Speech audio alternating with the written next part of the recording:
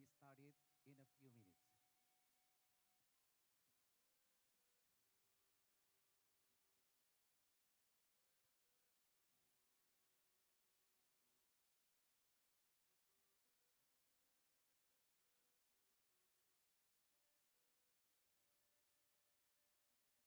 Sekali lagi kami ucapkan terima kasih atas kehadiran seluruh peserta simposium pada pagi hari ini di Mangupura Ballroom Hotel Westin.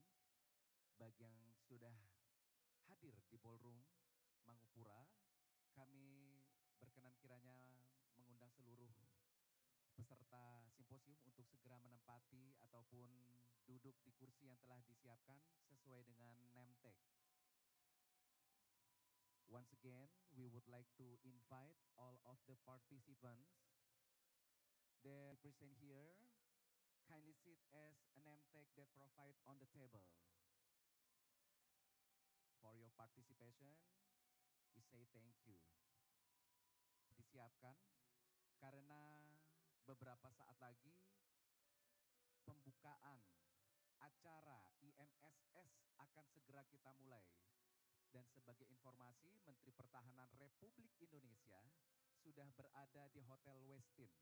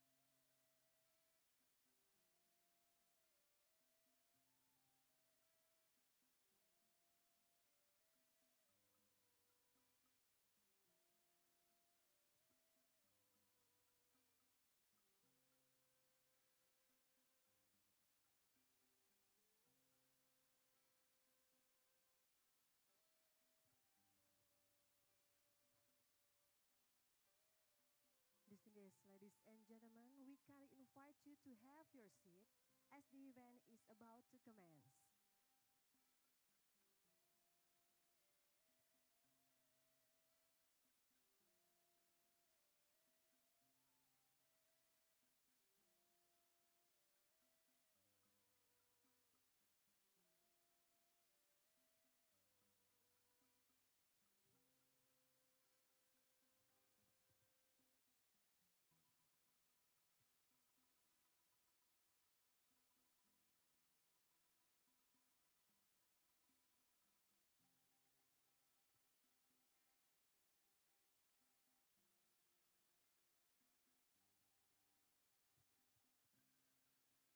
Ladies and gentlemen, we kindly invite you to have your seat as the event is about to commence in a few minutes. Thank you.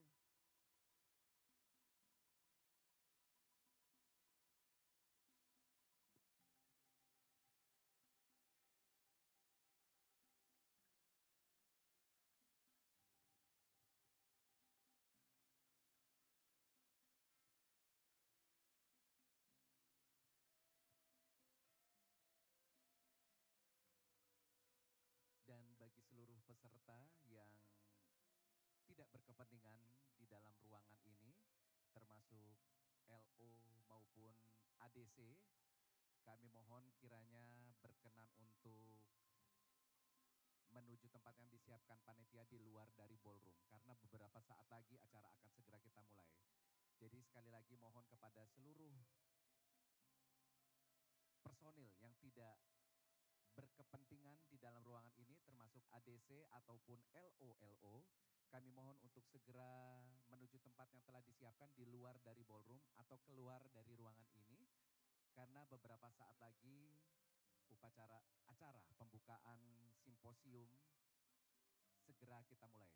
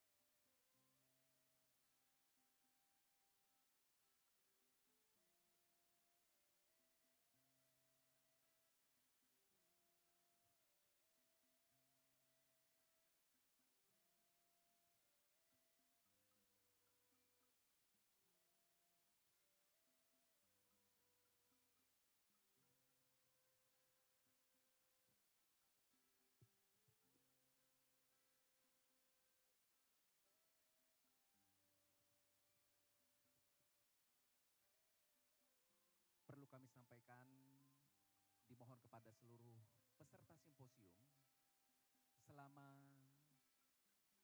pelaksanaan simposium ataupun selama pelaksanaan upacara pembukaan, dimohon untuk nada dering handphone disesuaikan, berkenan kiranya untuk mengubah ke silent mode atau nada diam ataupun nada getar. For all participants of the 6th International Maritime Security Symposium 2025, during this symposium, we would like to invite you to switch off or put on mode silence on your mobile phone. Thank you.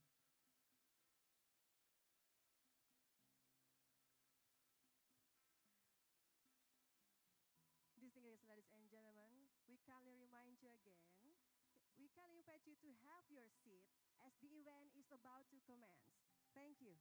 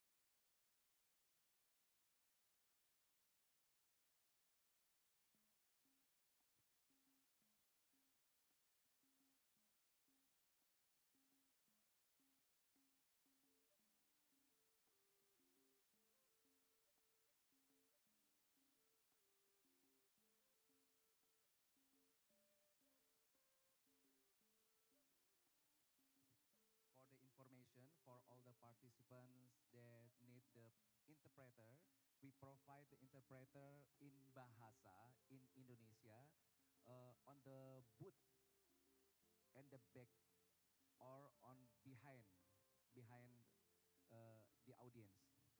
Once again, we would like to give the information for all the participants, that need the interpreter. We provide the interpreter on the booth and the back side. Thank you.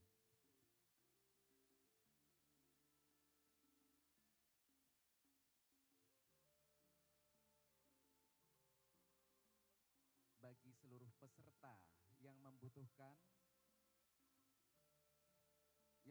interpreter berbahasa Indonesia maupun berbahasa Inggris, kami telah menyiapkan interpreter di belakang dari audiens, di booth yang berada di belakang audiens.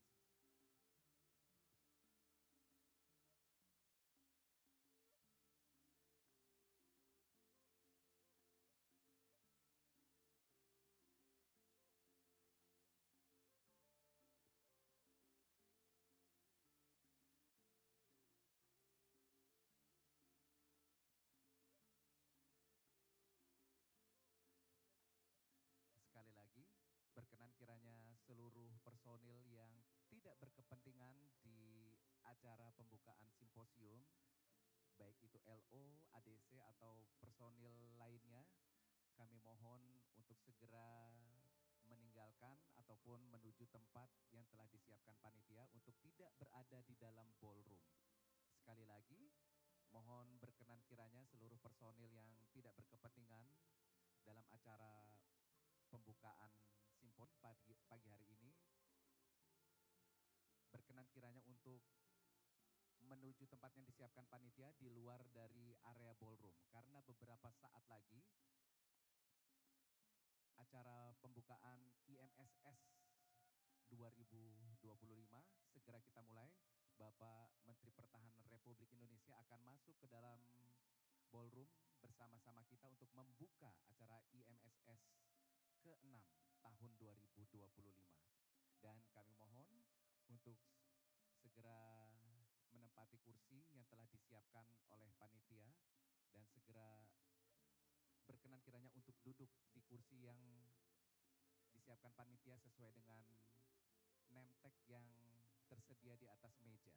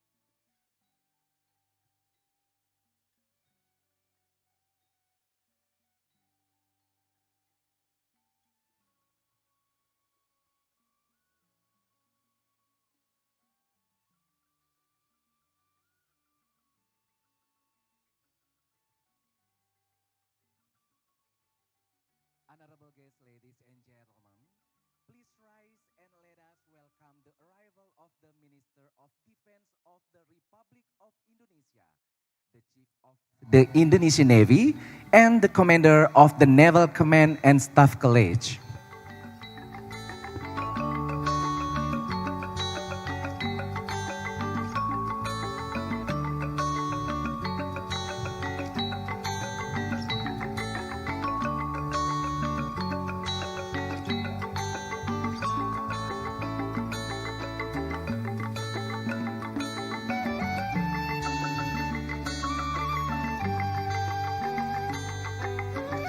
Senior officers, representative of Bali Province Government, participants of the 6th International Maritime Security Symposium 2025, ladies and gentlemen.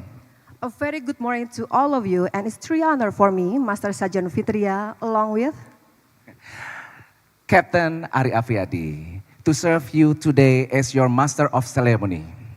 We have gathered here today for the 6th International Maritime Security Symposium 2025 with the theme Addressing Maritime Security Challenges through Cooperation and Technology. And before we proceed any further, kindly allow me to read out our agenda today. First, we begin with singing the Indonesian national anthem, Indonesia Raya, continued with the welcome speech by the Chief of the Indonesian Navy, then IMSS opening statement followed by delivery of the keynote speech by the Minister of Defense of the Republic of Indonesia, continued with group photo session. At the core of Symposium, we will have some presentations and discussions before the end of the agenda. There will be presentation of certificates and souvenirs. And finally, the Chief of the Indonesian Navy will convey the closing remark. Honorable guests, ladies and gentlemen, without further ado, please allow me to invite all participants of the 6th International Maritime Security Symposium 2025 to rise and sing the Indonesian national anthem, Indonesia Raya. Ladies and gentlemen, all rise, please.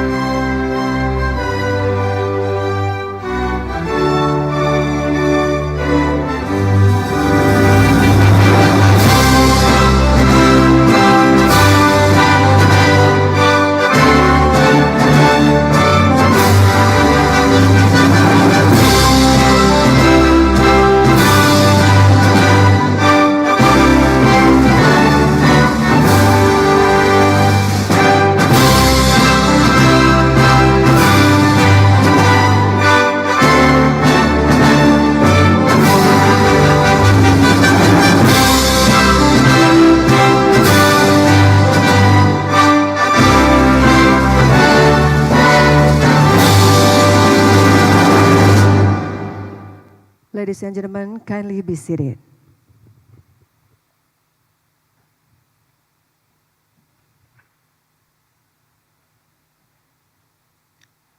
Honorable guests, ladies and gentlemen, the next agenda is welcoming speech from the Chief of the Indonesian Navy. To Admiral Muhammad Ali, you're kindly invited to the stage.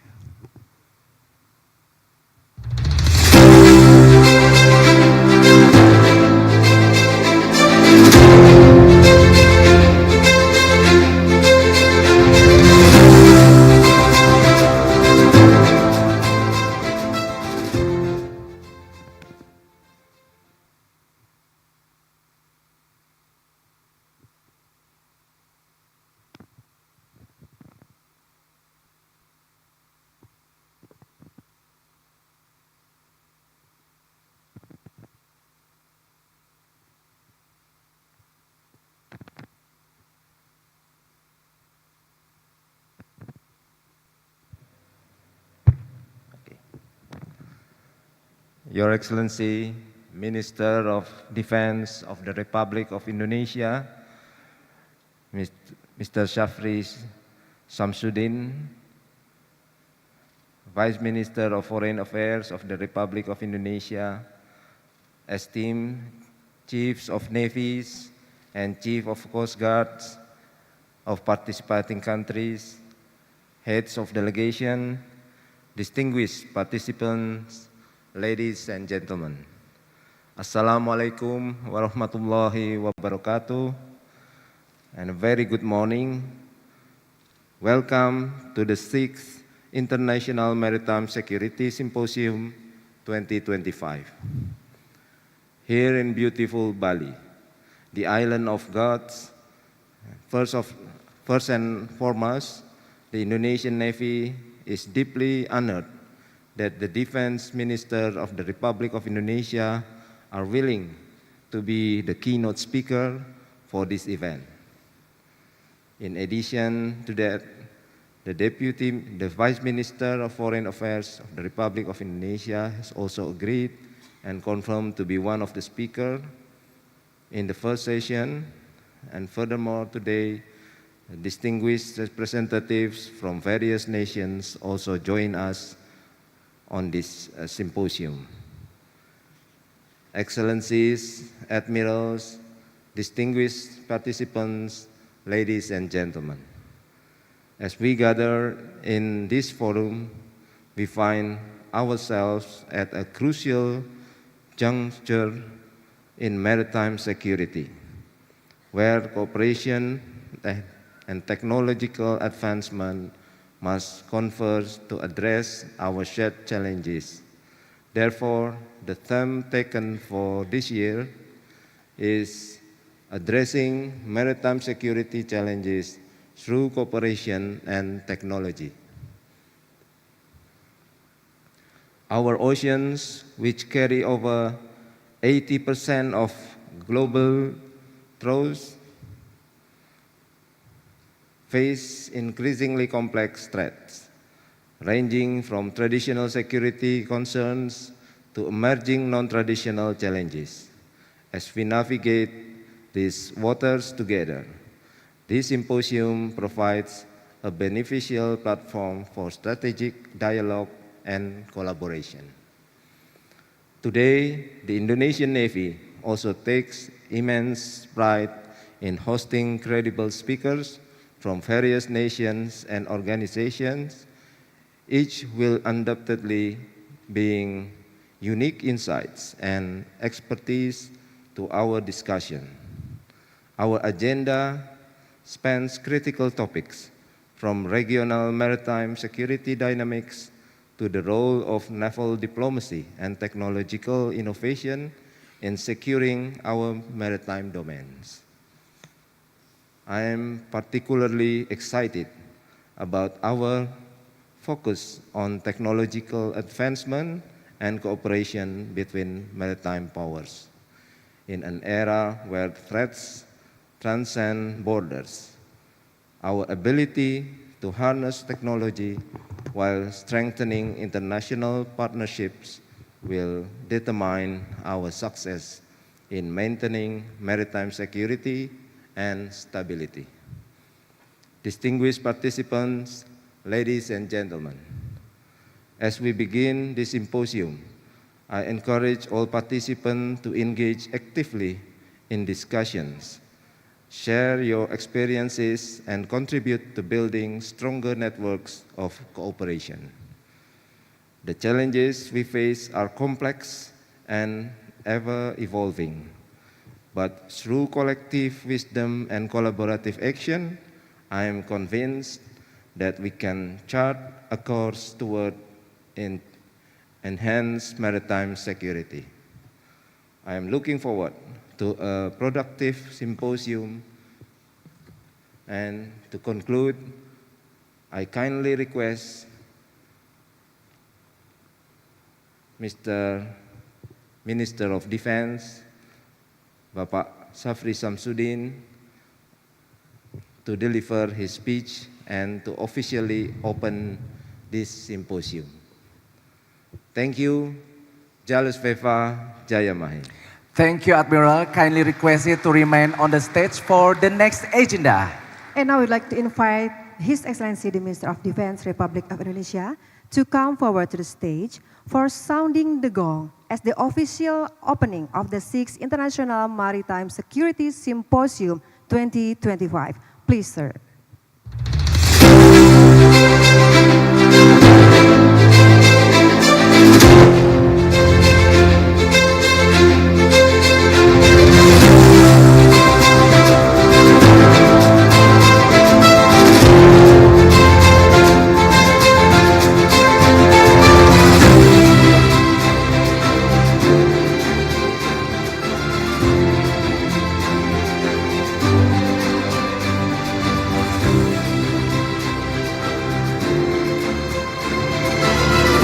The 6th International Maritime Security Symposium is officially opened.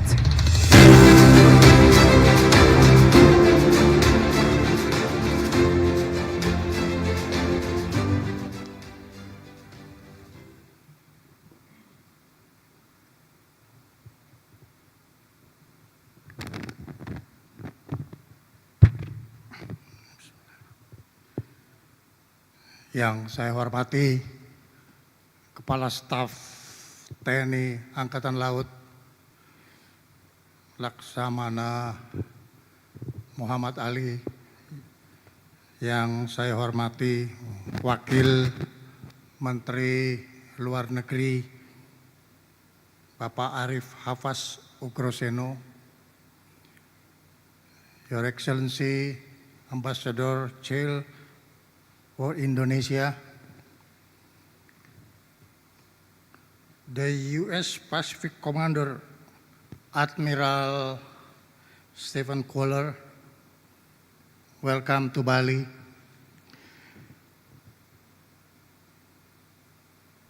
The Australian Chief of Navy, welcome to Bali. Yang saya hormati Kepala Staf Angkatan Laut Brunei Darussalam,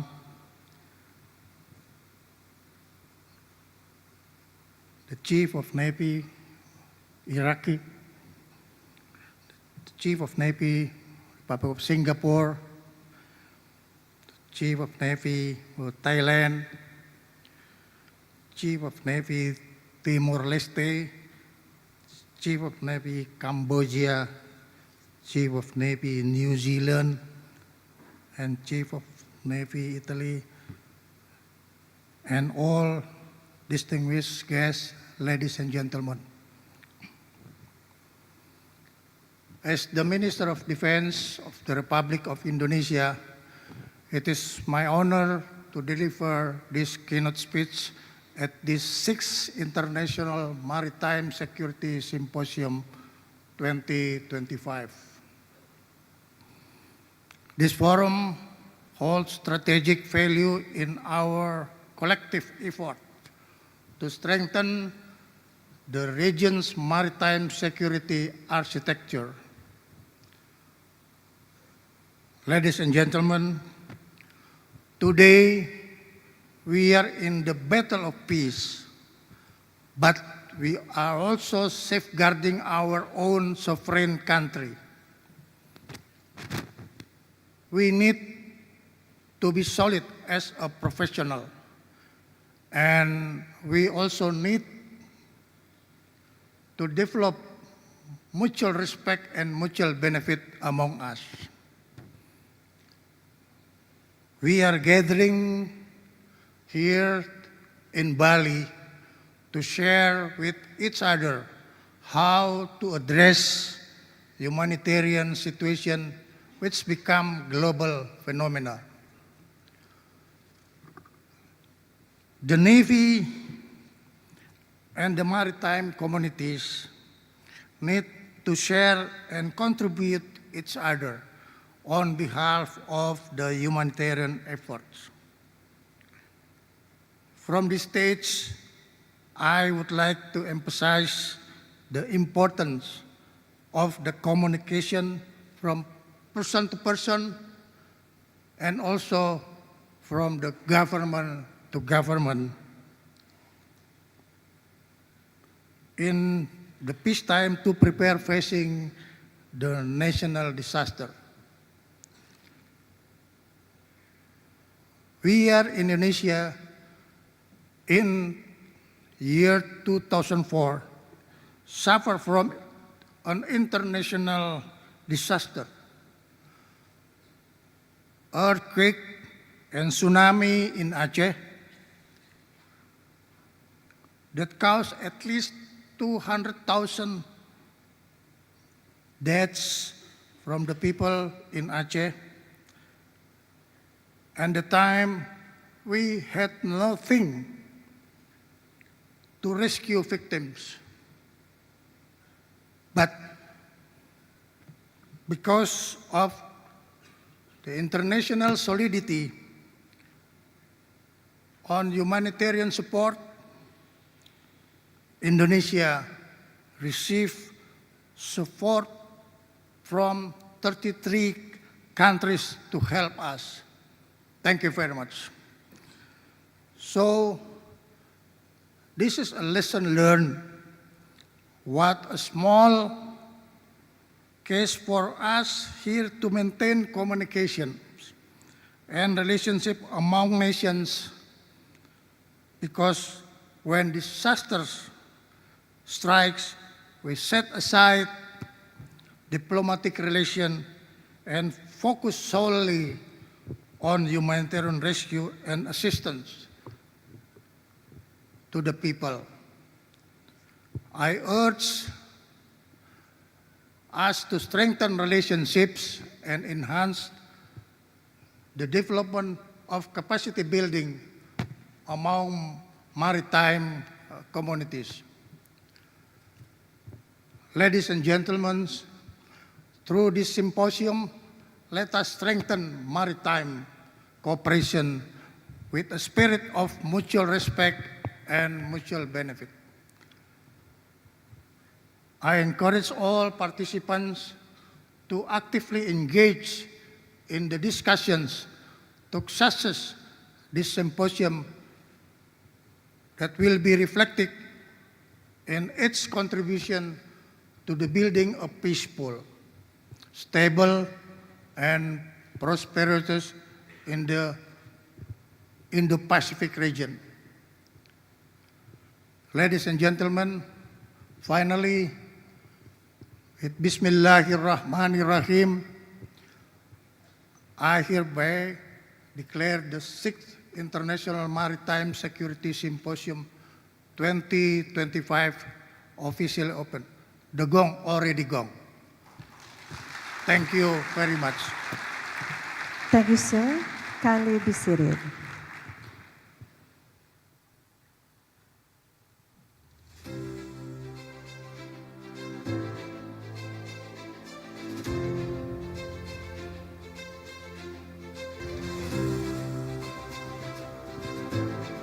Honorable guests, ladies and gentlemen, now we are having a photo session. Now we'd like to invite all Chief of Navies and Head of Delegations coming to the stage from Australia, Bahrain, Bangladesh, Brunei Darussalam, Cambodia, Canada, China, Cambodia, Fiji, Colombia, France, India, Iraq, Italy, Japan, Kenya, Laos, Malaysia, New Zealand, Pakistan, Philippines, Russia, Saudi Arabia, Serbia, Singapore, Spain, Thailand, Timor-Leste, Turkey, United Kingdom, United States of America, Vietnam. and Qatar. Please come to the stage. And for photo arrangement, each country has already provided on the floor. Please.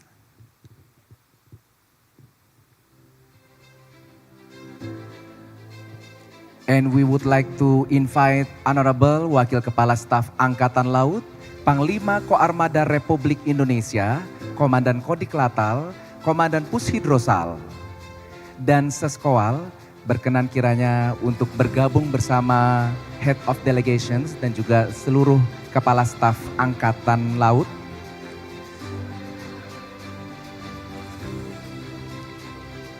and Honorable Vice Minister for Foreign Affairs, Republic of Indonesia,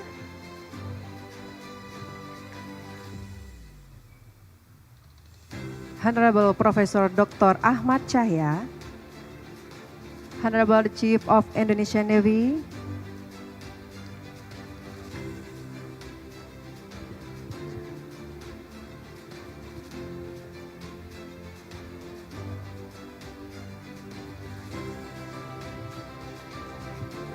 and also His Excellency, the Minister of Defense, Republic of Indonesia. Now we are preparing for the photo session.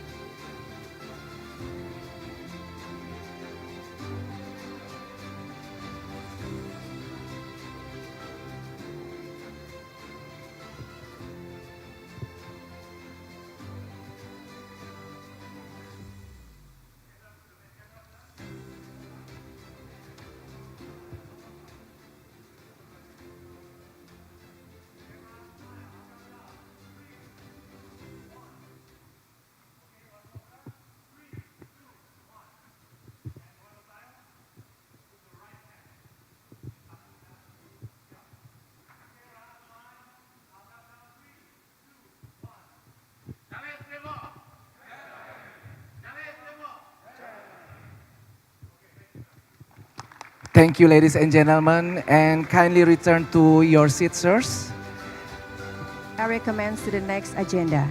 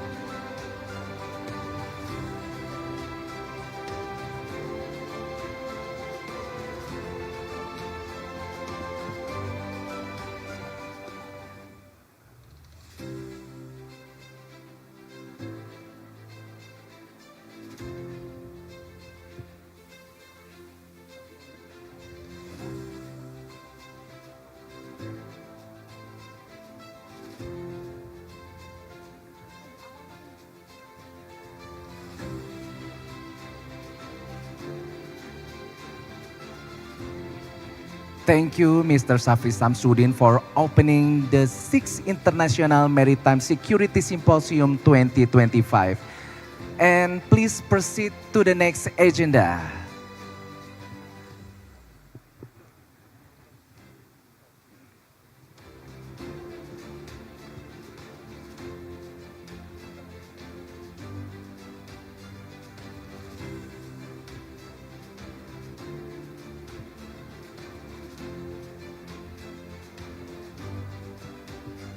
Dan perlu kami sampaikan juga untuk pembukaan ataupun kegiatan The 6th International Maritime Security Symposium 2025 bisa dilihat secara langsung melalui channel YouTube dan juga kita laksanakan secara daring atau melalui video conference. And before coming to the next agenda, we will have a short brief.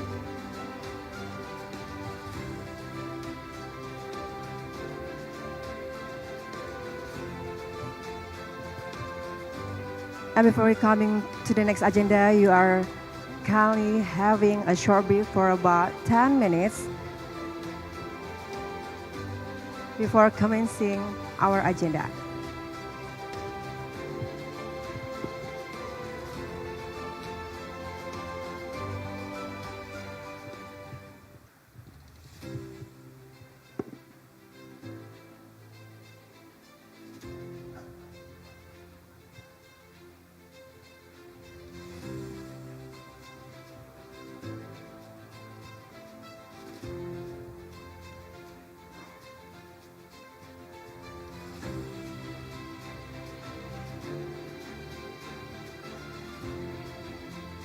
Ladies and gentlemen, during preparing the next agenda, we would like to invite all of the participants to have a 10 minutes coffee break.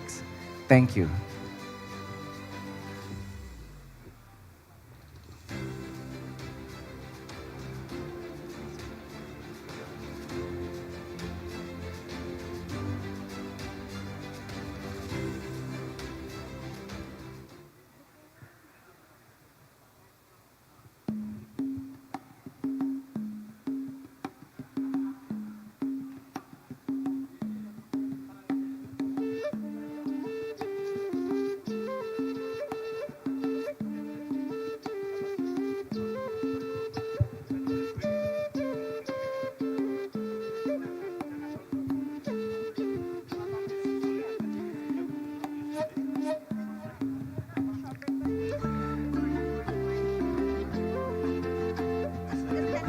Thank you, ladies and gentlemen. As the information, during we are preparing the next agenda, we have 10 minutes break, not coffee break, 10 minutes breaks, 10 minutes break, 10 minutes break. Thank you.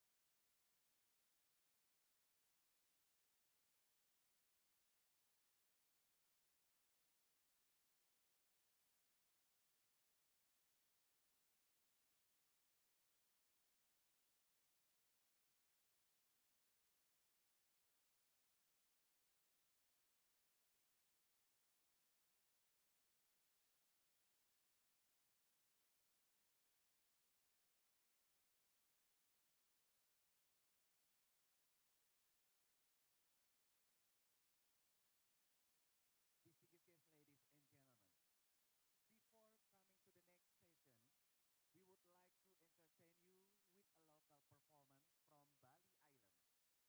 Therefore, please welcome the professional dancers from Cultural Service of Badung Regency performing Kreasi Legong Mahawidya Dance.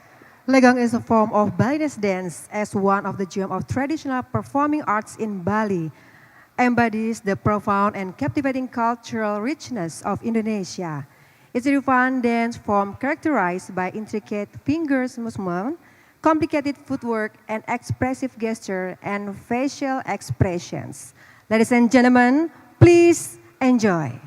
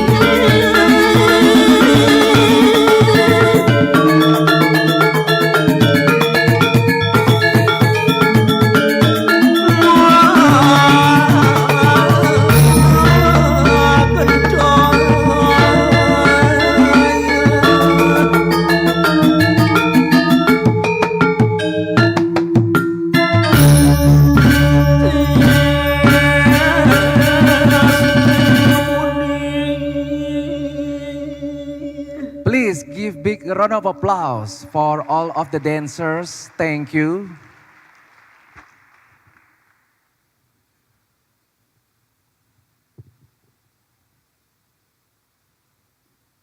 Distinguished guests, ladies and gentlemen, as a preview of our symposium today, let us focus our attention to the screen in front of you to enjoy a teaser of the 6th International Maritime Security Symposium 2025.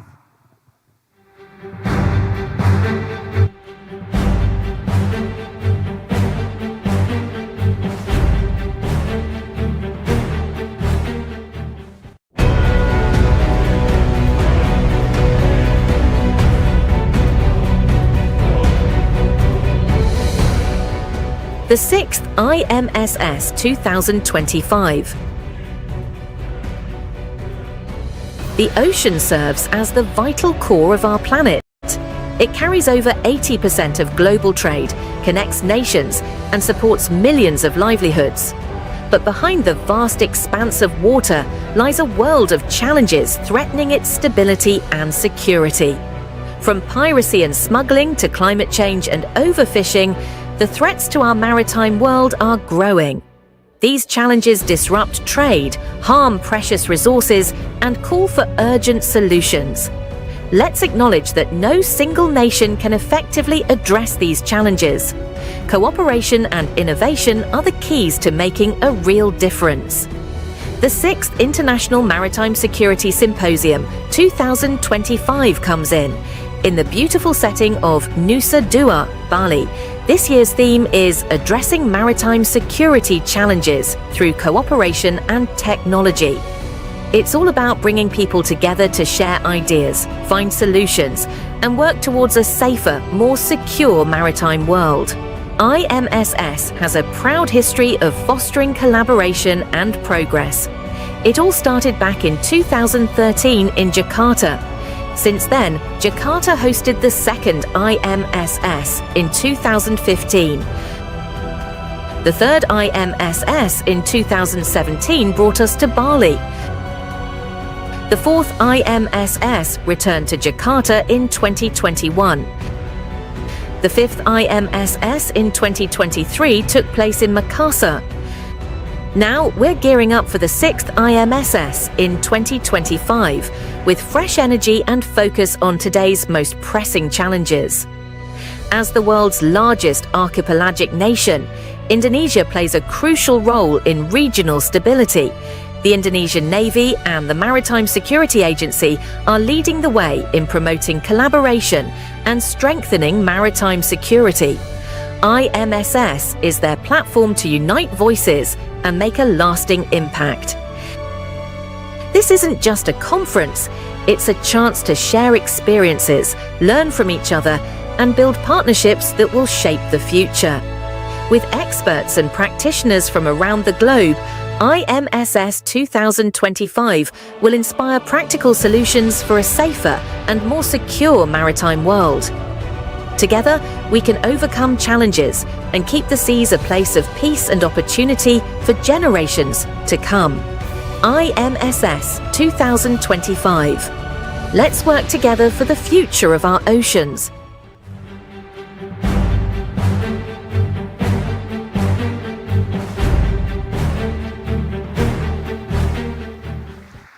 Thank you. Ladies and gentlemen, now we are going to the core of our symposium today is presentation followed by discussion. And now we would like to invite our moderators today, Ms. Ita Sedana and Captain Navy Hendriman Putra. Kindly come to the stage.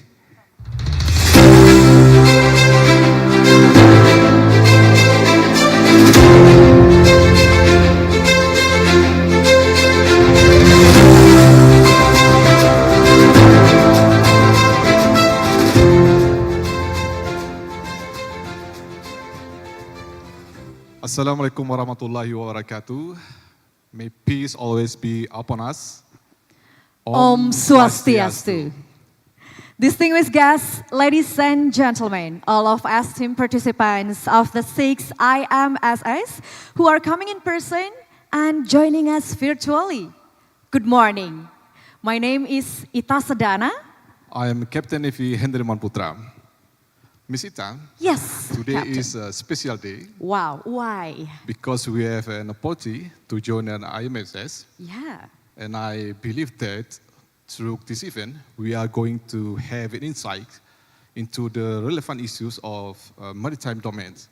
It's really important to discuss since a lot of national interests of many countries depend on maritime security. And as sea as part of the maritime domain has played significant roles. Yes. Because why? Because sea has become a sealant of trade and sealant of communication for over 80% of international trade.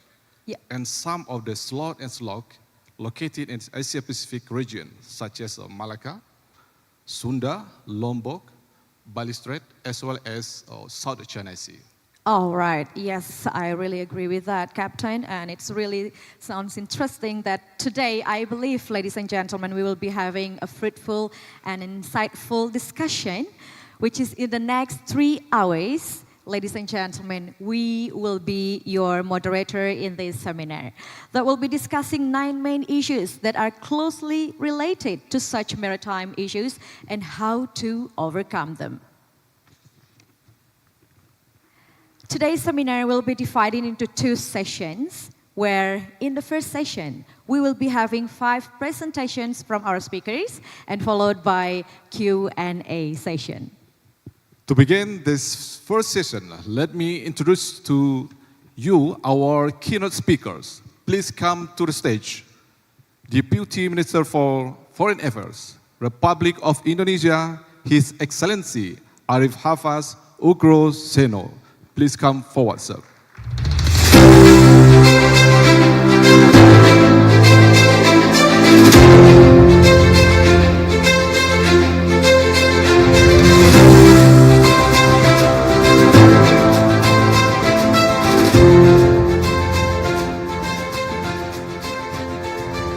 Chief of Royal Australian Navy, Vice Admiral Mark Hammond.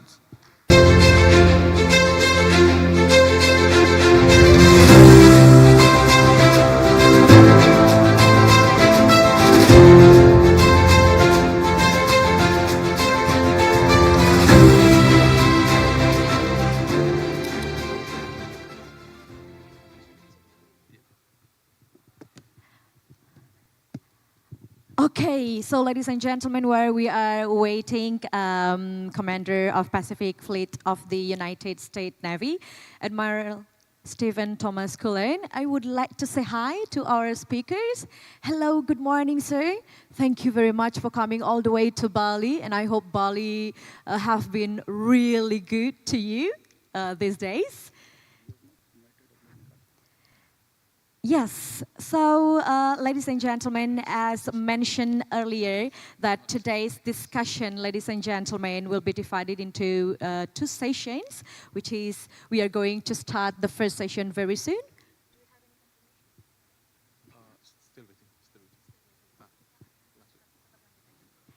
And since, ladies and gentlemen, due to the time constraints, so I think we will just start our first presentation, but before that, we would like to inform to all of our speakers, each of you will be given 15 minutes to deliver your presentation, and for your convenience, sir, that we will be providing a monitor for your time monitoring in front of us. We have the screen, and kindly please apologize that there will be a reminder from us as your moderator for the 5 minutes remaining time. Thank you very much for your kind attentions.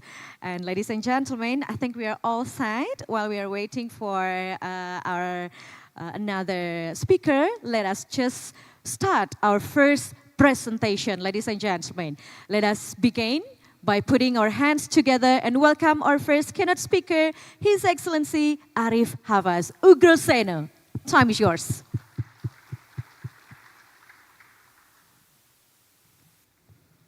Bismillahirrahmanirrahim. Assalamualaikum warahmatullahi wabarakatuh. A very good morning to all of you. Let me start by thanking the Chief of Navy and also the Vice Chief of Navy, Pa Erwin, who have invited me to be here this morning. And also a warm welcome to all of you Navies from around the world, great friends of Indonesia, to be with us today and also to be with me in the panel from Australia, from France. I've been giving a very easy task to talk about maritime security in the South China Sea.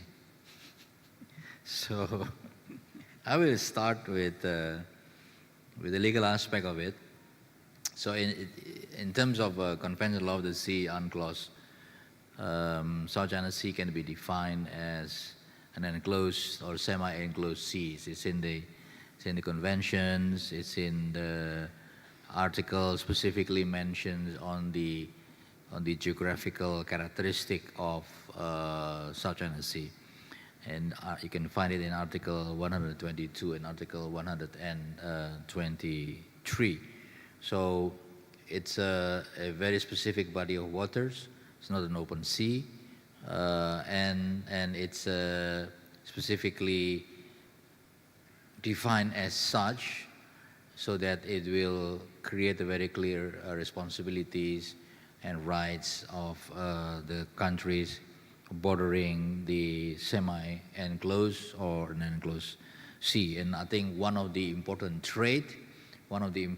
obligations of countries in semi-enclosed sea is simply to cooperate with each other in the exercise of their rights and in the performance of their duties under the convention. So this is a very important aspect to begin with, because Convention Law of the Sea, of course, it's been considered to be today as a source of customary international law, and this is a very important aspect for us in general, a nation, especially Navy, in particular in our setting today, to see what are the rules, what are the books that you have to look when you are there at sea.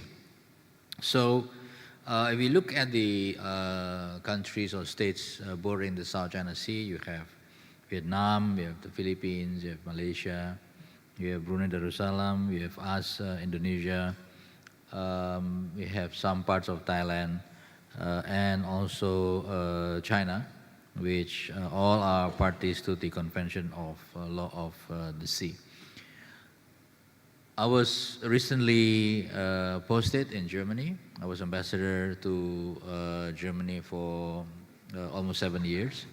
And in many different occasions in Germany and also in Europe, when I was invited to speak in different settings, academics, workshops, or political discussions with a member of the German Parliament, Bundestag, or colleague from European parliaments who just came through Berlin, discussions with different experts. The issue that has always been asked to me on South China Sea is, first and foremost, what are the vital interests of countries in the region, number one. And number two is, what is your biggest concern of Indonesia and South China Sea today? Or at least what are the biggest concern of countries in bordering South China Sea today? So if you look at the interests, I think one of the most important things I would say is the freedom of navigations. It is very vital. The reason why I mention this is because South China Sea is part of a continuous navigations from different parts of the world that connects very strategically various strategic places around the world. For instance, oil and gas from the Middle East will go to the Indian Ocean's eastern part, Strait of Malacca, Strait of Singapore, Natuna waters, South China Sea, and go to the market, whether it's Korea or Japan or China. Cars from Korea, Japan, and China, they are They go to different parts of the world, to Asia, Southeast Asia. They go to Europe. They go to the Middle East through this body of water.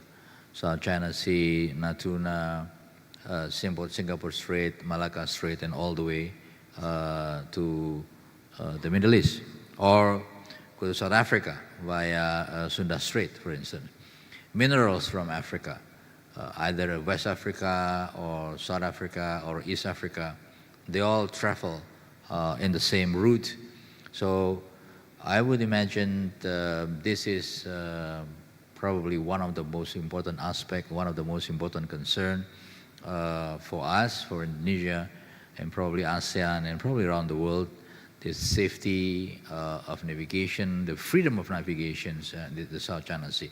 So this is key element of global trade, supply chain trade, and I think all countries have the responsibility to keep the freedom of navigations in the particular waters open, because it's part of the continuous, as I mentioned before, lane of communications or navigations connecting different parts of strategic area in the world with different parts of another strategic area of the world.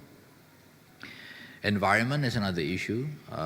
Environment in terms of the rising sea levels, which to be frank, we have not done a proper analysis on the environmental aspect in South China Sea. We haven't done, for instance, a proper analysis on the waste of plastics going through the South China Sea. We have done an analysis on plastic waste in the southern part of Java Island or Indian Oceans, or around Bali, for instance, in the north or in the south of Bali, or in the north of Java Islands, or in the west of Sumatra Island, or in the north of Papua and PNG, which is the Western Pacific part.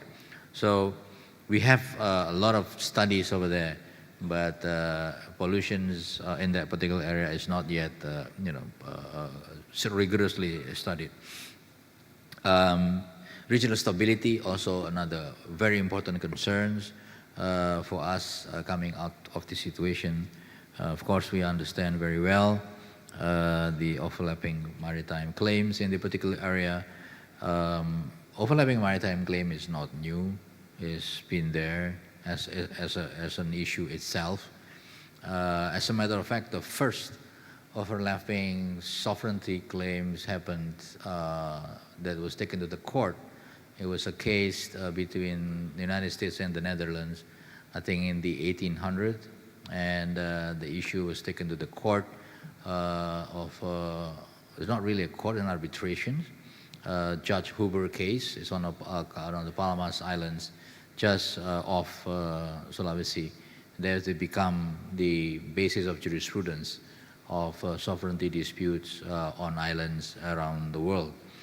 Even Indonesia and Malaysia, for instance, we had our case taken to the court, and the judges look at those cases in the past in relations to maritime sovereignty claims. So it's not a big issue. The most important part is to deal with it peacefully.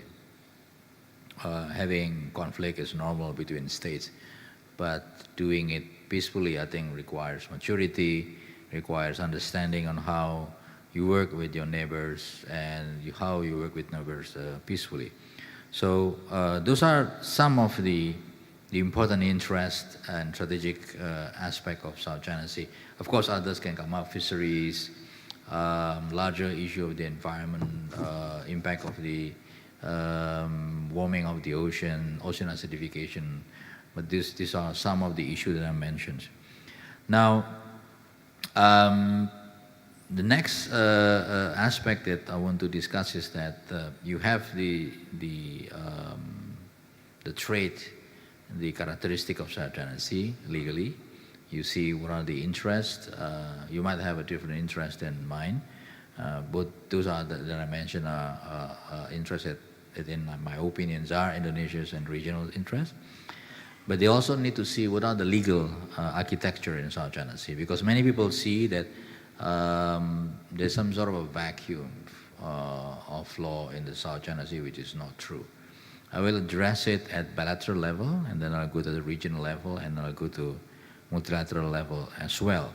So at the bilateral level, we have in my book, the oldest treaty was Indonesia-Malaysia, 1969. This is Continental Shelf Agreement between Indonesia and Malaysia. And then we have Indonesia and Vietnam on Continental Shelf in 2003. 1969 had a couple of boundary lines apparently between Indonesia and Malaysia. So with Indonesia and Malaysia, we had lines in the Malacca Strait, South China Sea, two parts near Sarawak and also near the peninsula, and also in the territorial sea in the southern part of the peninsula. But those are part of the deal that we signed with Malaysia in 1969. It was properly negotiated. It was published in Gazette, both Indonesia and Malaysia, and it's submitted to the United Nations. Indonesia, Vietnam, I had the opportunity and privilege to be part of the negotiating team in 2002, and also when we went to the Parliament for the ratifications of Indonesia-Vietnam Agreement on Continental Shelf. Of course, Indonesia and Malaysia, we have the 1982 treaty relating to legal regime or archipelagic states and the rights of Malaysia in the territorial sea and archipelagic waters of Indonesia. So that's the latest, the past development. We have just signed EEZ agreement with Vietnam, and we are going to ratify in our parliament pretty soon, and then we will see a different sets of bilateral treaty in that part of the world. So we repeatedly mentioned we have no claim in South China Sea. I also want to underline again, we only have lines in South China Sea. We have maritime boundary lines in South China Sea. Our lines are not unilateral. Our lines are bilaterally negotiated. Our lines are ratified by our parliament. Our lines are also been submitted to the UN as in the information part of it. At the regional level, we have, of course, the ASEAN-China declarations on the conduct of Party of South China Sea. We have the SOM of ASEAN-China on South China Sea. We have the IRF session 2008 on South China Sea. And on a larger scale, we also have the Treaty of Amity and Cooperation, TEC, within ASEAN, and China, US, with Australia, with India, Japan, and many others. And this is also a very important element to mention because this TEC basically provides a legal basis for all those powers to establish a very good legal cooperations with them. This treaty, I mean, I'm a lawyer, so technically this treaty is not bound between those partners among themselves, but it bounds them with us in ASEAN. So when I heard questions whether or not Indonesia will take sides in some geopolitical competition, my reply, no, we are not going to take sides because we have treaty with all the powers in the world with the ASEAN. So the question is whether those powers will remain committed in implementing the treaty between between ASEAN and those powers. Apologize, His Excellency. Yeah. 5 minutes remaining time. And of course, you have the multilateral setting that applies to South China Sea, the IMO, the SOLAS, the MARPOL, the COLREC, COLREC 1988, COLREC 1972, and then the SPS Code. And of course, on the upper side of it, you have the ICAO conventions. Also, we have FIR in South China Sea. We have FIR in Hanoi, in Sanya, in Hong Kong, and Ho Chi Minh, Singapore, Jakarta, Kota Kinabalu, and also Manila. So I want to conclude by saying that The South China Sea is not an area that is vacuums of international law. It is not a vacuum of regional arrangement. It is not a vacuum of bilateral treaties. It's a place where it has a very substantive, detailed legal element of it. And I think we all need to use all of these legal instruments as a tool to work on those different challenges, strategic challenges that we face in South China Sea. So these are really our job, our work as nations, as country who abide by international customary law of the sea, and also as a country who works very hard on abiding by international law that we all have created either bilaterally, regionally, or multilaterally. So these are the framework, these are the legal framework, this is the place where you want to look when you do an action. These are the books, it's written. Of course you can change the books, there's no permanent book, but if you want to change the book, you have to negotiate with everybody, you have to sit together and negotiate on new documents to sort of become a new code of conduct. But the existing code of conduct today in South China Sea is those that I mentioned in different parts of the world, those laws that I just mentioned before. So once again, thank you very much. I hope this will give you a little bit of framework on how we approach cooperation, how we build cooperations, not only in South China Sea, but also in different parts of the world. Terima kasih. Assalamualaikum warahmatullahi wabarakatuh.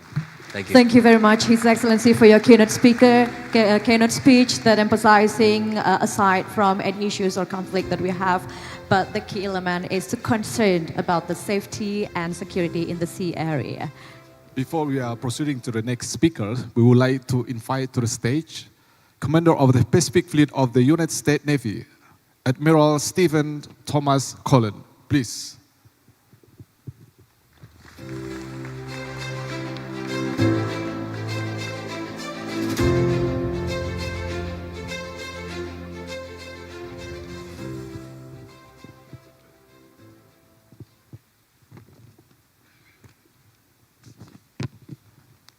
All right, ladies and gentlemen, without any further ado, let us continue to our next presentation that will be coming from Rear Admiral jalesvevajayamahe. Time is yours.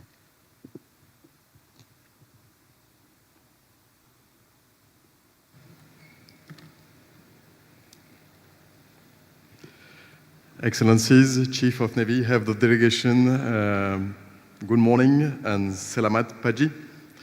I'm very honored and delighted to be with you today and to have the opportunity to address in this biennial forum organized by the Indonesian Navy, and I would like to express my gratitude and thanks for having such a distinguished audience gathered today.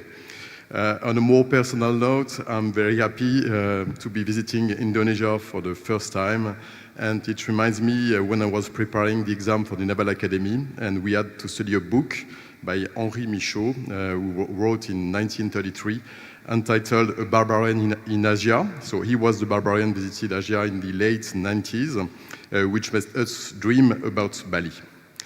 I'm now based in Tahiti, French Polynesia, since August 24, and I am the commander of the French Armed Forces there. And I'm in charge in an area of responsibility running clockwise from Indonesia to Chile. Indo-Pacific is a region of France is attached. We have 1.6 million citizens spread over 7 overseas territories, including 3 in the South Pacific. And when you come about the EEZ, the French EEZ in Indo-Pacific, it's almost 90% of the French EEZ over the world. Stationed there, we have 12 vessels, 7,000 military personnel, and 30 aircraft permanently stationed there. So I am responsible for handling French operation and mission and military cooperation with partners in the Pacific. So for that, I use both the assets stationed there and also assets deployed from France, mainland, which enable us to take part in bilateral and multilateral exercise with our partners. So the challenges of the area have been noted already. My focus will be the technology, the use of technology to handle the maritime security in theater. Let's come back maybe to the challenge. Maybe the one other that I can bring, this is a very huge area with a diversity of actors. This area is also concerned by the intense meteorological phenomena, cyclone, typhoon, tsunami, eruption, and also affected by the global warming. This area is also concerned with some illegal activities, all over the world is, and also the densification of the maritime activity, maritime traffic to sustain the global trade, offshore activity, but also all what is linked to territorial connectivity issues, undersea cable, pipelines, and all that kind of stuff. So maritime activity are spread out and impacted by those issues, and making safety a global challenge. And so to handle that challenge, I think the cooperation will be key between partners and nations. So coming back to the technical challenge, I will maybe focus on 4 of them. So the first would be the IT. The first opportunity will be IT. What technology, the numeric, the digital technology brings and support us to handle better security. I think the first use of IT will be to connecting us each other using IT platforms to share maritime information, to develop maritime domain awareness, and to share information all over the theater together. So it will facilitate collaboration between crises to prevent crisis. It will handle dialogue between nations and be able to quickly respond and to share situation.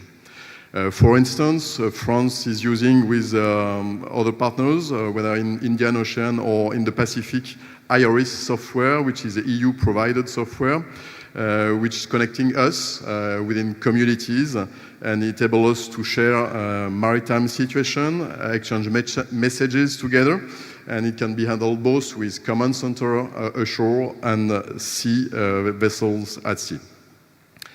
Second technology I want to focus would be, of course, AI. So today, I think there is a huge amount of data available, and so how to use those data and to make the right use of data or the better use of data, I think AI could bring some solution to provide better maritime domain awareness and better maritime security. I want to bring 3 examples of use of AI to support maritime security. The first one would be the ability to detect anomalies in the ship movement. So for instance, it could be prevention of collision at sea.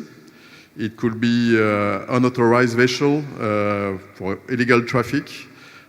In Polynesia, for instance, we use a tool to analyze the trajectories of vessels and giving us alerts when it is concerning environmental protected area or dangerous navigation near to atolls. And another use could be also the location of dark vessels or vessels badly using AIS or shutting down the AIS or using false AIS to mask trafficking.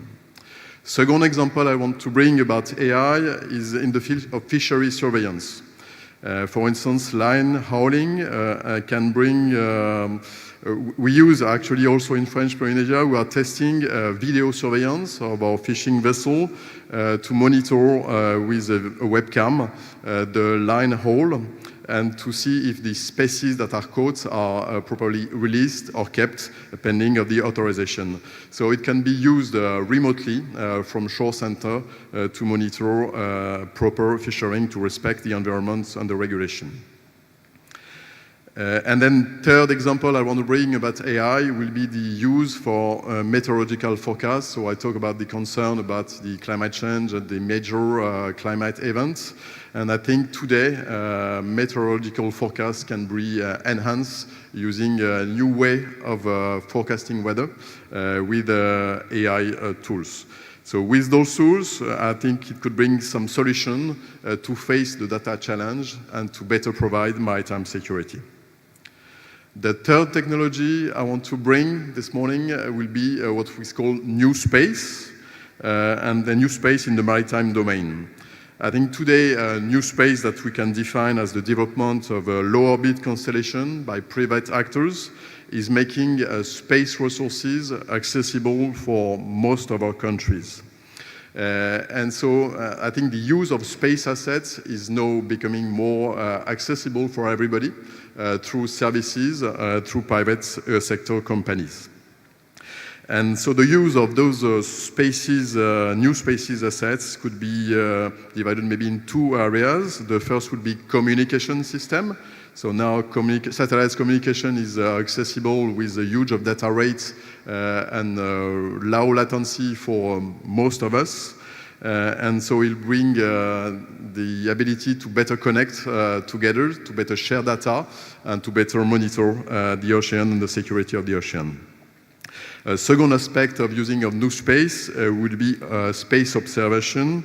So now imagery is easily available and affordable for everybody, whether it is optical, electro-optical, infrared, but also synthetic aperture radar, so which way you can detect vessels over the sea, and also some radio frequency detection assets. So all these assets are now available through private sectors company. And for instance, I'm using them in French Polynesia with some companies to monitor our huge EEZ in the Pacific and also the remote atoll of Clipperton on the west of Central America. The fourth technology I would like to bring today would be the use of UAVs, the use of drones, of robotics in the three environments where there are air environments, surface environments, or undersea environments for surveillance. And see the use of drones is bring persistency and endurance. And is also being able to balance the shortage of assets when you don't have. So use, I think, of a UAV system, of remote system of robotics will be also a solution to response of the maritime security tomorrow. It can be used also for hydrography. We are preparing to who already use this. And you can use, for instance, UAVs with a LiDAR to detect shallow water for hydrography. And you can sweep huge areas with robotics for hydrography purpose or maritime surveillance also. And so this was the fourth technology I want to bring out this morning. And maybe before concluding, I think the rise of this new technology is also bringing new vulnerabilities. And so it's bringing us more dependence on IT and space system, and cyber security in the maritime environments is become an essential issue to all of us to make sure the quality of data that we collect or the accuracy of our navigation data are sharp. And so with the use of all those technology, we have to enhance our cybersecurity capability to protect the maritime system that we use. So to conclude, I'm ahead of my schedule, but I think it will let time for question and discussion. Numerous technological solutions are available today to improve maritime safety and balance the limited amount of resources available. Though regional cooperation and synergy between actors, both state and non-state actors, are essential to face the global safety challenge at sea. And to that regard, a symposium such as the IMSS enables us to strengthen our coordination capability, to better know each other, to share practice, and to adapt our operational procedure of sharing information and prevent crises and be able to quickly respond together. And let me come back to Henri Michaud to conclude my speech this morning. He said, one day I will reap the anchor that holds my ship away from the sea. And as a sailor, I think we all aspire to sail and to use the sea and to enjoy the sea, which is one of the most important resources in the earth. Thank you for your attention this morning. Thank you very much. Thank you very much for your very fruitful presentation, which is talking about the advancement in operational technology for maritime security, which is included AI, drone, IT system, and also the new space, right? Okay, so now, ladies and gentlemen, we will be very soon hearing the presentation which is coming from the Chief of Royal Australian Navy. Please put our hands together to welcome Vice Admiral Mark Hammond. Time is yours.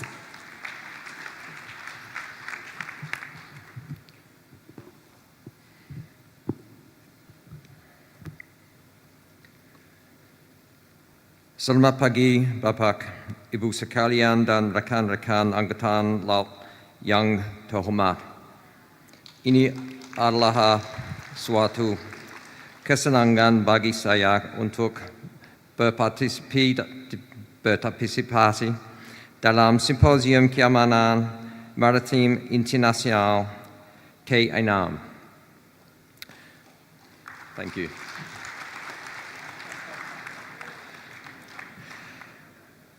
Saya mengucapkan terima kasih kepada Angkatan Laut Indonesia yang telah mengundang saya untuk berbicara bersama kalian hari ini, dan saya menyampaikan terima kasih pribadi kepada Laksamana Muhammad Ali, Kepala Staf Angkatan Laut Indonesia.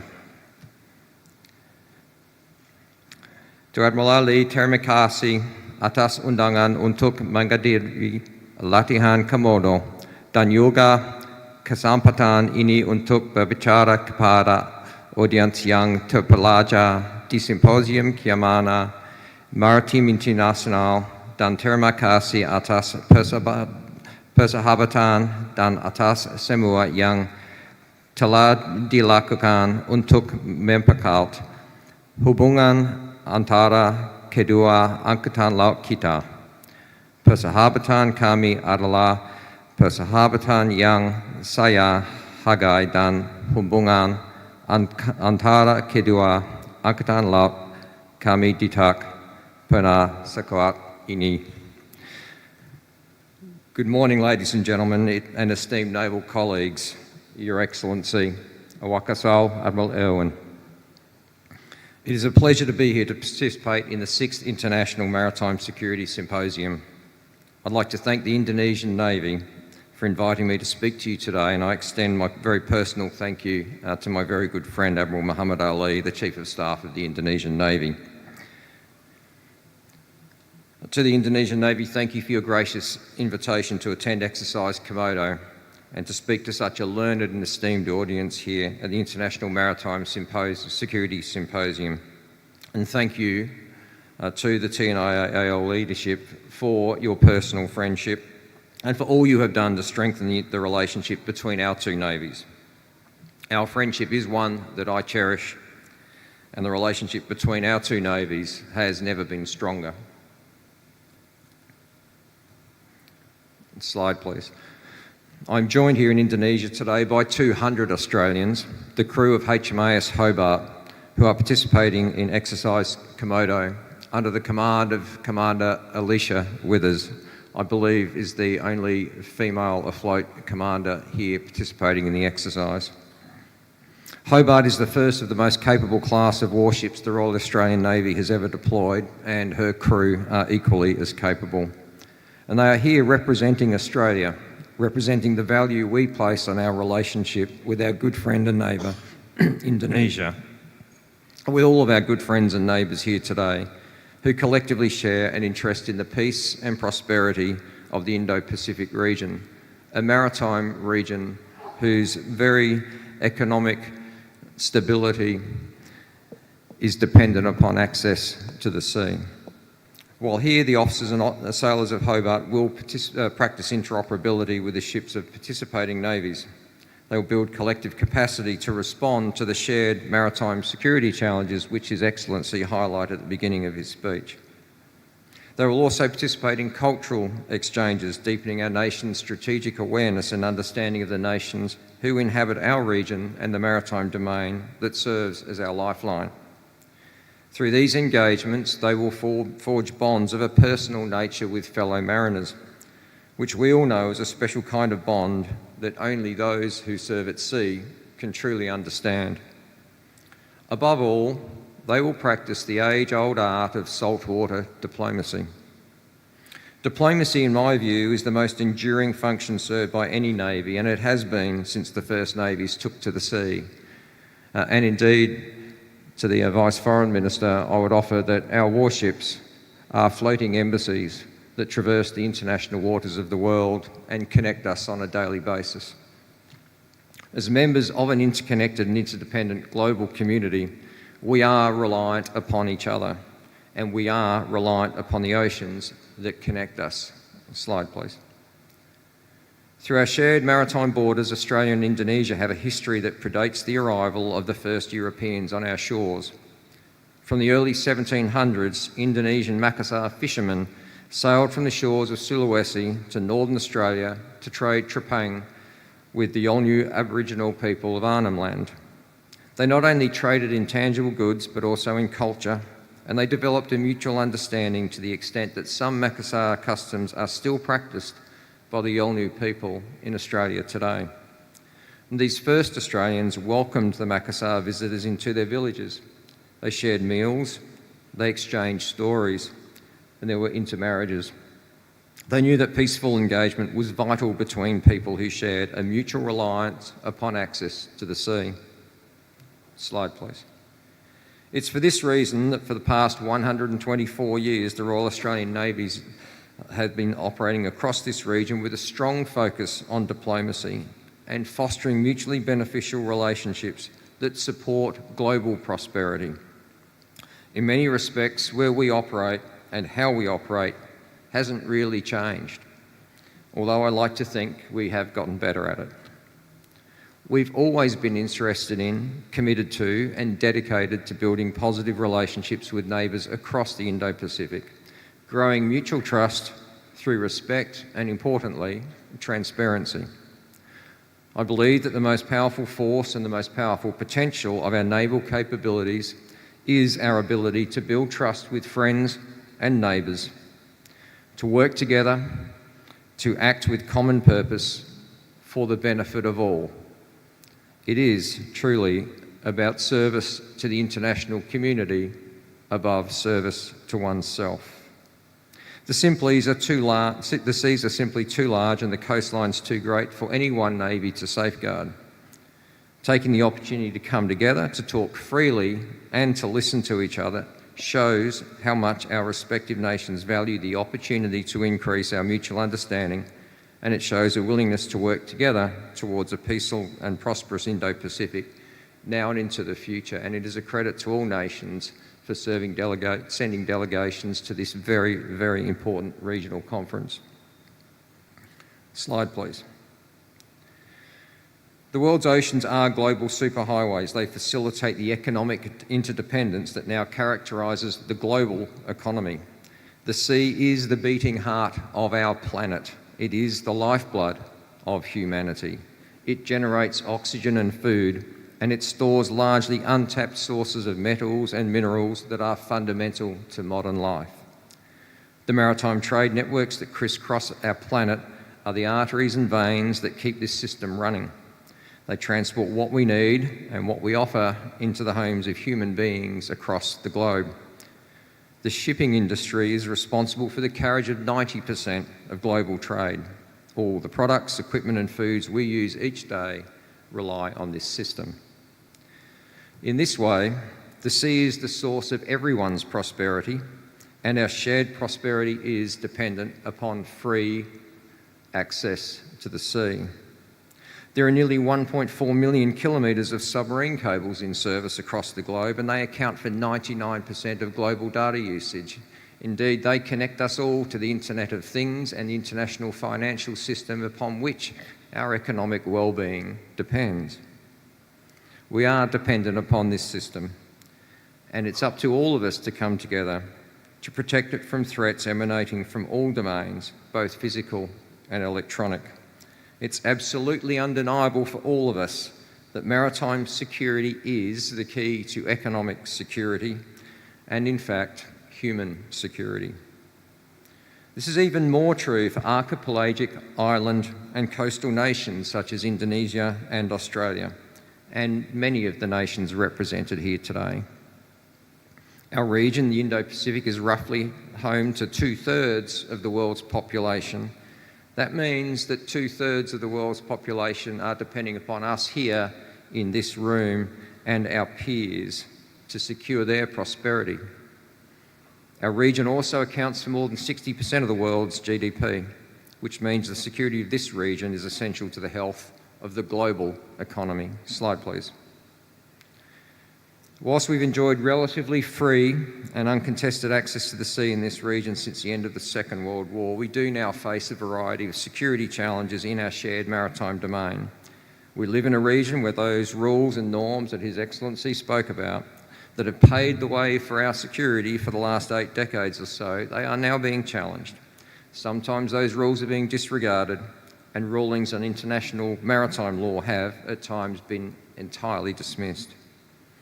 At the same time, there's a rapid modernisation and a build-up of naval capability across the Indo-Pacific, at times without transparency.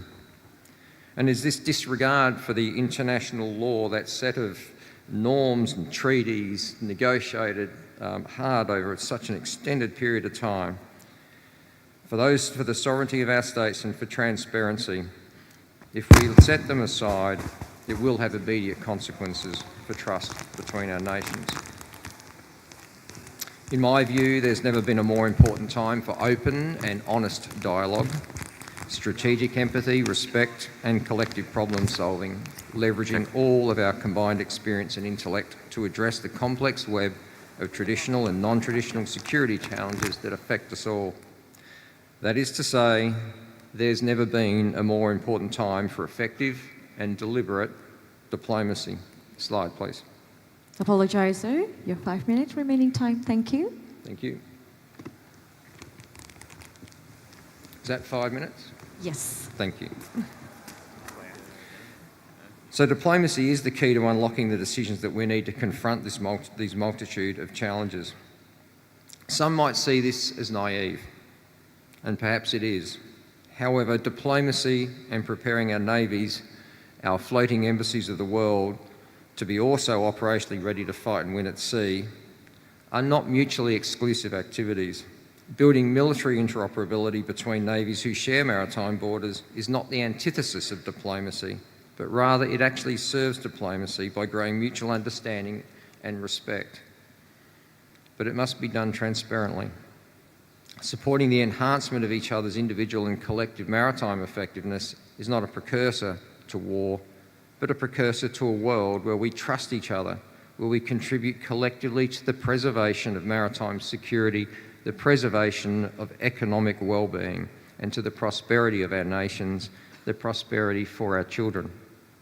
It is now and always has been the case that no one is better experienced or better positioned to contribute to diplomacy than those who serve upon the sea, who routinely use each other's ports, and who routinely come together for important exercises like Komodo.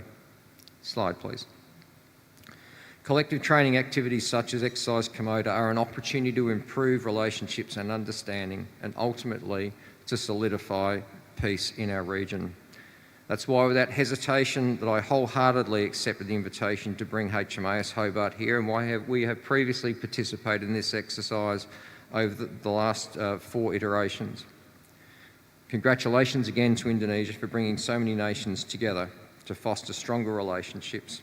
This demonstrates your commitment to regional security and to being a leader in promoting peaceful and respectful dialogue between nations.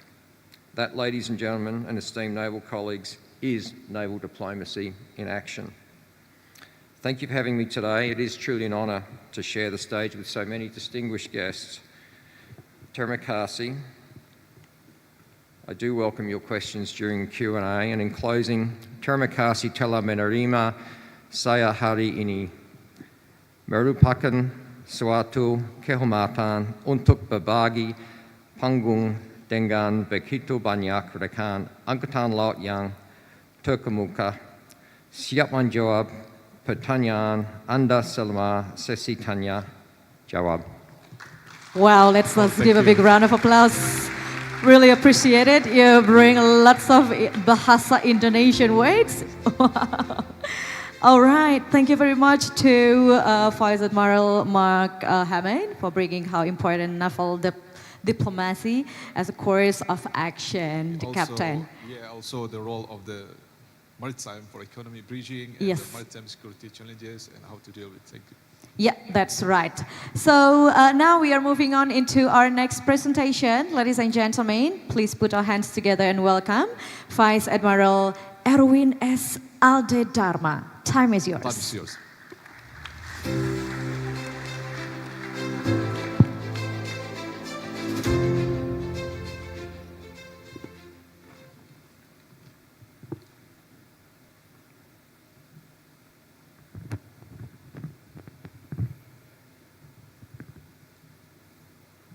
Bismillahirrahmanirrahim.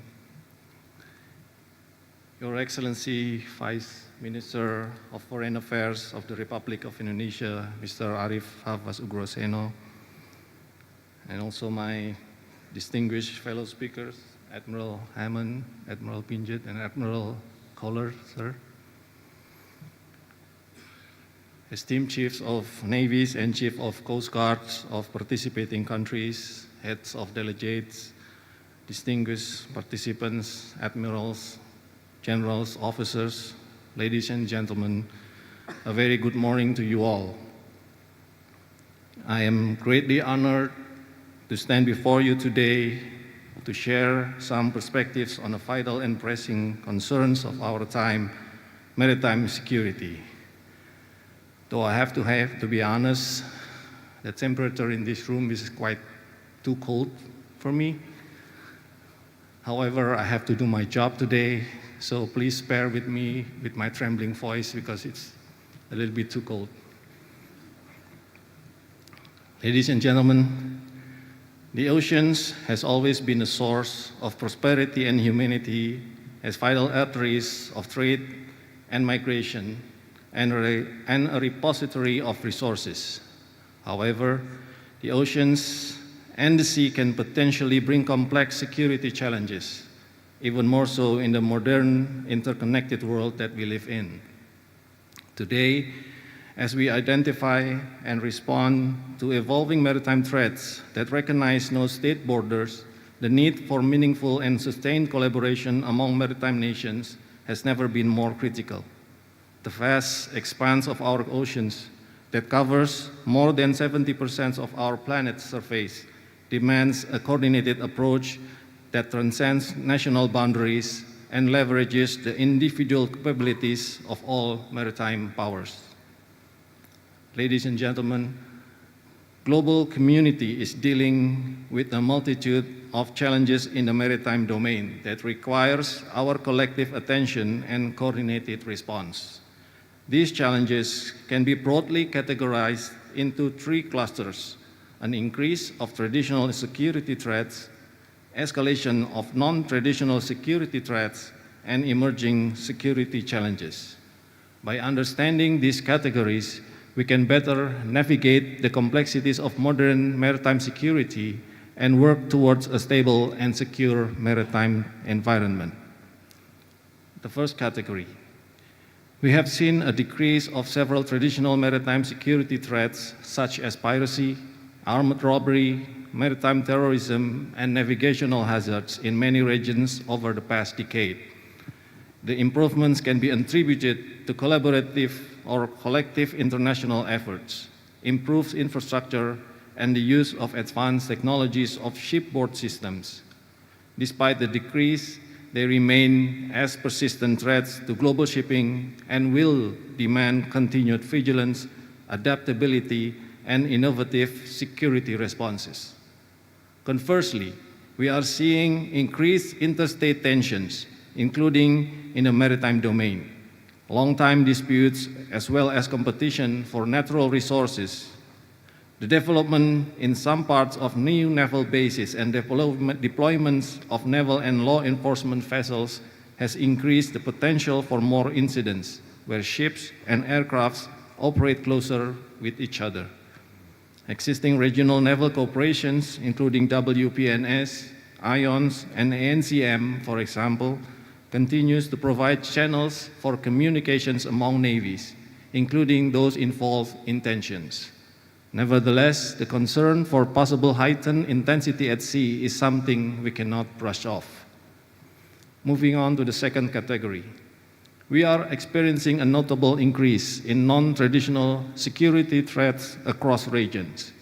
These intensifying challenges have become more serious and pose increased risks to security, human safety, environmental sustainability, and economic resilience. The scope and complexity of these threats have grown, necessitating coordinated global responses. Some of key issues include IUU fishing, or unreported and unregulated fishing, transnational organized crimes. Addressing these interconnected threats demands innovative strategies in collaborative effort, robust international coordination, strengthened legal frameworks, and enhanced enforcement capabilities that extend well beyond legal and military solutions. Emerging security challenges refer to new and evolving threats that are driven by technological advancements, environmental changes, and shifting global dynamics. These challenges are unprecedented in their scope and complexity, presenting new risks to maritime security. Some key examples include climate change, where extreme weather events and rising sea level disrupt shipping, naval operations, and coastal infrastructure. Marine pollution. These issues underscore the need for global collaboration in preventive and mitigative measures. Cybersecurity risks, digitalization, and the use of automated systems in maritime operations have introduced significant cybersecurity vulnerabilities. They potentially targeting critical maritime infrastructure, communication networks, and vessel navigation systems. Addressing these risks is essential to ensure the resilience of maritime security in an increasingly connected world. Destruction of marine habitats, habitat loss from mangrove deforestation, coral reef damage due to coastal development, loss of biodiversity, weakened coastal natural defenses, and increased vulnerability to storms and erosion. Addressing these challenges necessitates innovative and coordinated efforts among nations to protect biodiversity and ensure marine sustainability. Now allow me to explain transformation of threats. Imagine having your navigation and communication systems, or even your combat management systems, disabled by cyber attacks. Unmanned vessel used for drug smuggling. Illegal fishing executed by utilizing the magnifying capability of satellites. Cyber attacks on maritime surveillance systems, and many more. We are seeing the evolution of traditional threats combined with sophisticated technologies and various unprecedented methods. In addition, there are potential possibilities to exploit legal loopholes within existing regulations. In 2022, drugs were smuggled with the support of aerial drones in Spain, while in 2024, submarines in the Caribbean Sea were the preferred carrier. In 2020, an illegally operated sea glider was found, which not only undermined the national sovereignty, but also safety of navigation at sea in Indonesia. In addition to that last year, cyber attacks targeting several key maritime ports and vessels were found in Europe, Asia, and North America. The attackers deployed ransomware and malware to cripple port operations and manipulate automatic identification systems, or AIS, on multiple ships, which led to substantial delay, misrouted cargo, and increased risk of collisions and grounding. I would also like to highlight the emerging domain of seabed warfare in the depth of our seas and oceans. Threats and sabotage upon our submarine cables, as well as the development of unmanned underwater vehicles able to be weaponized with small torpedoes to attack national assets and important ports. These incidents and developments are happening in real time, and the intensity will likely increase in the future. Hence, the question arises, are our traditional countermeasures still relevant today? Esteemed delegates and distinguished participants, as we navigate these challenges, it is obvious how maritime security cooperation serves as a powerful force multiplier. By pooling our capabilities, sharing intelligence, and coordinating efforts, we can build a robust maritime domain awareness network. The Indonesian Navy has seen firsthand how joint patrols, integrated information systems, and synchronized responses have enhanced our collective capacity to secure critical sea lanes. A prime example of successful cooperation is the Malacca Straits Patrol Initiative. Through coordinated surface patrols, combined with airborne surveillance and seamless intelligence sharings, we have significantly reduced piracy incidents in one of the world's busiest and most vital shipping routes. To build on these successes, we should continue enhancing our operation in several key areas. One, real-time information sharing and maritime domain awareness. These are keys to our collective success. The establishment of integrated regional maritime information fusion centers staffed with licensed officers from participating nations is crucial. These centers will track maritime traffic, monitor suspicious vessel movements, assess threats in real time, maintain detailed security databases, and coordinate emergency responses. The Indonesian Navy support for the Singapore Information Fusion Center exemplifies such coordination and cooperation, enabling regional navies to identify and address potential threats effectively. Two, joint training exercises and collective capacity building. It is imperative to continuously invest in our joint exercises. Technical training, personal development, and standardization of operational procedures. Our vision for capacity building includes regular and annual exercises, technical training workshops, joint search and rescue drills, and environmental response training. These initiatives should be carried out consistently to ensure preparedness and interoperability. The third, human capital development. Officer exchange programs, skill sharing initiatives, and training in language and cultural awareness will foster greater understanding and cooperation among our forces. The fourth, harmonizing legal frameworks. To effectively combat transnational maritime crimes, we should harmonize law enforcement procedures, establish common protocols for evidence collection, clarify jurisdictional boundaries, and enforce uniform penalties for maritime offenses. These measures will foster a more coordinated and effective response to the evolving challenges within our maritime domain.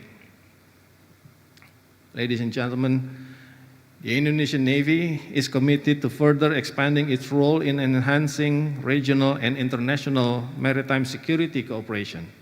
With our strategic location, extensive maritime experience, and unwavering commitment to global stability, we are resolute in our determination to contribute meaningfully to this effort.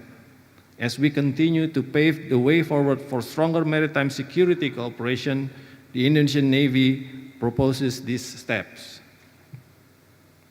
To enhance regional maritime domain awareness, the Indonesian Navy advocates for robust information sharing among navies through the creation of advanced regional platforms.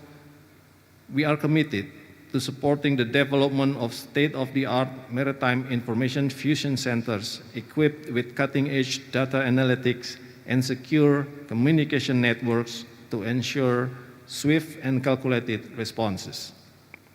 standardized information sharing protocols. It is critical to establish a common framework for information sharing, utilizing secure transmission channels and real-time alert systems. These systems should incorporate automated threat assessment tools to ensure timely and accurate responses. To strengthen our collective capabilities, we promote regular multilateral maritime security exercises. These may include quarterly joint patrols, annual large-scale drills, tabletop simulations, and combined training programs that allow us to test and refine our coordination and operational effectiveness. We also emphasize the importance of strengthening capacity building initiatives, focusing on technical training, personal exchanges, the sharing of best practices in facing evolving maritime security challenges. We also propose to include cybersecurity and seabed warfare along with relevant technologies as additional substance on the program. To facilitate more effective cooperation, we call for the establishment of a maritime security legal working group. This body should focus on harmonizing maritime laws, developing common operational procedures, establishing mutual assistance frameworks, and standardizing enforcement protocols across our nations. Following the dynamic transformation of threats, it is becoming crucial to review, develop, and if needed, amend the international laws and regulations currently in force. Excellencies, esteemed delegates, and distinguished participants, the security of our maritime domain is intricately tied to the prosperity of our nations. The challenges we face are complex and ever-evolving. Thus, our response must be unified and decisive. By strengthening our cooperation, not only will we safeguard our waters, but also secure the continued growth and stability of the world, a legacy we must leave for generations to come.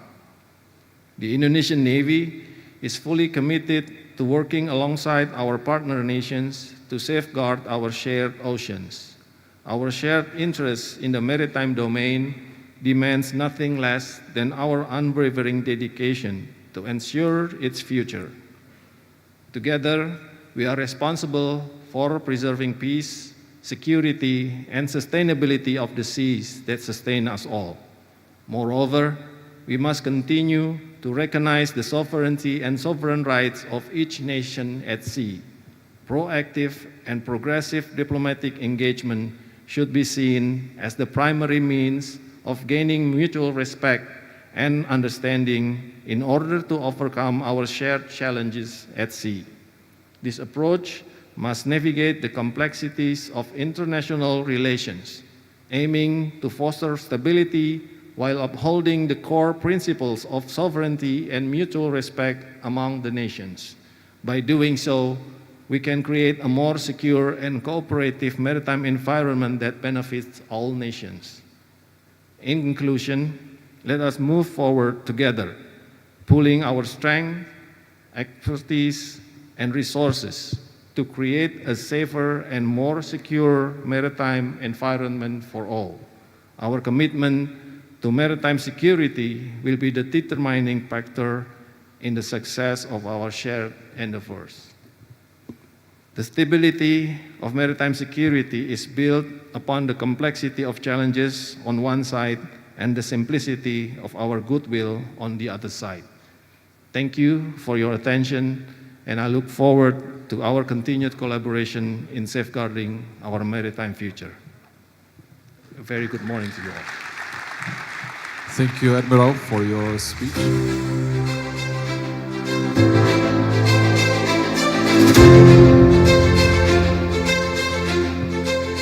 I think we got some key important Yes. point from the previous speakers. From the speech, we know that the shifting of the trade in the maritime domain. I think that's really important to know about it. the threat become more complicated and sophisticated and become more difficult to deal with. Yes, that's right. And that's why how maritime security cooperation is really important and powerful to face any kinds of issues. Thank you very much for emphasizing that, sir. And now, ladies and gentlemen, we are going to see the last but not least presentations of this session. Please put our hands together and welcome Commander of Pacific Fleet of the United States Navy, Admiral Stephen Thomas Cullen. Please.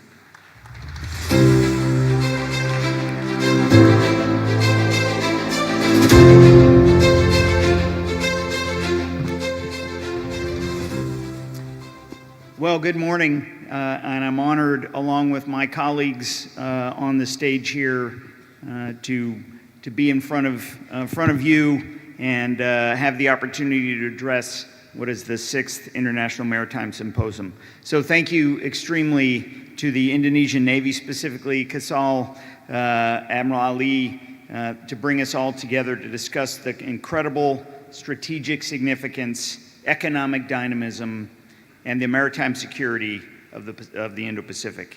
Thank you for inviting me personally to join you and offer my perspective on the challenges and opportunities in our current strategic environment.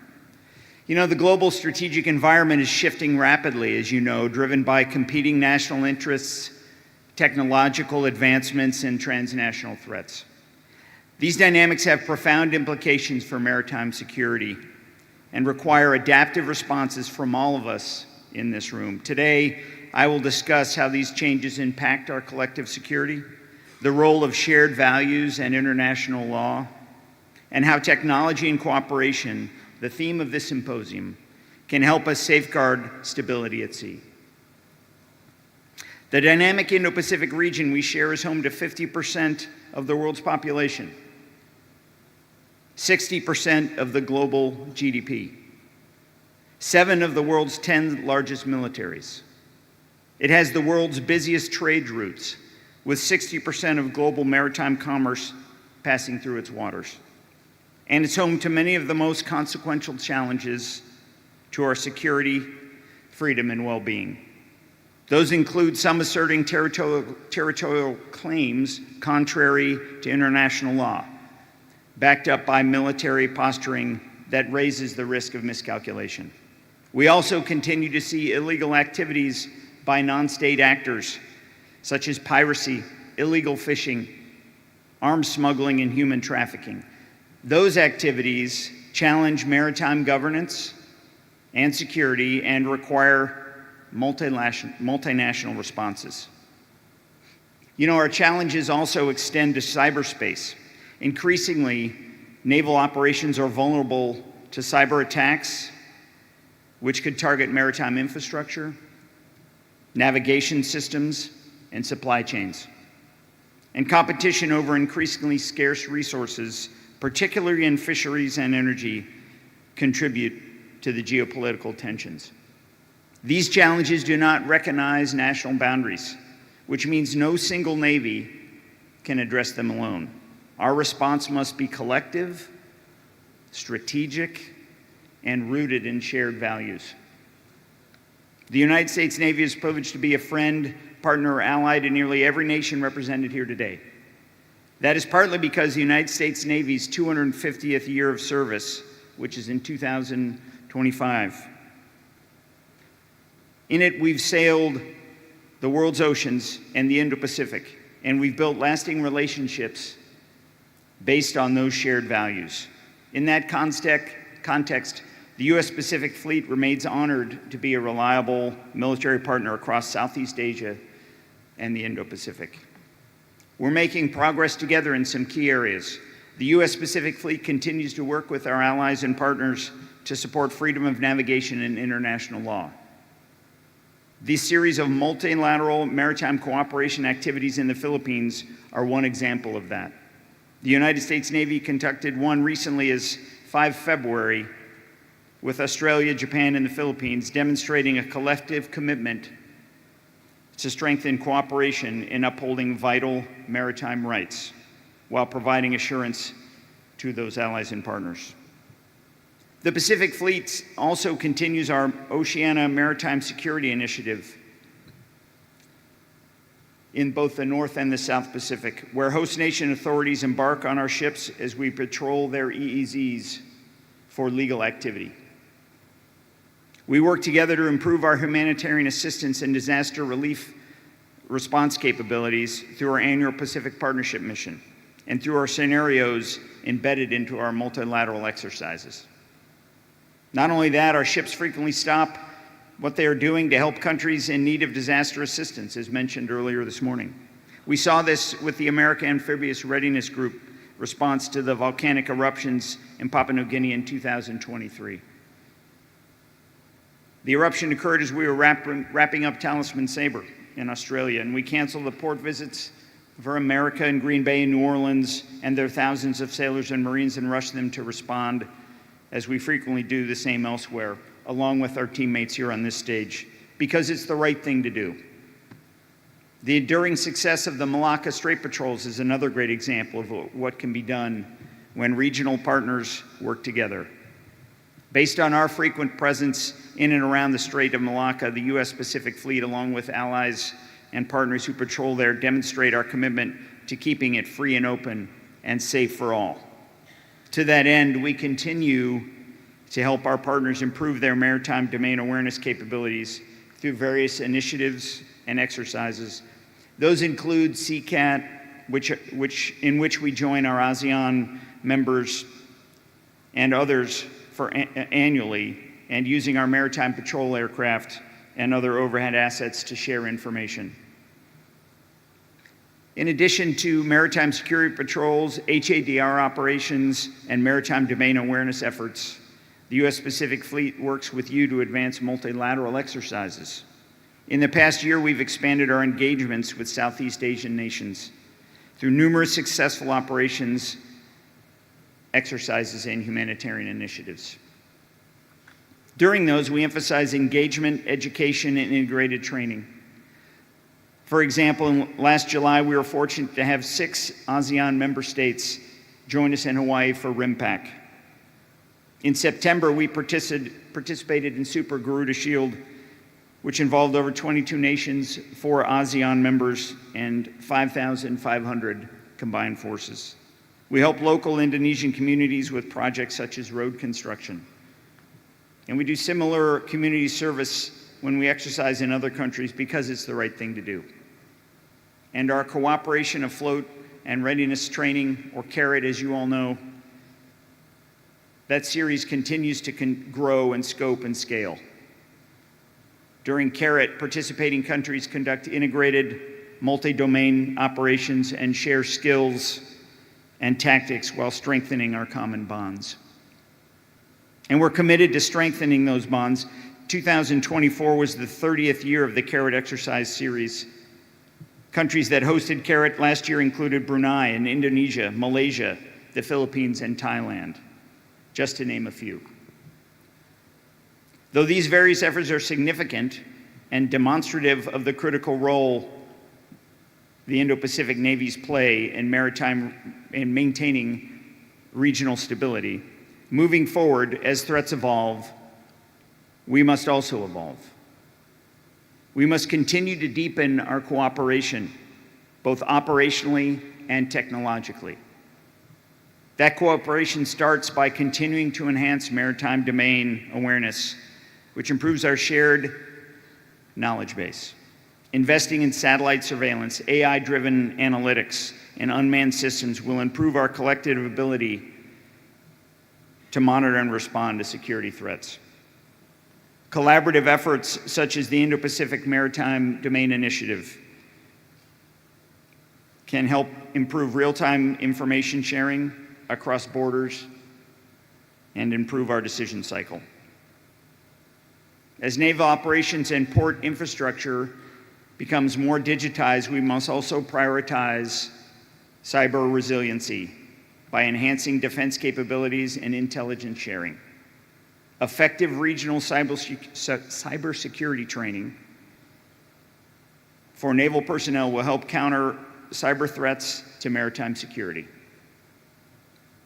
Countries with advanced capabilities and larger capacity must continue to support other navies through training, technology, and infrastructure development. We must continue to deepen and widen our bilateral and multilateral naval cooperation. Many of our previously bilateral exercises have become multilateral. Garuda Shield became super when all of those other countries joined us here in Indonesia. Malabar used to be a bilateral India and US exercise, and last fall, Australia, India, Japan, and the United States joined Malabar. India hosted it, and we pushed our combined interoperability and integration to new heights.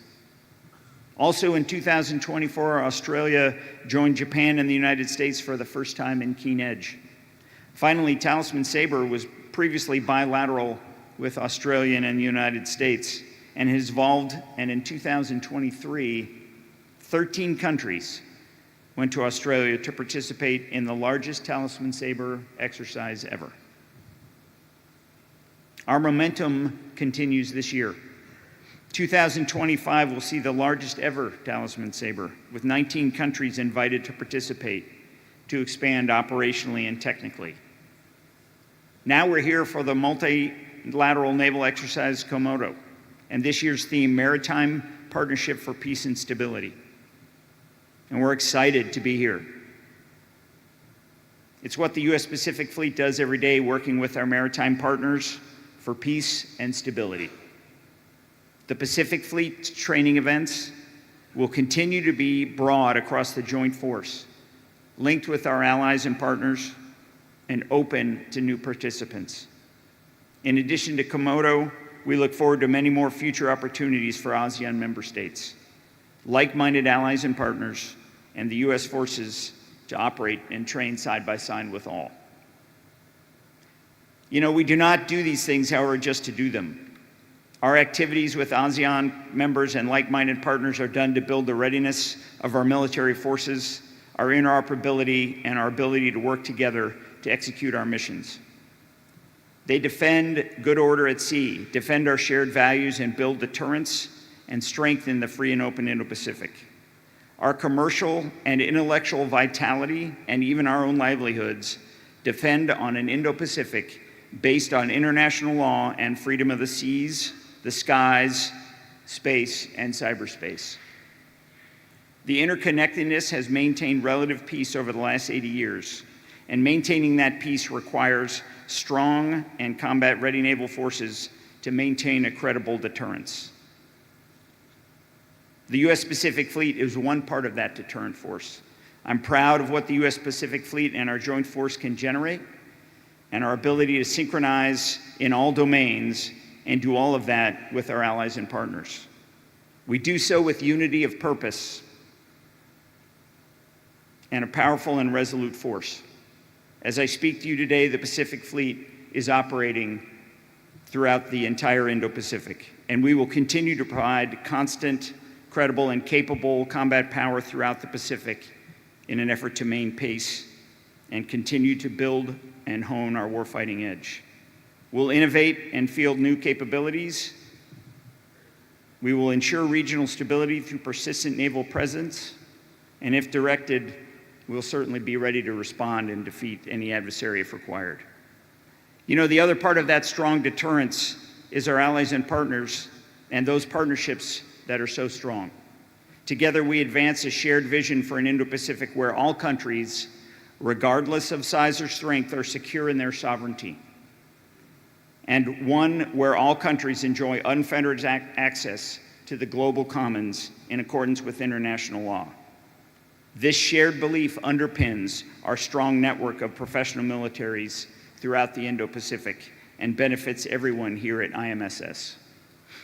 We continue to advance our multilateral military relationships across the board, and that progress extends beyond exercises. We've made historic strides lately. The U.S.-Japan ROC trilateral operations such as Freedom Edge, historic integration between Australia, Japan, and the Philippines, as well as routine work with Canada, the United Kingdom, Singapore, and New Zealand are all just examples of that. NATO allies are deploying more to the Indo-Pacific, including an Italian carrier strike group and a German task force this past summer. A French carrier strike group operates in the Pacific right now, and we've made historic strides in operations and maintenance with our Indian partners. We also innovate in lockstep with our numerous and growing numbers of allies and partners across the Indo-Pacific. When we innovate them and field interoperable systems that all of us employ, the possibilities are endless. And that includes our continued development of shared capabilities, defense industrial base integration, dynamic force posture initiatives, and exponential growth of experimentation during our exercises. From all this activity, you can tell why we see alliances and partnerships as our greatest global strategic advantage.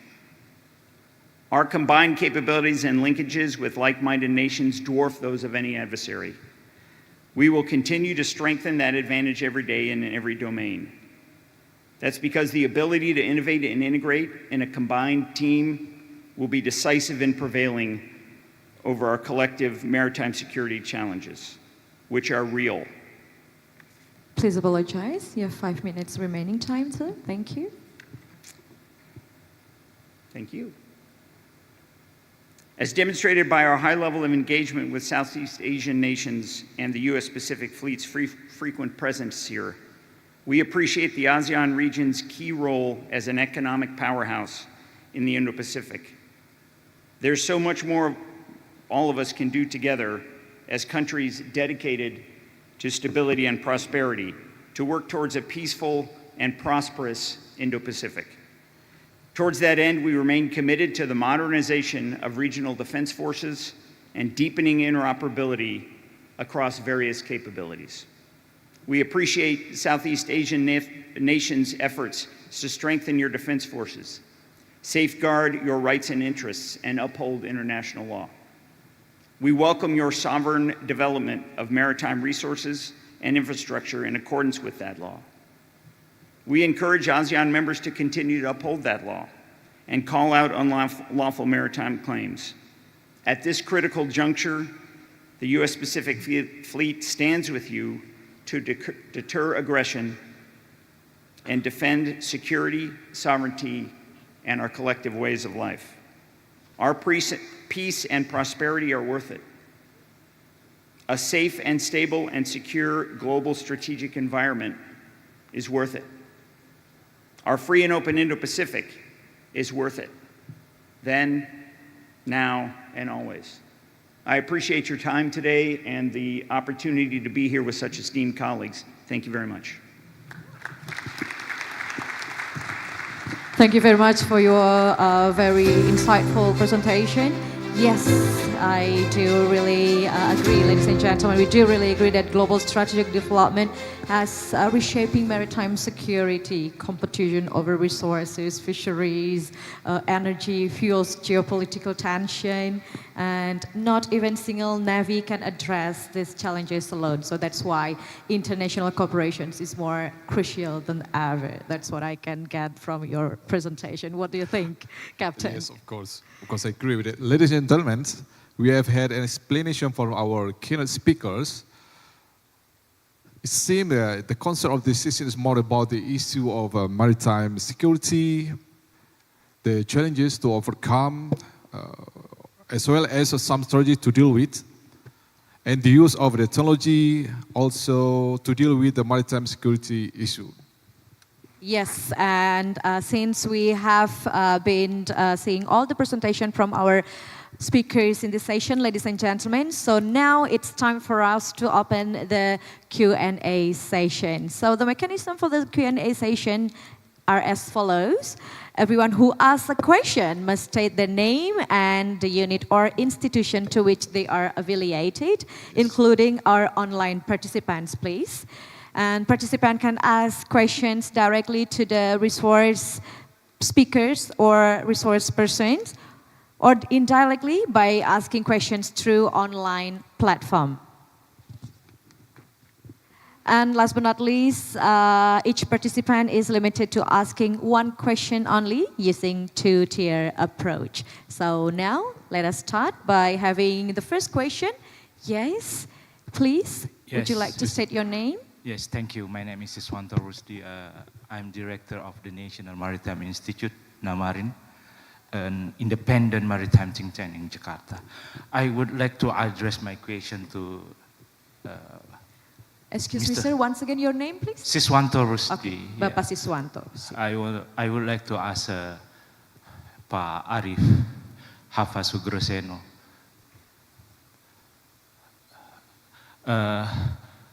Vice Admiral Edwin talked about more and more information sharing with the regional counterpart.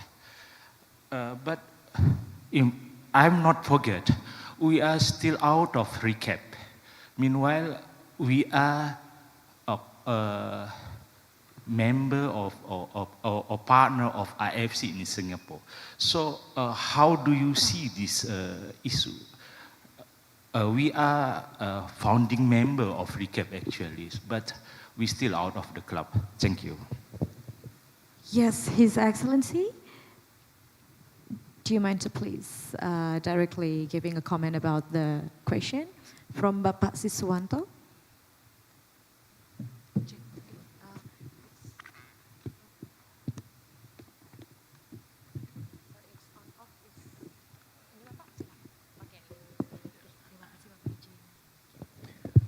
Yeah, I was one of the negotiating persons of the recap.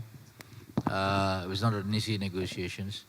At the end, for I think a number of matters and technical especially, at the time we were not at the positions to be part of the recap yet.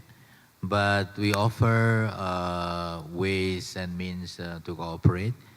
So we have our fusion center and we can have discussions and share of information between recap and our fusion center. So I think whether or not a country is a member of any organizations is irrelevant with the way we can organize exchange of information. I think we maintain different ways and means to exchange informations. I was also part in the past of the national team on eradicating IUU fishings. We work with different organizations that has information capability to provide us informations, open and closed and sensitive information on the movement of ships, for instance.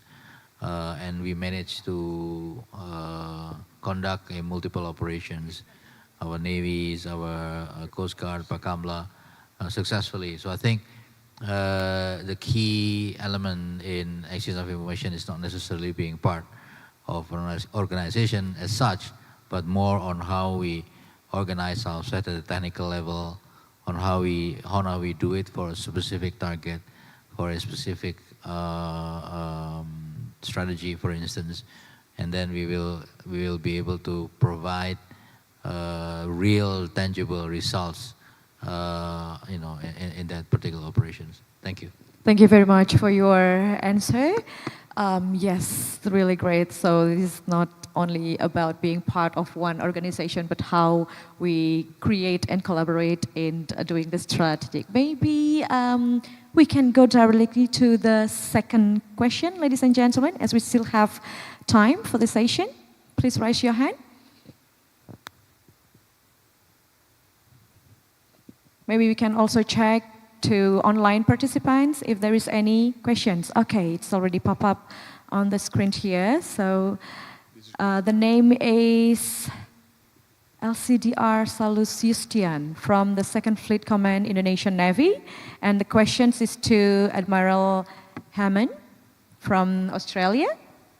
Okay, and the question is, how do traditional security threats such as military tension interact with non-traditional security threats such as climate change, and how do you foresee this interaction shape the security cooperation in the Indo-Pacific? Thank you.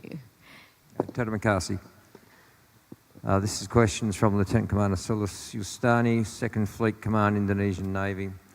That's a very good question. Thank you for the opportunity. I would offer that some of the impacts and effects of natural disasters also correlate to tasks for militaries that might accrue from conflict operations or even operations in competition. For example, we saw with the volcanic eruption near Tonga a few years ago, the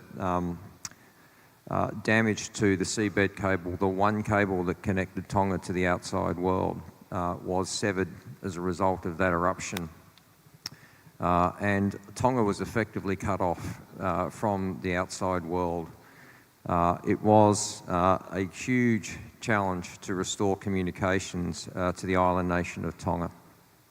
It took several weeks, and in the interim we deployed one of our amphibious warships with a very strong command and control capability to support our neighbours and friends in Tonga.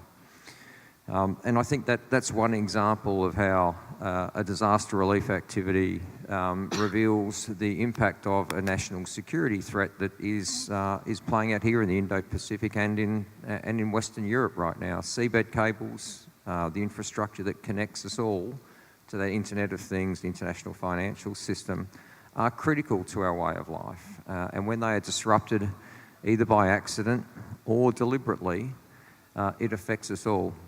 So I think there is a real need for us, professional navies of the world, and for our governments to understand how we can very quickly at speed restore internet cable and seabed infrastructure in an environment where its security is now under threat both by natural disasters and by other actors. So that's just one example.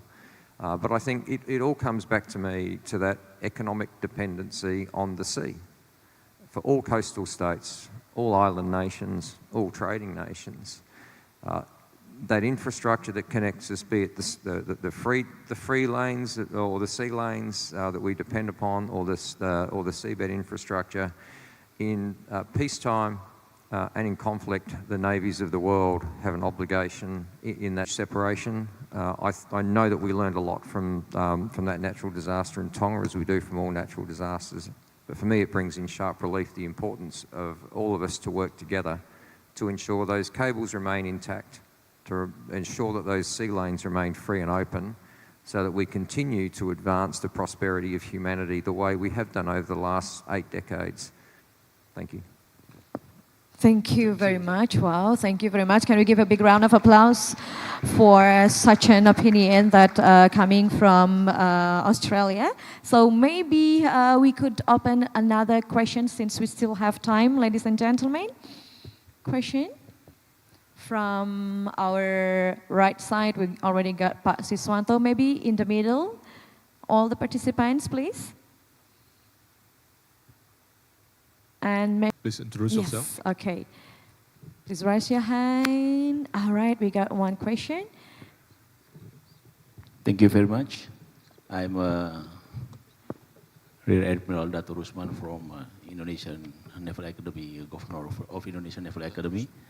I have one question for Rear Admiral Guillermo Piquet concerning the use of technology such as intelligent artificial drones and also UAV. And my question is, what framework or mechanism are needed to improve trust and facilitate real-time information sharing among the countries with competing interests? Thank you very much.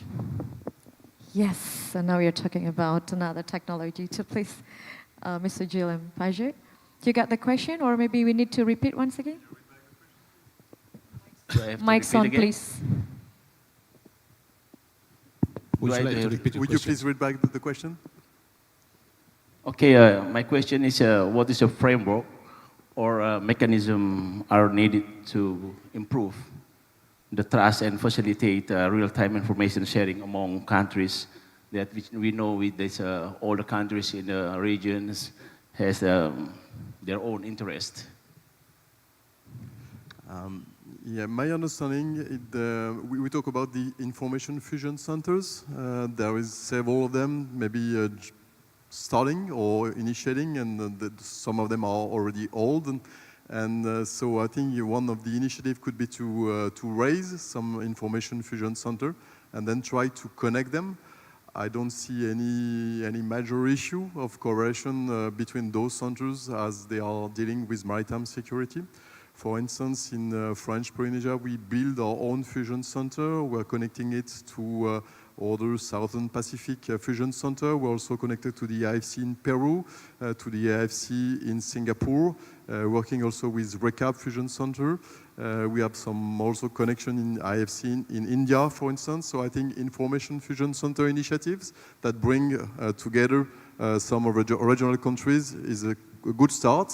And so if nations start to build their own center and then open it to multilateral partnership, it could bring an opportunity to exchange maritime information together. Is it answering the question or? Thank you very much. Thank you very much. Thank you, sir. Thank you, sir. Okay, so let us check the time. Do you still have any time? All right. Maybe one more question, ladies and gentlemen.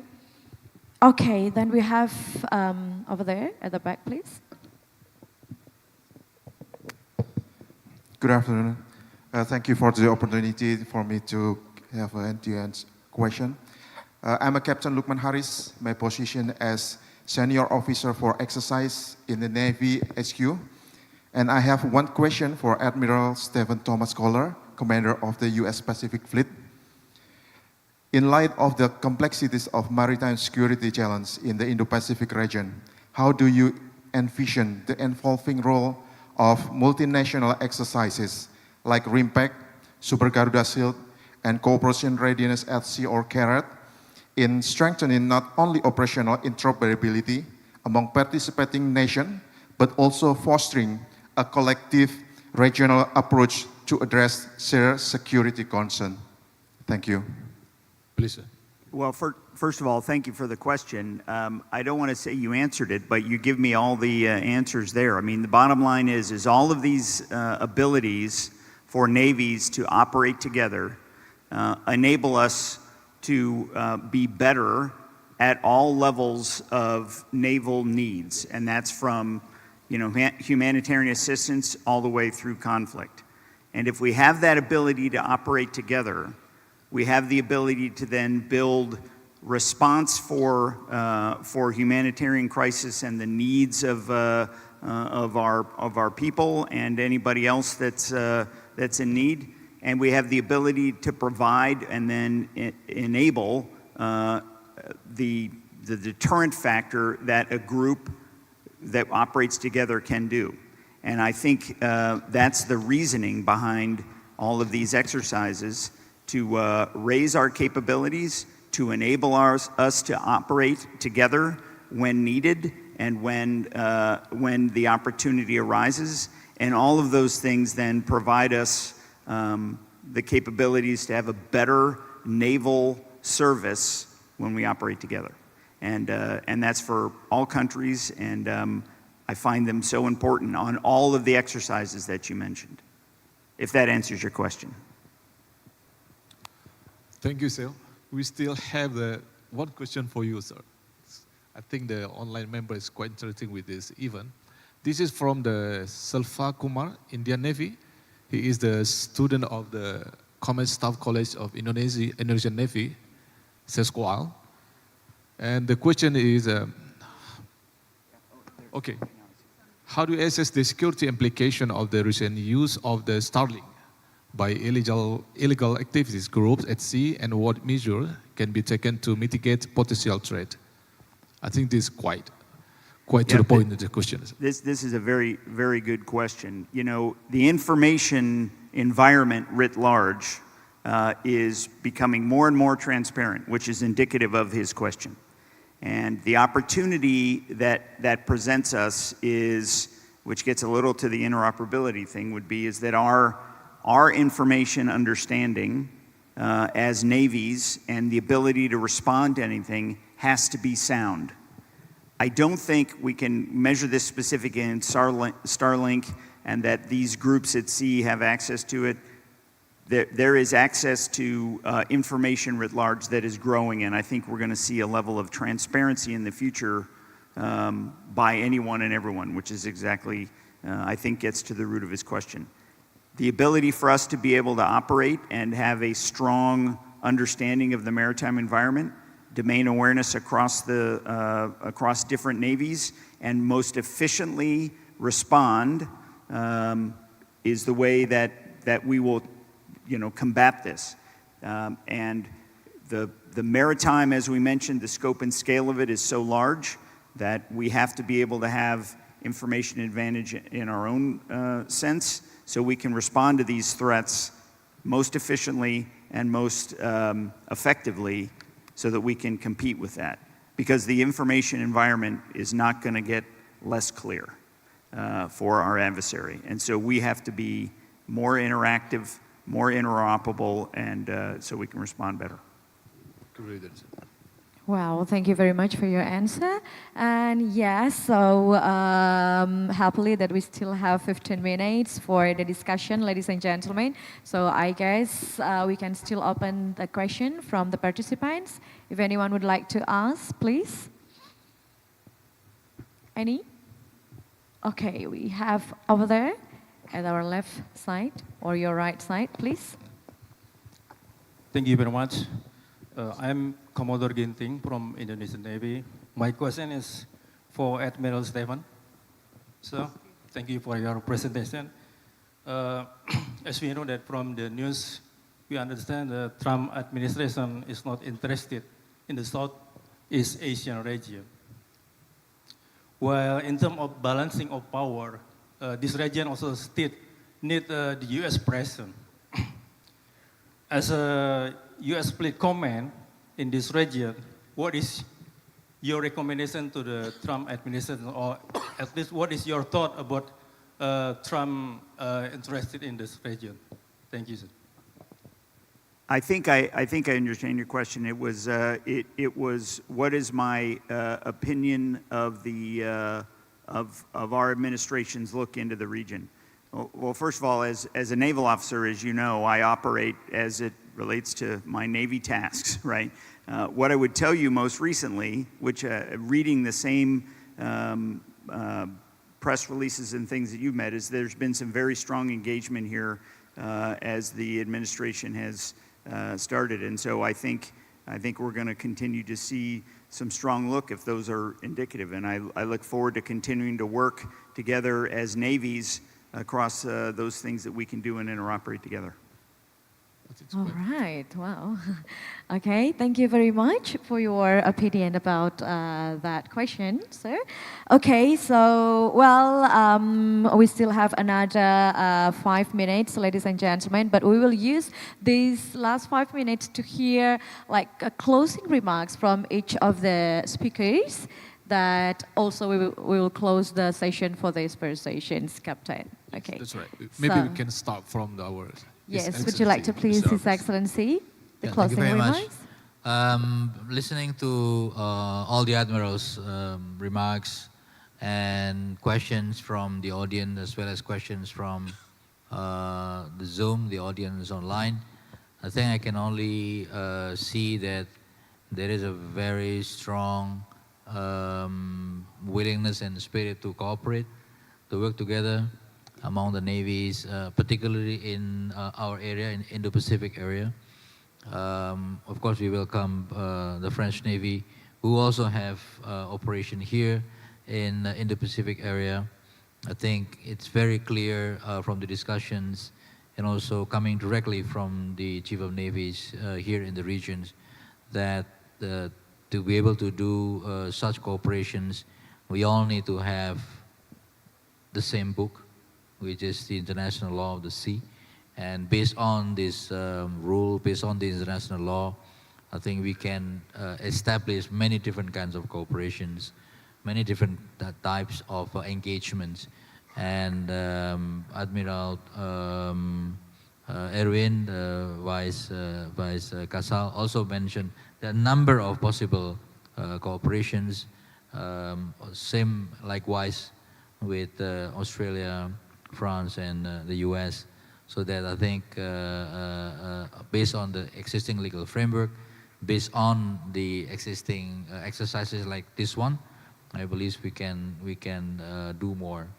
Probably just a little bit of a thinking, listening to different remarks here, because this is biannual. So probably in between, it would be great if you have some sort of workshops, smaller workshops or working groups of the Navy in the regions to specifically discuss specific aspects that may then be later on brought into the biannual discussion of the Commodore exercise. So it will be a continued exercise with a very clear outcome, very specific exercises at the lower level, and that I think will greatly increase the maritime security and safety and security of our regions. Thank you. Thank you, sir. We are pleased to have the 1 minute closing remark from Admiral Hammond, please. Thank you. And Vice Minister, as you highlight, this is biannual.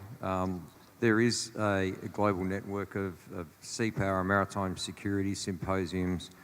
There is the US-hosted International Sea Power Symposium, October this year. There is the Sea Power Conference in Sydney, Australia in November. Had to get that plug in. And great to see Admiral Enrico Credendino here, who hosted the Trans-Regional Sea Power Symposium in Italy last year. And these forums for dialogue are absolutely critical for bringing us together.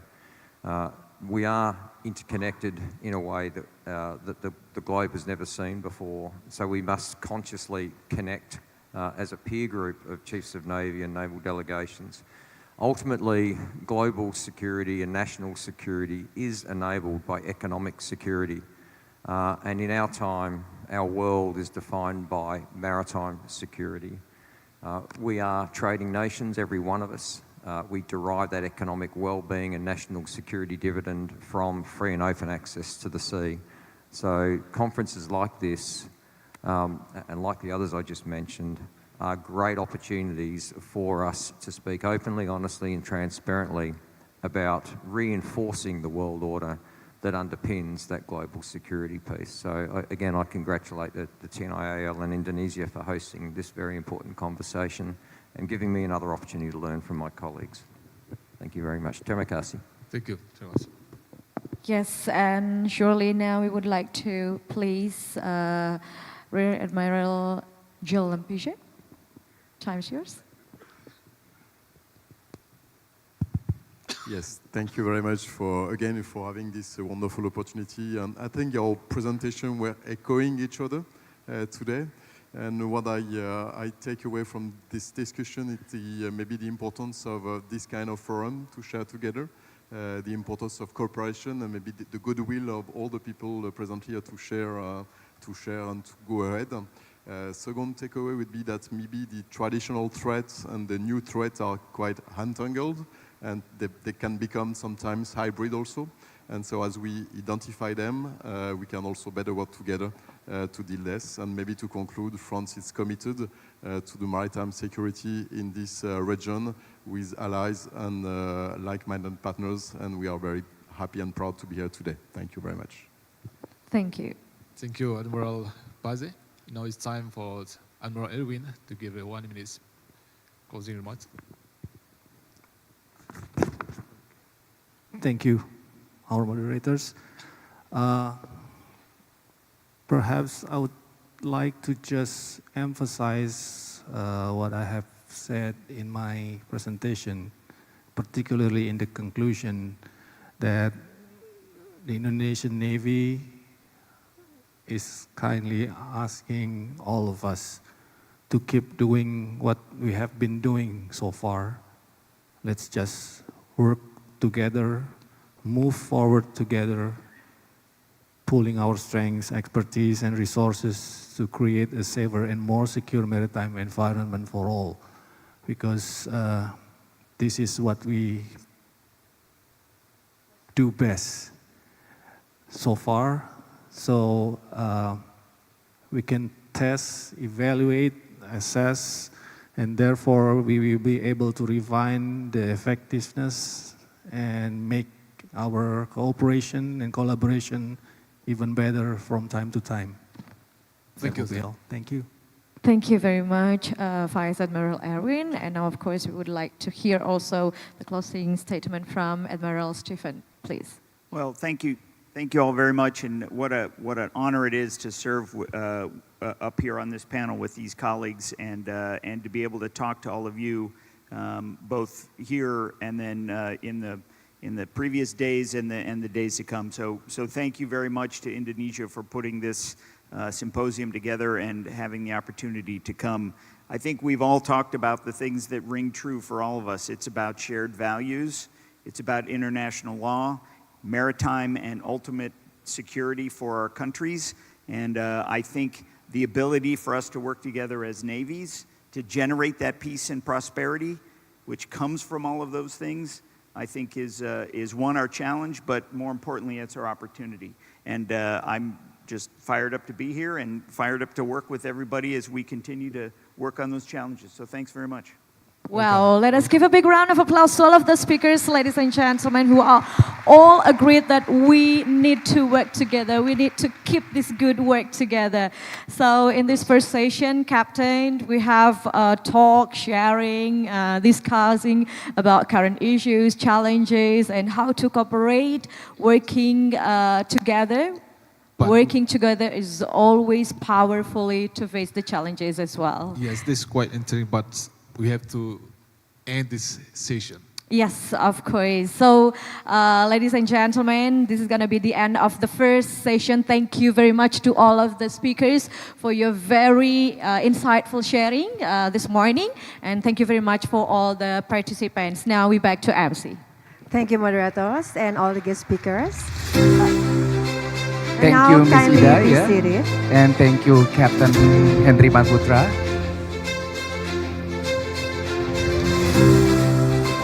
And kindly please be seated to your respective seat, as well as the guest speakers, as we proceed to the next agenda.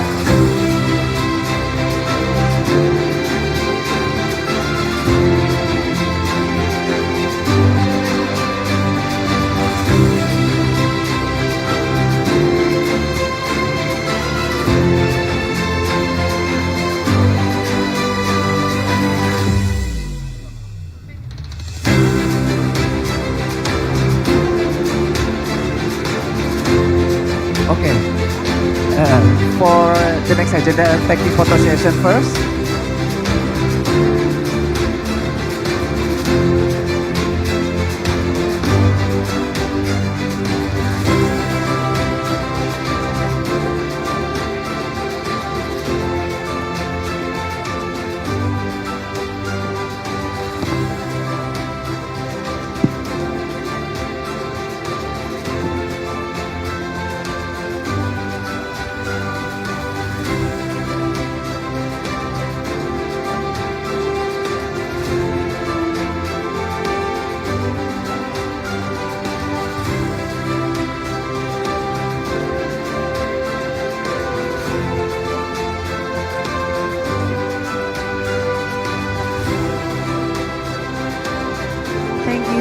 Now, ladies and gentlemen, before we continue to the next session, you may proceed to the exhibition hall that is next to Manggupura Ballroom for having coffee break. And for the participants who join us online, during the coffee break, we will present you the virtual city tour of Bali. And for all the participants here, please return to your respective seat at around 12:15. Yes. 15 minutes past 12. Yeah, we have 30 minutes coffee break, and you have to come here at 12:15. Okay, thank you and enjoy your break.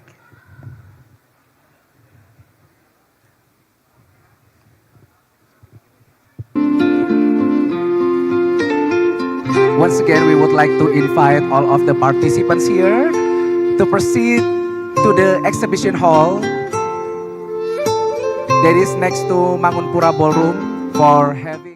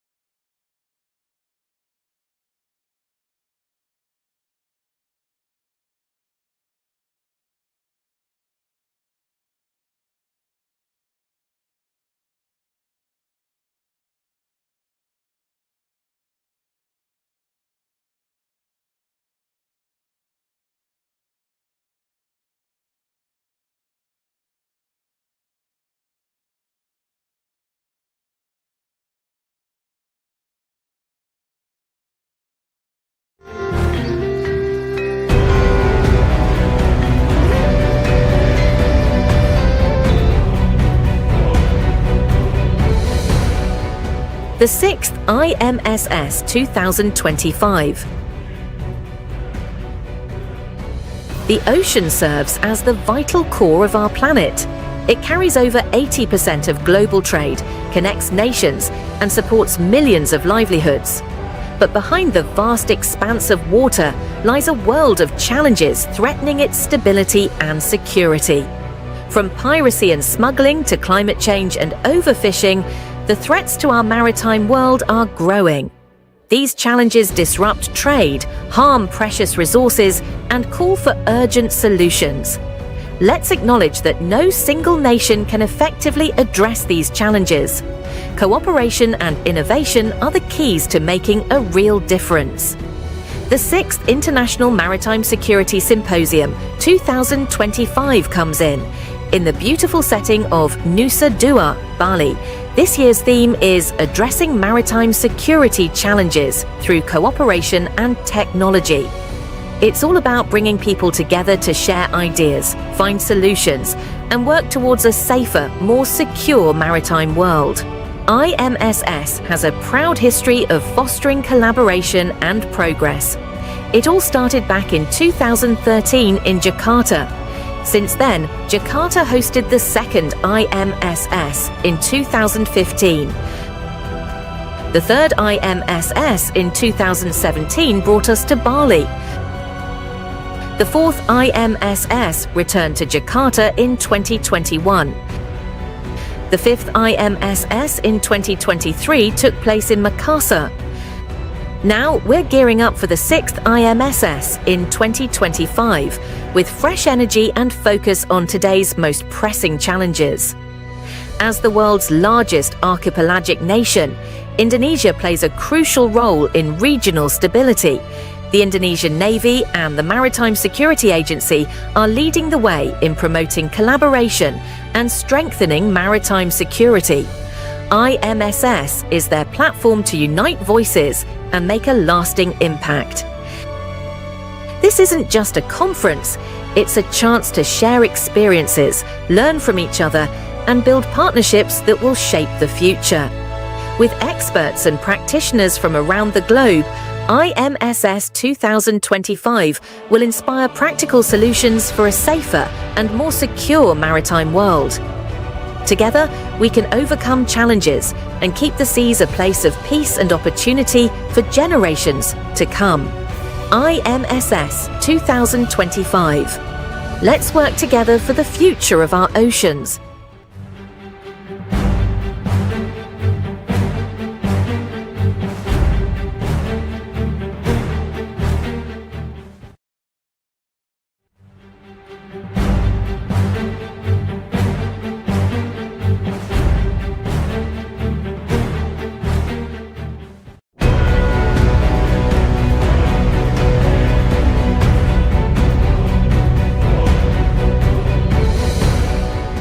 The 6th IMSS 2025. The ocean serves as the vital core of our planet. It carries over 80% of global trade, connects nations, and supports millions of livelihoods. But behind the vast expanse of water lies a world of challenges threatening its stability and security. From piracy and smuggling to climate change and overfishing, the threats to our maritime world are growing.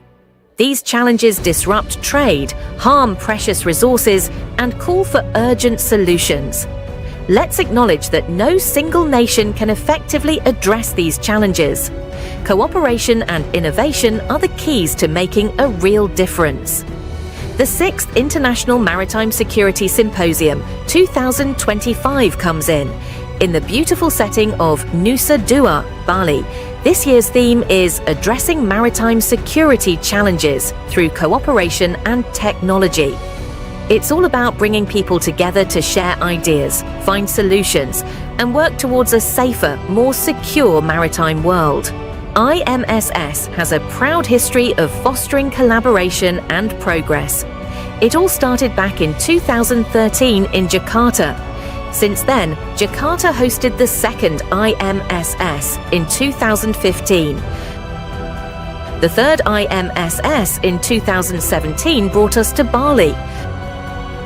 The fourth IMSS returned to Jakarta in 2021. 2023 took place in Makassar. Now we're gearing up for the sixth IMSS in 2025 with fresh energy and focus on today's most pressing challenges. As the world's largest archipelagic nation, Indonesia plays a crucial role in regional stability. The Indonesian Navy and the Maritime Security Agency are leading the way in promoting collaboration and strengthening maritime security. IMSS is their platform to unite voices and make a lasting impact. This isn't just a conference, it's a chance to share experiences, learn from each other, and build partnerships that will shape the future. With experts and practitioners from around the globe, IMSS 2025 will inspire practical opportunity for generations to come. IMSS 2025. Let's work together for the future of our oceans.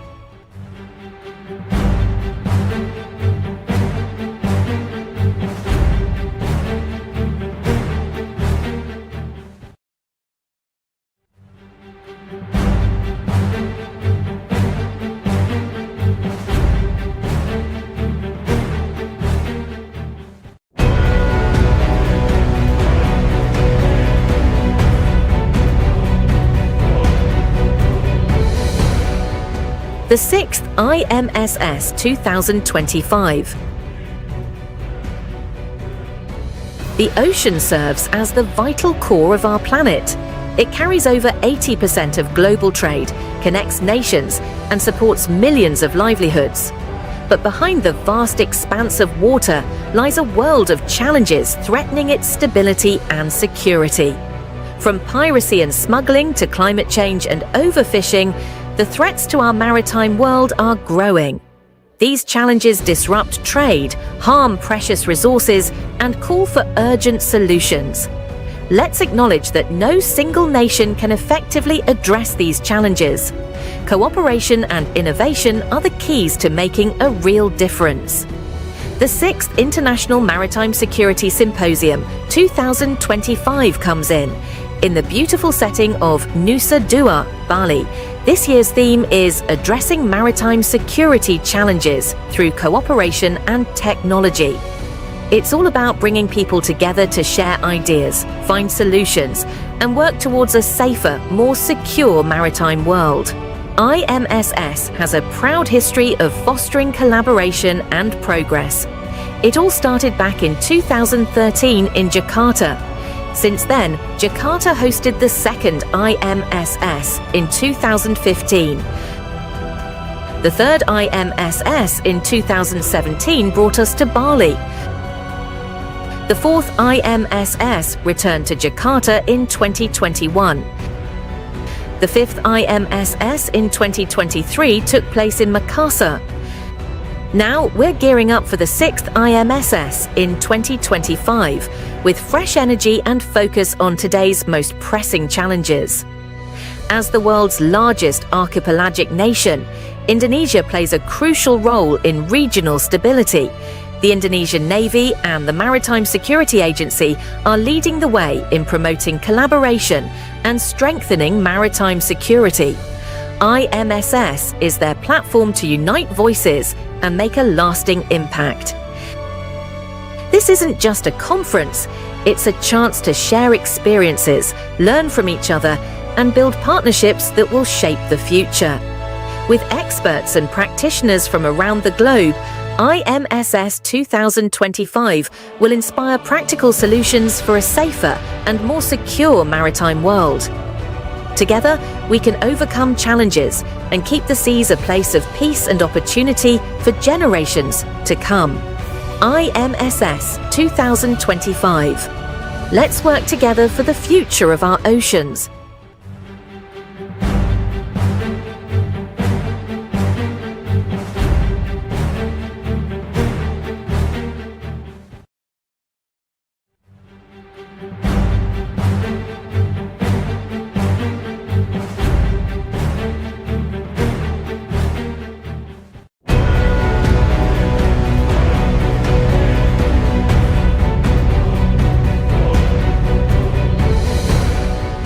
The 6th IMSS 2025. The ocean serves as the vital core of our planet. It carries over 80% of global trade, connects nations, and supports millions of livelihoods. But behind the vast expanse of water lies a world of challenges threatening it. Climate change and overfishing, the threats to our maritime world are growing. These challenges disrupt trade, harm precious resources, and call for urgent solutions. Let's acknowledge that no single nation can effectively address these challenges. Cooperation and innovation are the keys to making a real difference. The 6th International Maritime Security Symposium 2025 comes in the beautiful setting of Nusa Dua, Bali. This year's theme is Addressing Maritime Security Challenges Through Cooperation and Technology. It's all about bringing people together to share ideas, find solutions, and work towards a safer, more secure maritime world. IMSS has a proud history of fostering collaboration and progress. It all started back in 2013 in Jakarta. Since then, Jakarta hosted the 2nd IMSS in 2015. The 3rd IMSS in 2017 brought us to Bali. The 4th IMSS returned to Jakarta in 2021. The 5th IMSS in 2023 took place in Makassar.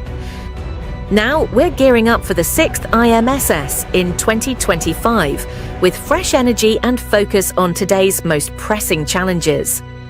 As the world's largest archipelagic nation, Indonesia plays a crucial role in regional stability. The Indonesian Navy and the Maritime Security Agency are leading the way in promoting collaboration and strengthening maritime security. IMSS is their platform to unite voices and make a lasting impact. This isn't just a conference, it's a chance to share experiences, learn from each other, and build partnerships that will shape the future. With experts and practitioners from around the globe, IMSS 2025 will inspire practical solutions for a safer and more secure maritime world. Together, we can overcome challenges and keep the seas a place of peace and opportunity for generations to come. IMSS 2025. Let's work together for the future of our oceans.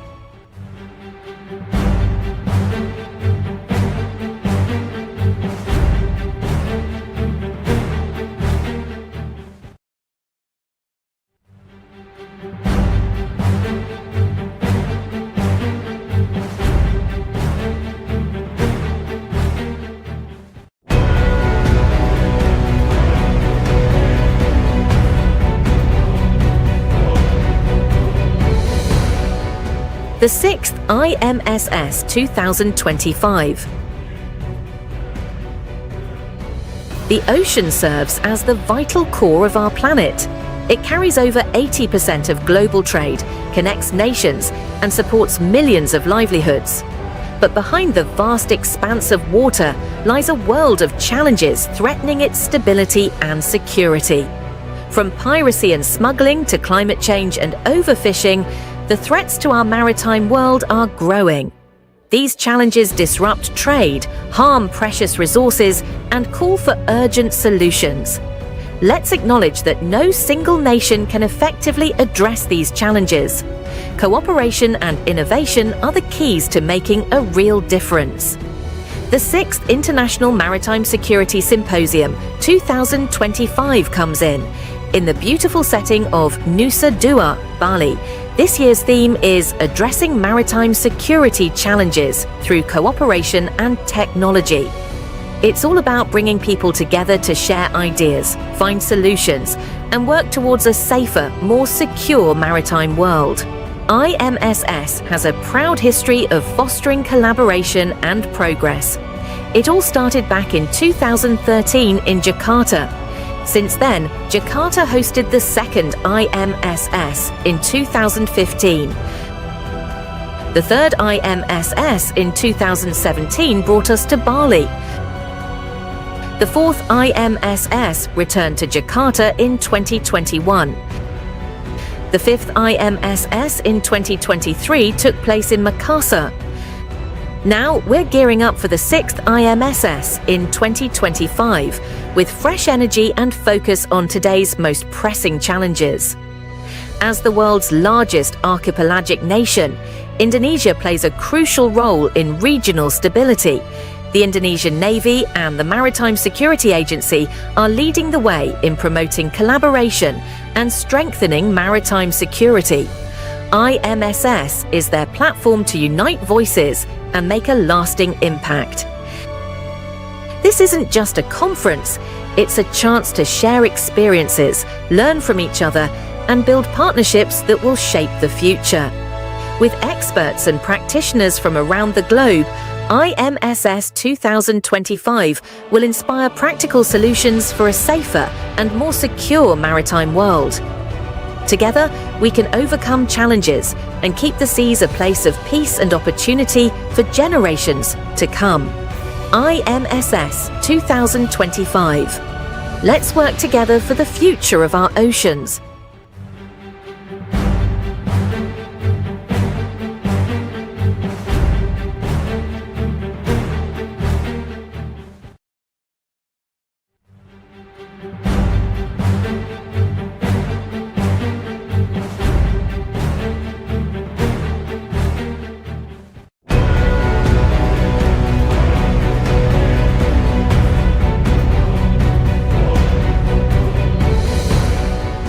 The sixth IMSS 2025. The ocean serves as the vital core of our planet. It carries over 80% of global trade, connects nations, and supports millions of livelihoods. But behind the vast expanse of water lies a world of challenges threatening its stability and security. From piracy and smuggling to climate change and overfishing, the threats to our maritime world are growing. These challenges disrupt trade, harm precious resources, and call for urgent solutions. Let's acknowledge that no single nation can effectively address these challenges. Cooperation and innovation are the keys to making a real difference. The 6th International Maritime Security Symposium 2025 comes in the beautiful setting of Nusa Dua, Bali. This year's theme is Addressing Maritime Security Challenges Through Cooperation and Technology. It's all about bringing people together to share ideas, find solutions, and work towards a safer, more secure maritime world. IMSS has a proud history of fostering collaboration and progress. It all started back in 2013 in Jakarta. Since then, Jakarta hosted the second IMSS in 2015. The third IMSS in 2017 brought us to Bali. The fourth IMSS returned to Jakarta in 2021. The fifth IMSS in 2020.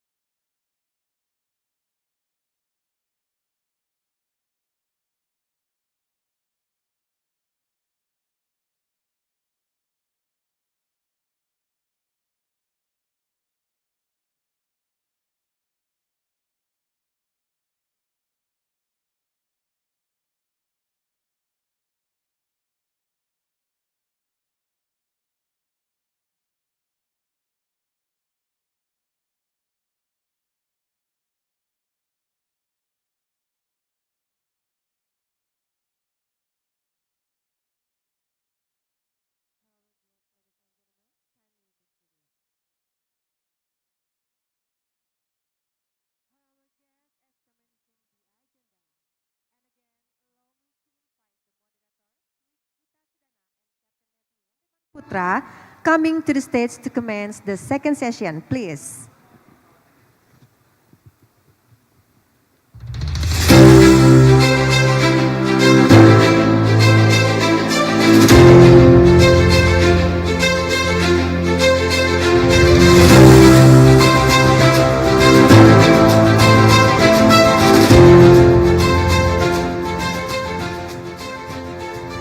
Visita? Yes. We already Captain. have the first session and a coffee break. Yeah. And I think this is time for us for the next session. Yes, that's right. And I hope everyone was enjoying the coffee break, ladies and gentlemen. Though we know that the lunch break is also calling all of us now. But I think it would be much delicious when we are enjoying our food if we already finish all the agenda, right? So we would like to ask your kindly apologize, please, that we will continue our session first. Then after that, then we will enjoy our lunch. What do you think, Agree. Captain? Of course, I agree with that. The show must go on. Yeah, the lunch must wait for us. Yes, let's save the best for the last, right?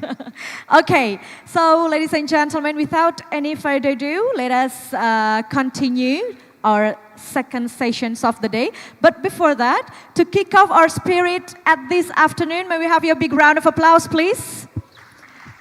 Thank you very much. Thank you for your applause. And now, without any further ado, let us welcome one by one our speakers at this second session. First, let's put our hands together to welcome the Chief of the Republic of Singapore Navy, Rear Admiral Sean Watt. Please welcome, sir.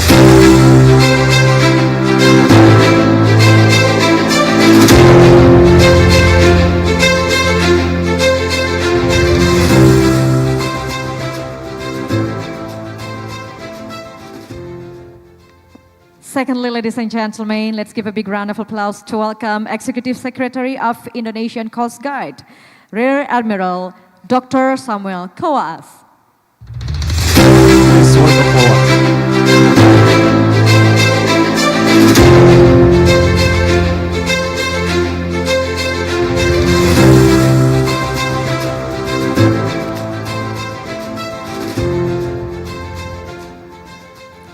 Next up, we have Controller Personnel Services of Indian Navy.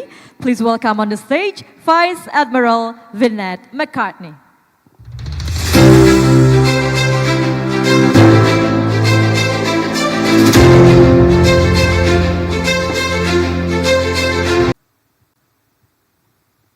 All right, so we're still waiting for the speakers of from the India. If he is already here, kindly please let us know. Thank you. And while we are waiting, we would like to start our first presentation in this session, ladies and gentlemen. So I would like to please Rear Admiral Sean Watt from Singapore. Give a round of applause.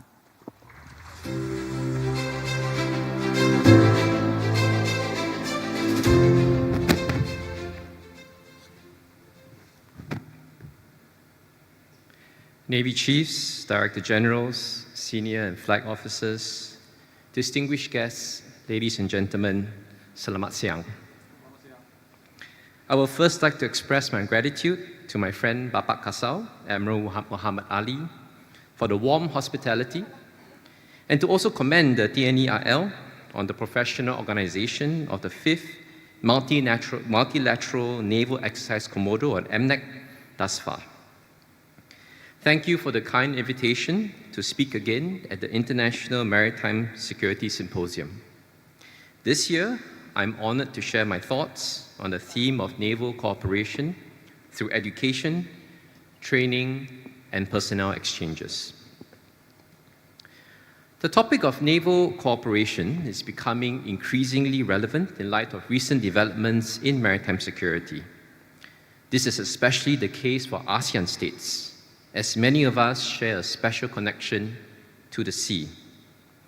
On the one hand, the maritime domain is of unprecedented economic significance for the world, for our Southeast Asian region in particular.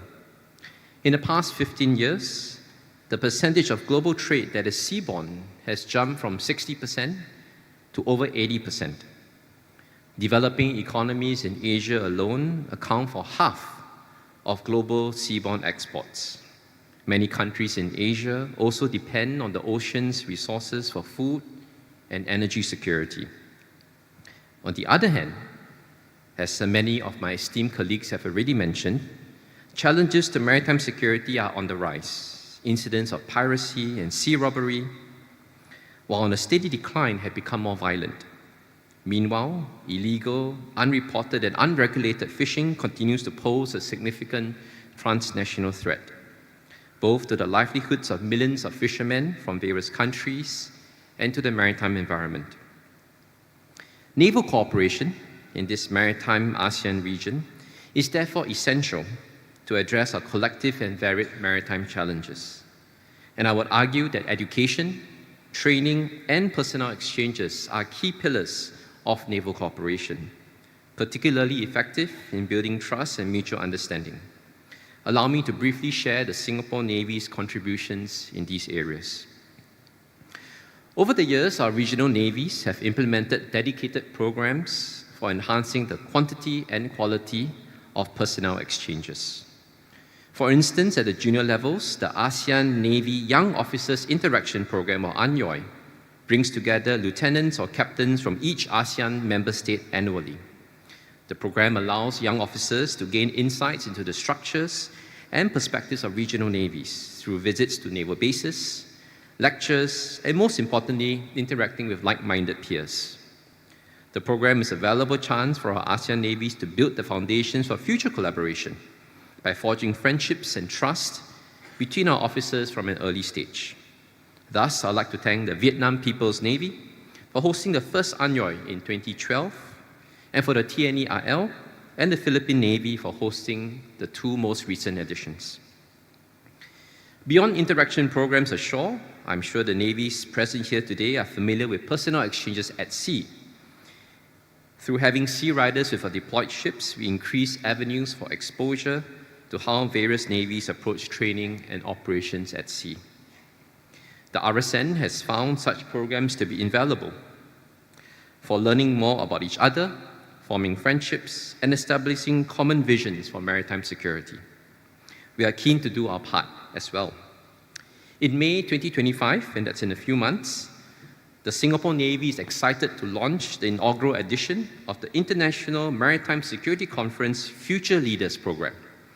Riding on the IMDEX and IMSC events, the program will bring together naval officers of the lieutenant commander to commander ranks from Southeast Asian navies, giving them the chance to engage in dialogues with senior commanders, prominent academics, and most crucially, their like-minded and talented peers from other navies, many of whom will form our region's future naval leadership. Second, on education initiatives. Given the transnational nature of maritime issues, the Singapore Navy recognizes that sharing good education and best practices across navies benefits not just those on the receiving end, but the stability and security of the whole maritime domain. As such, we are committed to inviting international officers to attend our various courses, to exchange ideas with and learn alongside our RSN officers.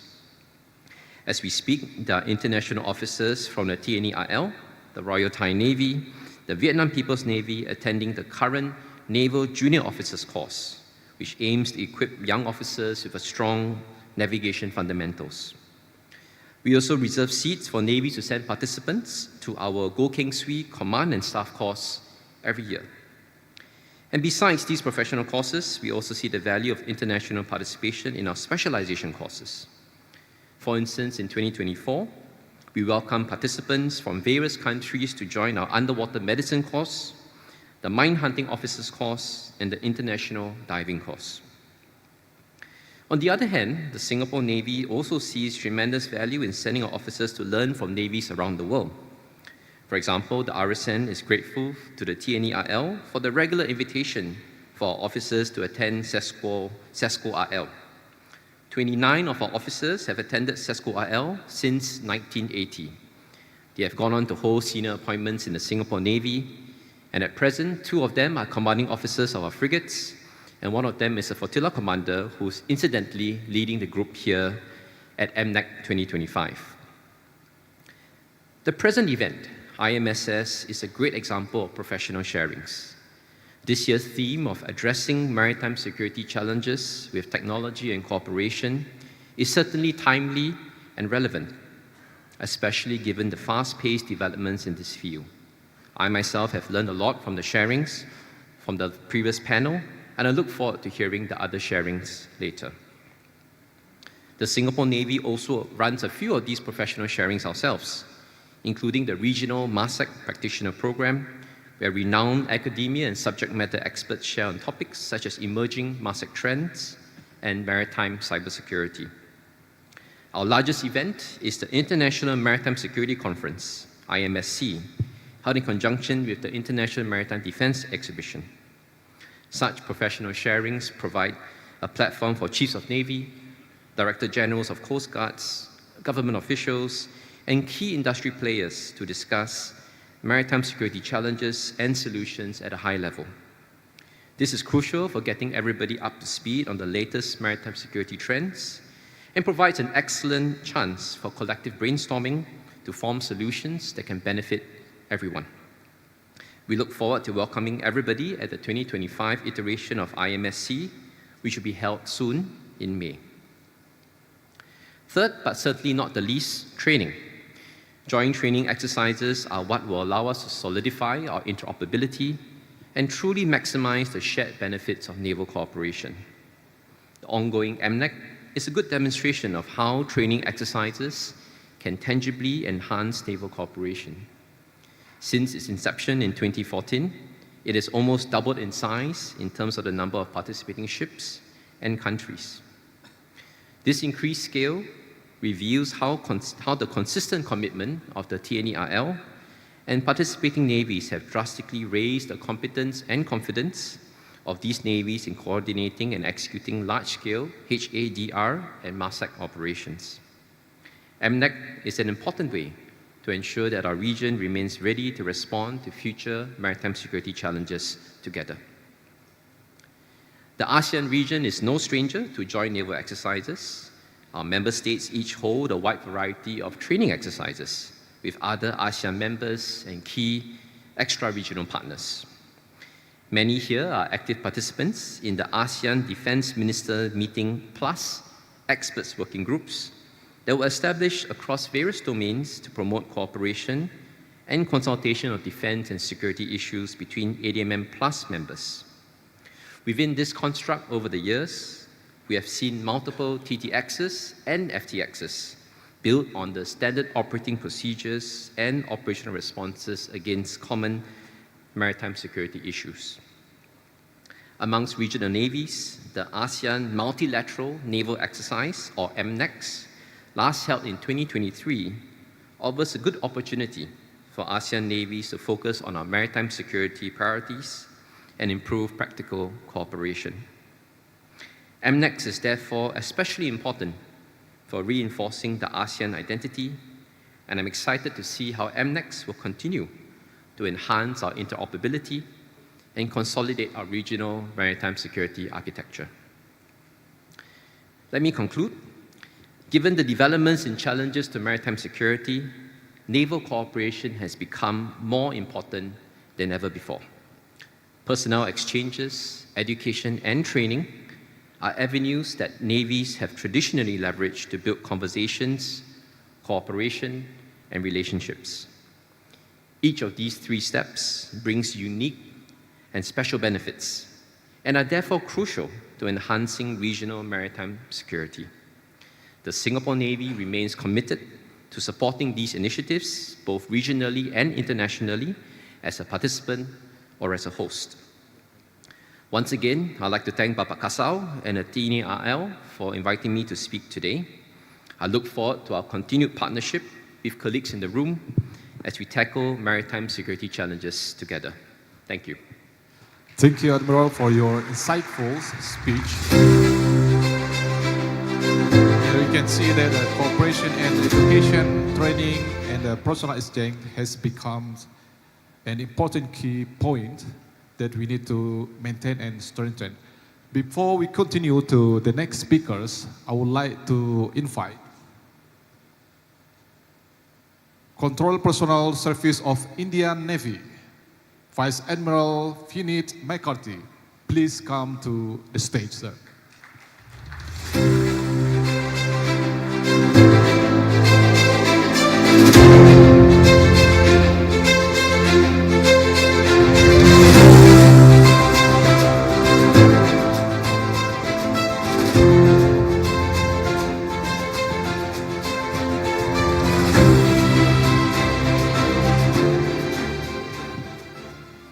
Yes, that's really right, Captain, that a good naval cooperation, of course, requiring a good in human resources. And thank you very much for sharing from Singapore. And now, ladies and gentlemen, we are moving into Indonesia, for surely. So please welcome and enjoy the presentation from Executive Secretary of Indonesian Coast Guard, Rear Admiral Dr. Samuel Koas. Please.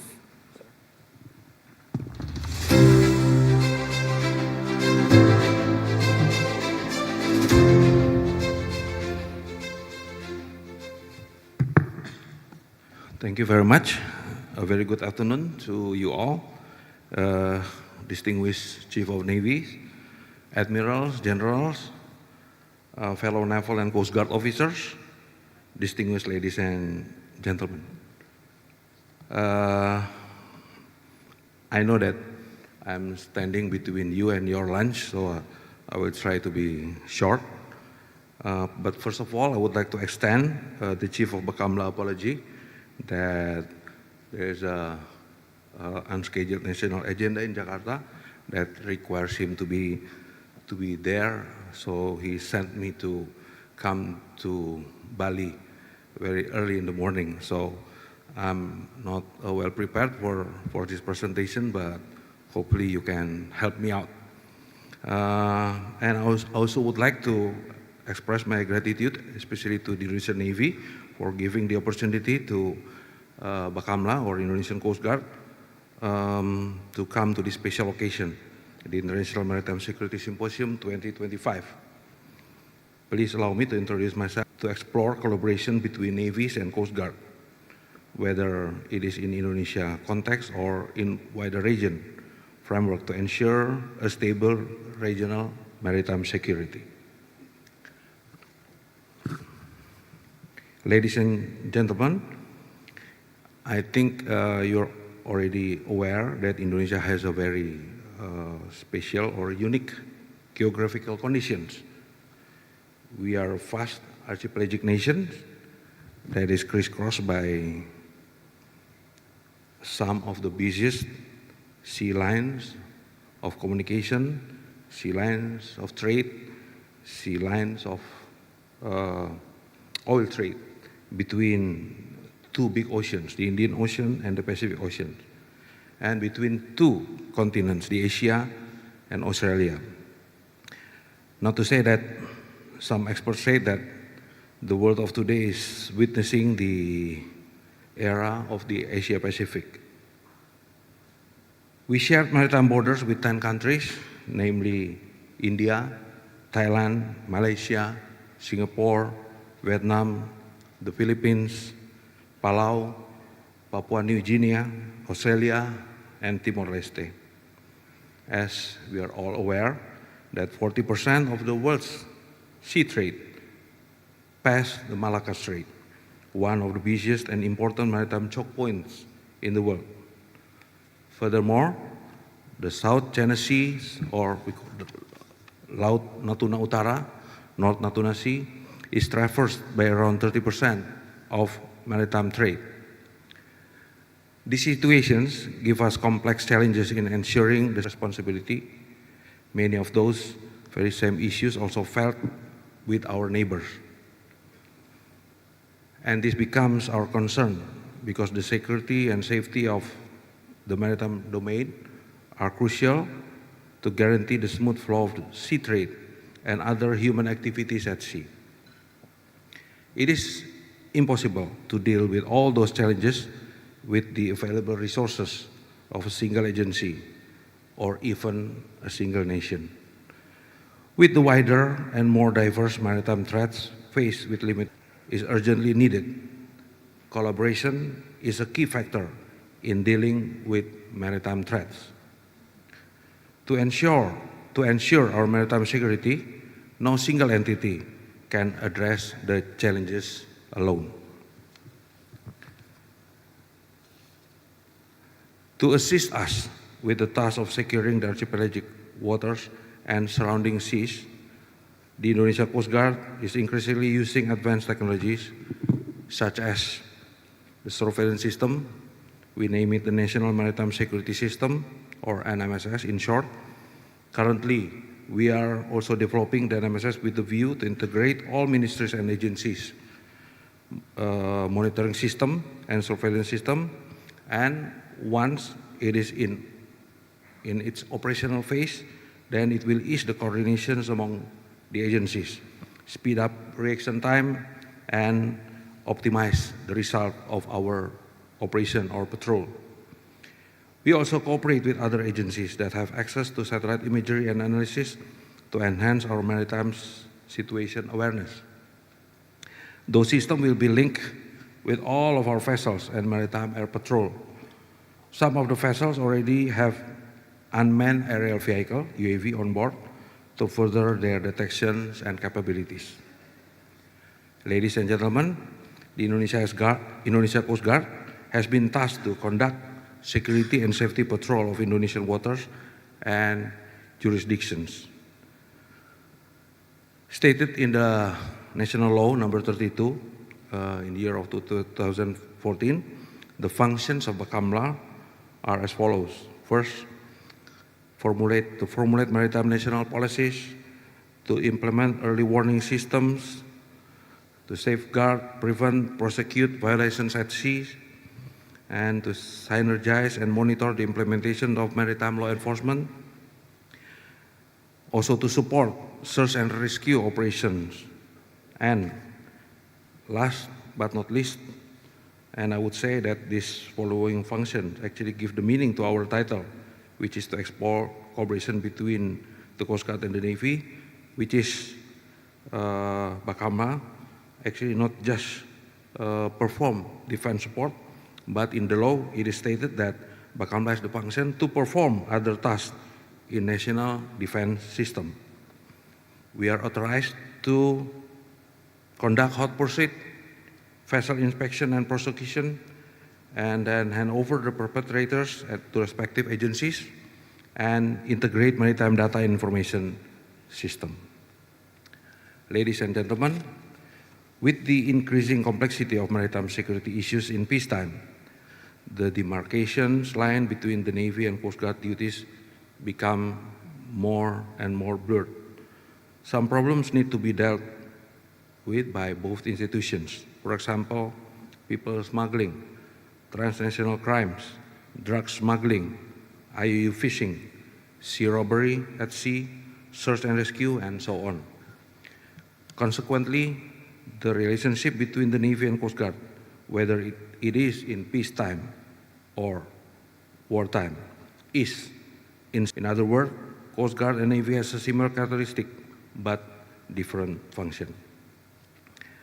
At the national level, collaborations among Indonesian Coast Guard with civilian agencies, military, and academicians to ensure Indonesian maritime security and safety are as follows, but not limited to joint patrol, joint exercise, search and rescue missions, information sharing, berthing facility sharing, capacity building. Those efforts will only succeed if all components of Indonesian society contribute to maritime security matters. At the regional and international level, the Indonesian Coast Guard plays an active role in various maritime security forums. We have good cooperation with other maritime law enforcement agencies through the framework of ASEAN Coast Guard Forum, Heads of ASEAN Coast Guard Agencies Meeting, and Coast Guard Global Summit. The implementation of international cooperation may be in the form of coordinated patrol, information sharing, and capacity building. To summarize, there are several takeaways that I offer. First, enhanced cooperation, collaboration, and information sharing among maritime law enforcement agencies and navies to create a stable maritime environment in the region. Second, to intensify coordinated patrol with neighboring countries.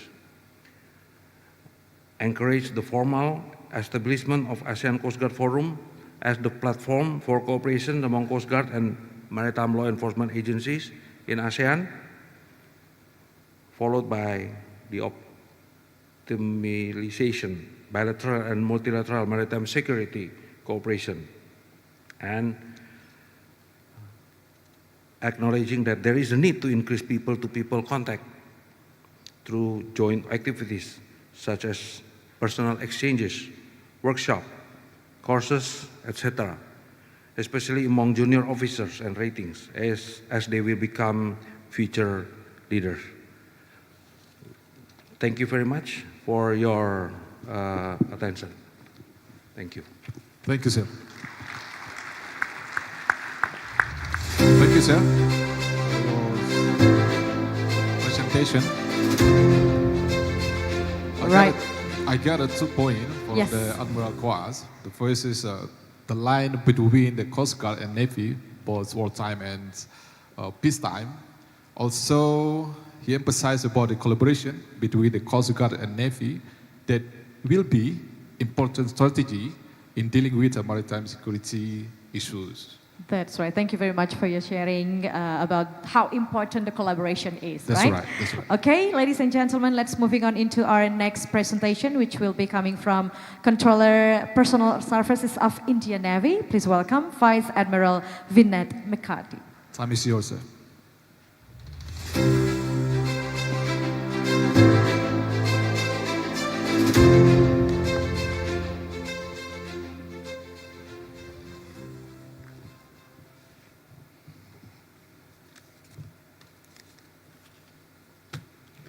Assalamualaikum warahmatullahi wabarakatuh. Selamat pagi. When this greeting was given to me, it was still morning, and I am aware that it's past noon, and if my greeting is wrong, please excuse me, because I don't understand much about the greeting as such. Yang Hormati Admiral Muhammad Ali, Chief of Navies, Head of Delegations, my fellow panelist, Chief of Navy Singapore, ambassadors, colleagues from friendly countries, ladies and gentlemen. At the outset, allow me to acknowledge that it is my very proud privilege to be standing here in midst of this august gathering of the top military leadership of this region and beyond. I must thank Republic of Indonesia and Admiral Muhammad Ali, Chief of Indonesian Navy, for inviting India and personally me, giving this opportunity to be present at this symposium and give India's perspective on the concept of Indo-Pacific. This issue is the heart of the very core of contemporary geopolitics, as the notion of Indo-Pacific is poised not only to redefine the fate and the fortunes of its littorals, but also has the potential to reshape the complete international order. This is what we believe.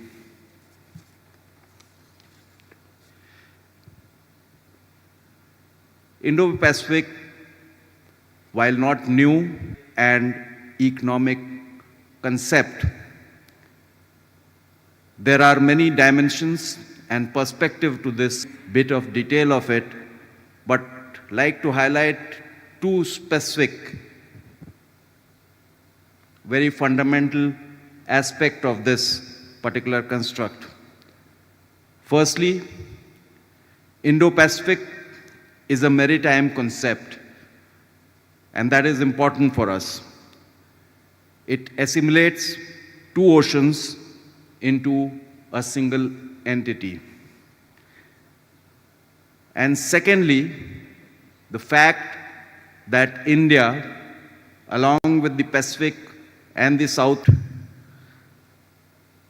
and these are the two important aspects that I would like to focus my thoughts on.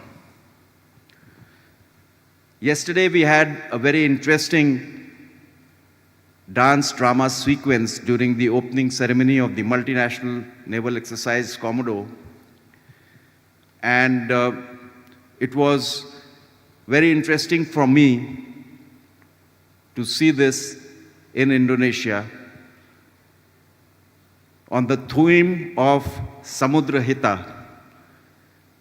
In Sanskrit, it literally means the well-being of the oceans. I found this folklore a most remarkable story being enacted in front of us, not only from the fact and the matter that it is a presentation of an art form most exquisite in its nature and its extent, but it was also remarkable for two more reasons that I wanted to present to you all. First and foremost, we all, being mariners, acknowledge the power of connectivity of the sea and the ability of the oceans to unite us. But perhaps for me, this power of sea and ocean to unite us was most stark yesterday as I was watching this dance and drama sequence. This folklore, which is based on the epic, a mythological epic of India, Mahabharata, has transcended thousands of years and thousands of miles from India to this island nation, and not only survived, thrived, and prospered, giving new meanings and dimension to the original thought, was one of the most remarkable aspects that I found. And this is the essence, in many ways, of the ability for oceans to unite. Secondly, it was the maritime dimension of the folklore itself. Many of you must be familiar with Mahabharata and would know that Mahabharata is essentially an epic on the contest on land.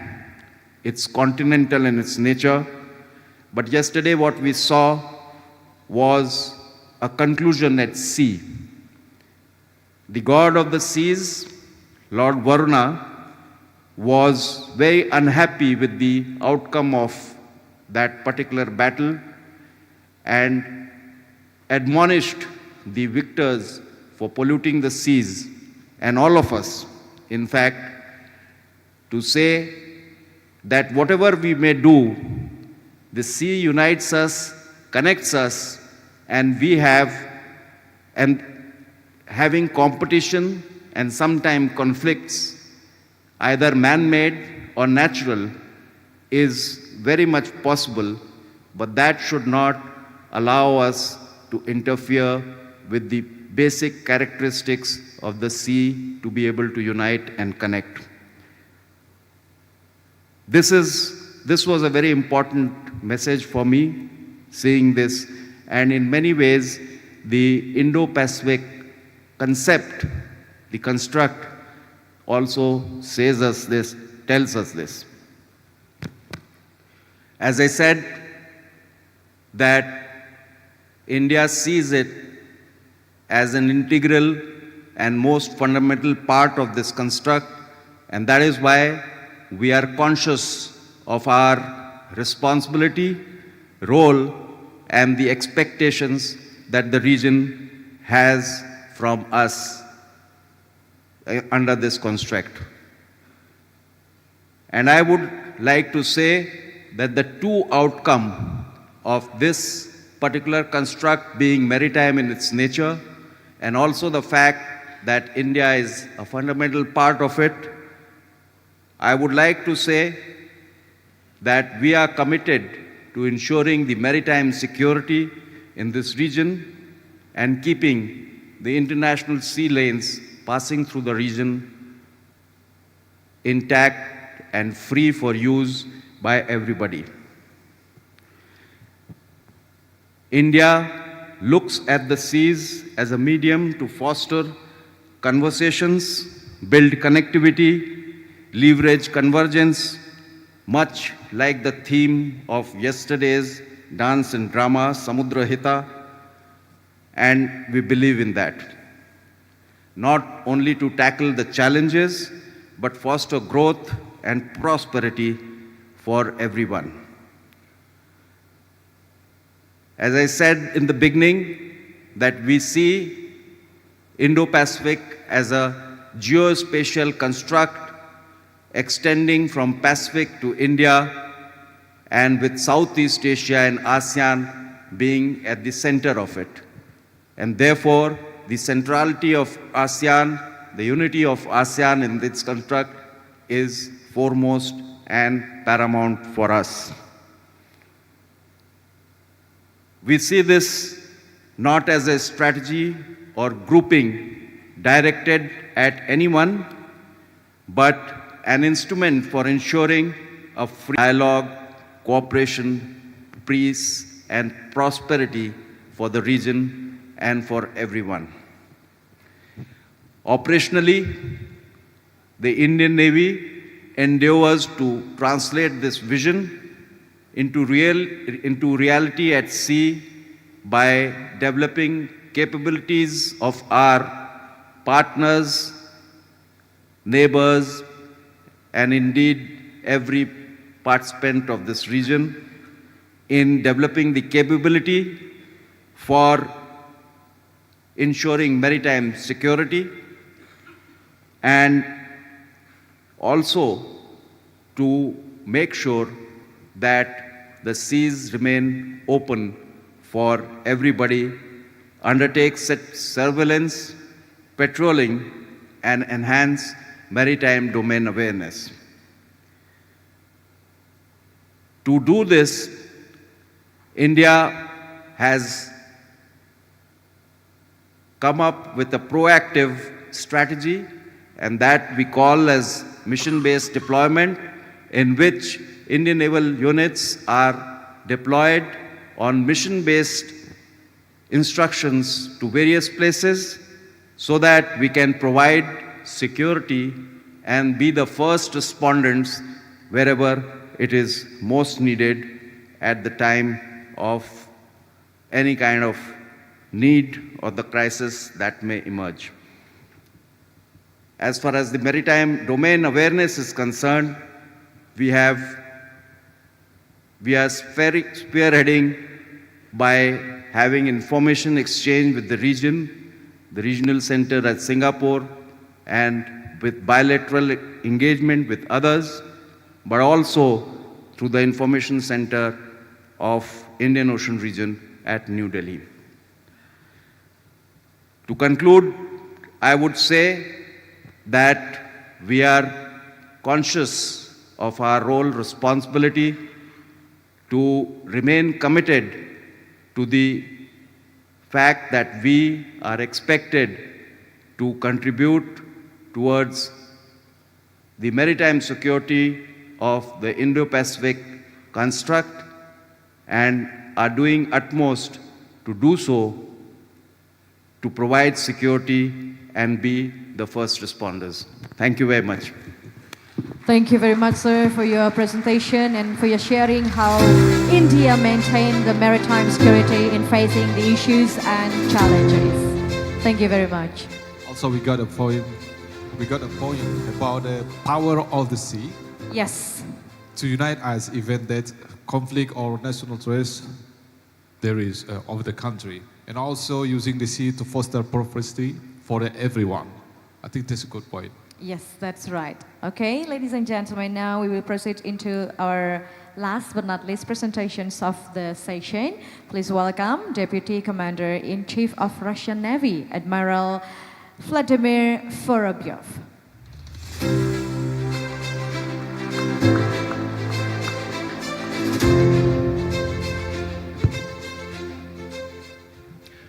Selamat siang. Bapak-bapak dan ibu-ibu yang saya hormati. Ladies and gentlemen, dear colleagues, good afternoon. I will continue in Russian. Морская безопасность в Азиатско-Тихоокеанском регионе имеет большое значение в сохранении мира данного региона и влияет на развитие взаимоотношений между странами в различных сферах, в том числе морской деятельности, направленной на изучение, освоение, использование, охрану и сохранение ресурсов и пространств Мирового океана в интересах устойчивого социально-экономического развития стран региона. Maritime security in the Asia-Pacific region is of great importance in preserving peace of the region and affects the development of relations between countries of the region in various spheres of activity, including maritime activities. Maritime activities are aimed at the study of development, utilization, protection, and preservation of the resources and spaces of the oceans and seas for the sustainable social and economic development of the countries of the region. Развитие морской деятельности и морского потенциала является одним из решающих условий устойчивого социально-экономического развития стран региона в 21 веке. Направления такого развития определяются характером национальных интересов стран Азиатско-Тихоокеанского региона в Мировом океане и необходимостью их гарантированного обеспечения и защиты. The development of maritime activities and its potential is one of the decisive conditions for the sustainable social and economic development of the countries of the region in the 21st century. The directions of such development are determined by nature of national interests of the Asian Pacific countries in the oceans and the need to guarantee and protect them. Однако в морских водах данного региона сосредоточено большое количество угроз, которые страны не в состоянии решить до конца по той или иной причине и, соответственно, реализовать свои национальные интересы. К таким угрозам относятся стремление ряда стран к достижению подавляющего превосходства своих военно-морских сил в регионе, в том числе нерегиональных акторов, попытки ряда государств изменить действующие правовые режимы морских пространств и проливов, используемых для международного судоходства, в интересах достижения собственных геополитических целей. Глобальное влияние Мирового океана на атмосферные процессы и изменение климата на планете, которое характеризуется увеличением частоты, возрастанием интенсивности стихийных природных явлений, негативно влияющих на мировую деятельность в море. Угрозы, связанные с морским терроризмом, пиратством, незаконной транспортировкой по морю оружия, наркотических средств, торговлей людьми, а также с незаконным промыслом и торговлей биоресурсами. However, in the maritime waters of this region, there are a large number of threats, challenges in the countries that are unable to solve to the end for one reason or another, and accordingly to implement the national interest. Such threats include the aspiration of a number of countries to achieve overwhelming superiority of the naval forces in the region, including non-regional players, attempts by a number of states to change the existing illegal regimes of maritime spaces and straits using for the international navigation in order to achieve their own geopolitical goals. The global impact of the world ocean on atmospheric processes and climate change on the planet, which is characterized by an increase in the frequency and intensity of natural phenomena that negatively affects maritime activities. Threats related to maritime terrorism, piracy, illegal transportation by sea of weapons, illegal drugs, human trafficking, as well as illegal fishing and trade in biospheres. Также необходимо отметить возросшие возможности преступных организаций по проведению террористических акций, связанных в первую очередь с применением беспилотных летательных аппаратов, безэкипажных катеров, автономных необитаемых подводных аппаратов, а также с применением средств программно-аппаратного воздействия на информационно-технические объекты морской инфраструктуры. Данный вопрос требует активного международного обсуждения, в частности, выработки единых подходов по определению юридической ответственности за применение подобных средств. Отсутствие единых подходов не позволяет эффективно выполнять задачи по управлению морской деятельностью, осуществлять защиту и сохранение морской среды, борьбу с морским пиратством и терроризмом, а также обеспечить безопасность объектов морской инфраструктуры и мореплавания. It is also necessary to note that the increased capabilities of criminal organizations to carry out terrorist acts, primarily involving the UAVs and etc., as well as the use of software and hardware to affect information technology facilities of the maritime infrastructure. The issue requires active international discussion and in particular the development of the unified approaches to determine legal liability for the use of unmanned aerial vehicles. The lack of unified approaches makes it impossible to effectively carry out the tasks of managing maritime activities, protecting and preserving the maritime environment, combating maritime piracy and terrorism, and ensuring the safety of maritime infrastructure and navigation. Стоит отметить, что в июне 2024 года президент России Владимир Путин выдвинул инициативу формирования новой архитектуры евразийской безопасности. Она предполагает продвижение справедливого, многополярного мироустройства, урегулирование имеющихся на континенте противоречий силами самих евразийских стран, предотвращение конфликтов в будущем. В практическом плане государства и региональные структуры на евразийском континенте, реализуя данную концепцию, должны сами определять конкретные области взаимовыгодного сотрудничества, займутся отладкой существующих и созданием новых институтов и механизмов в области безопасности. Совокупность таких действий в результате должна привести к выстраиванию долгосрочного мира без противоречий и конфликтов. It is worth noting that in June 2024, Russian President Vladimir Putin put forward an initiative to form a new Eurasian security architecture. It envisages promotion of a fair, multipolar world order, settlement of existing contradictions on the continent by Eurasian countries themselves, and prevention of conflicts in the future. In practical terms, by implementing this concept, the states and regional structures of the Eurasian continent will themselves identify specific areas of mutually beneficial cooperation and will work to fine-tune existing and establish new security institutions and mechanisms.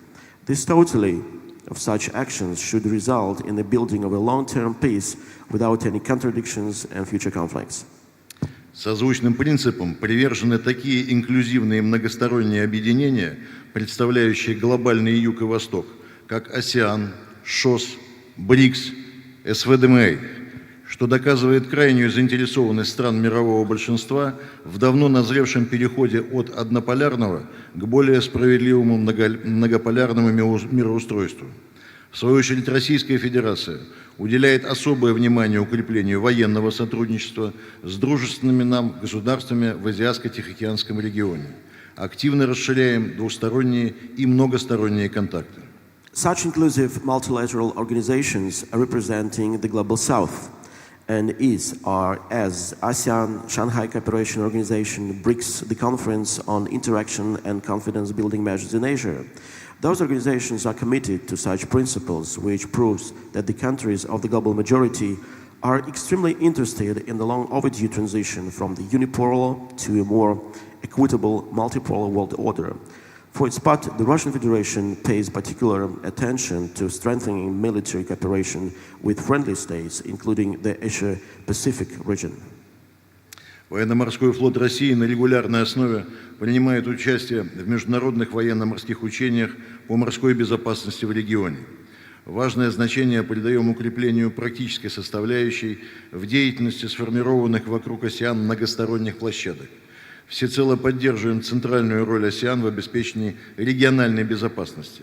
Призываем всех участников асиановских форматов сотрудничества следовать традиционным принципам обеспечения коллективной безопасности за счет конструктивного, равноправного и взаимоуважительного диалога. При этом, выступая против попыток прозападного лагеря СМОА+, отойти от практической правильности работы данного механизма и политизировать его повестку дня. The Russian Navy on a regular basis participates in international naval exercises on maritime security in the region. We pay great importance to strengthening the practical component in the activities of the multilateral platform formed around ASEAN. We fully support the central role of ASEAN in ensuring regional security. We do call on all our participants in ASEAN formats of cooperation as to follow the traditional principles of ensuring collective security through constructive, equitable, and mutually respectful dialogue. And we oppose the attempts by pro-Western alliances or VDM Plus to move away from the practical orientation of the work of these mechanisms and to politicize its agenda. Одной из мер доверия, повышающих уровень морской безопасности, по нашему мнению, является заключение двусторонних меморандумов о сотрудничестве в военно-морской области. Военно-морской флот активно развивает данную нормативно-правовую базу. Так, в настоящее время уже заключены меморандумы с оборонными ведомствами Вьетнама, Индонезии, Республики Корея, Мьянмы, Филиппин, Таиланда, Камбоджи и Китая. Министерство обороны России традиционно открыто для обсуждения и решения всех возникающих вопросов на основе взаимного уважения, честного и равноправного диалога. В заключение хотел бы выразить индонезийской стороне благодарность за организацию данного форума, поблагодарить за оказанное гостеприимство. One of the confidence-building measures to improve maritime security is the conclusion of bilateral memorandums of cooperation in the naval area. The Russian Navy is actively developing this legal framework. Thus, at present, memorandums have already been concluded with the defense agencies of Vietnam, Indonesia, the Republic of Korea, Myanmar, the Philippines, Thailand, Cambodia, and China. The Russian Ministry of Defense has traditionally been open to discussing, resolving all emergency issues on the basis of mutual respect, honest and equal dialogue. In conclusion, I would like to express my gratitude to the Indonesian side for organizing this event and thank them for their hospitality. Thank you. Terima kasih atas perhatian. Selamat siang. Thank you for your attention. Let's give a big round of applause, ladies and gentlemen.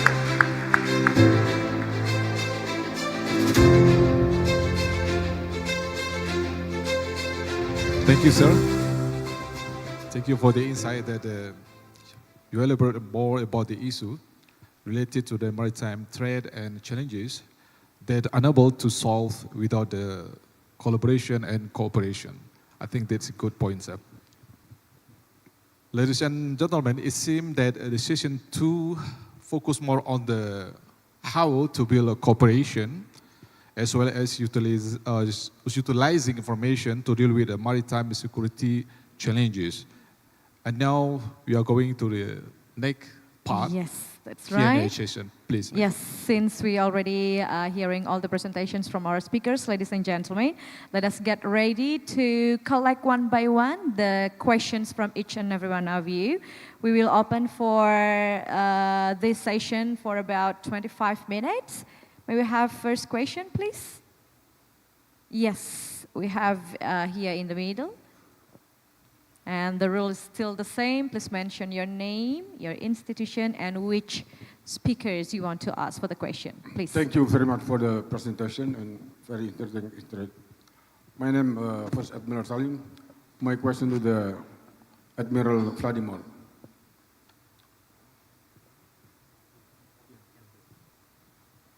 So you mentioned about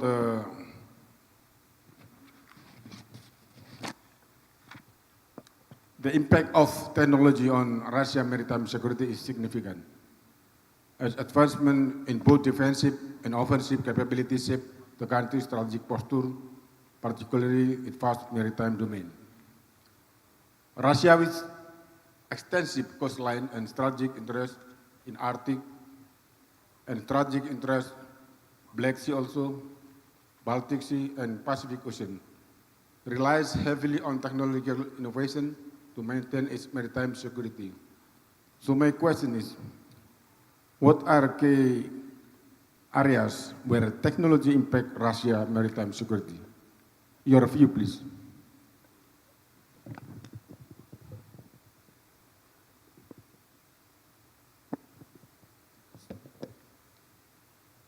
You got the point? Yes, so whenever you're ready, please. You can directly answer it. Yeah. Would you like to please give your opinion about the question?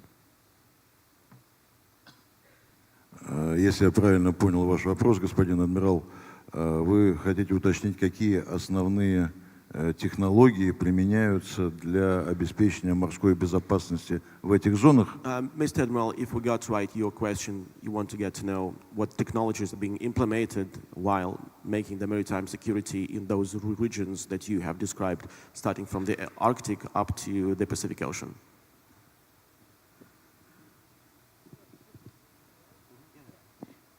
Yes, Bapak Ijin. So is that in terms of the technology that you are asking? Yes, and what about the challenges, what the key areas?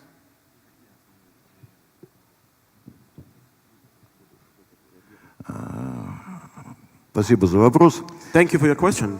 Ну, во-первых, нельзя говорить о технологиях в отрыве от конкретных районов и форм применения сил военно-морского флота в этих районах. Well, you see that you cannot talk separately only about the technologies combining with the capabilities and the forces that you are using precisely in this region. Если мы говорим о упомянутом вами арктическом районе, то, конечно, в первую очередь противником там является природа. When we're talking about the Arctic region, the main adversary, the main enemy is the nature that we are dealing with. Причем противником она будет являться как Российской Федерации, оперирующей в своем секторе Арктики, так и тем недружественным государствам, которые будут планировать свои действия в этом же районе. And it is the enemy not only to the Russian Federation and all of those countries operating and who will operate in this region. Таким образом, именно физико-географические условия этого района являются отчасти определяющими для используемых там технологий. Geographical conditions will depend on the technology capabilities that you will apply while operating in this region. Аналогично и другие районы действия сил военно-морского флота России, упомянутые вами в вопросе, а именно Тихий океан, Балтийское море, определяют и технологии, и формы применения сил и средств, исходя из противостоящего противника и, конечно, естественных природных условий. The same areas when we are dealing in the Baltic region, at the Pacific region, the nature will identify the forms and the capabilities when you are operating in this region. Приведу простой пример. Абсолютно бессмысленно заниматься развитием атомных подводных лодок на Балтийском море, потому что им там негде и нечего делать. I will give you a very simple example that there is no deal, well, to have the development of the submarine forces in the Baltic region because there is no space, the area as for them to operate. Надеюсь, я ответил на ваш вопрос. I do hope that I successfully answered your question. Thank you. Thank you very much, sir. All right, thank you very much. So we got the first question already. Now we're looking for another questions from anyone, please. And also online participants, we please you to also pops up the question, if any. Now we have a question from Yes, Captain, our please. participants, online participants. This is from Majors Ho Bing Zeng, Indonesian Naval Command Staff College, 63 batch. This question addressed to Dr. Samuel Koas. I think this is from Singaporean. Yeah.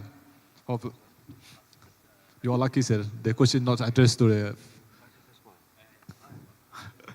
In line with the theme of addressing maritime security challenges through cooperation and technology, how should new technologies such as unmanned systems be incorporated into existing collaboration between nations to enhance maritime security? Maybe you can LAUT answer this question, please. Yes, sir, please. Thank you, Major Ho.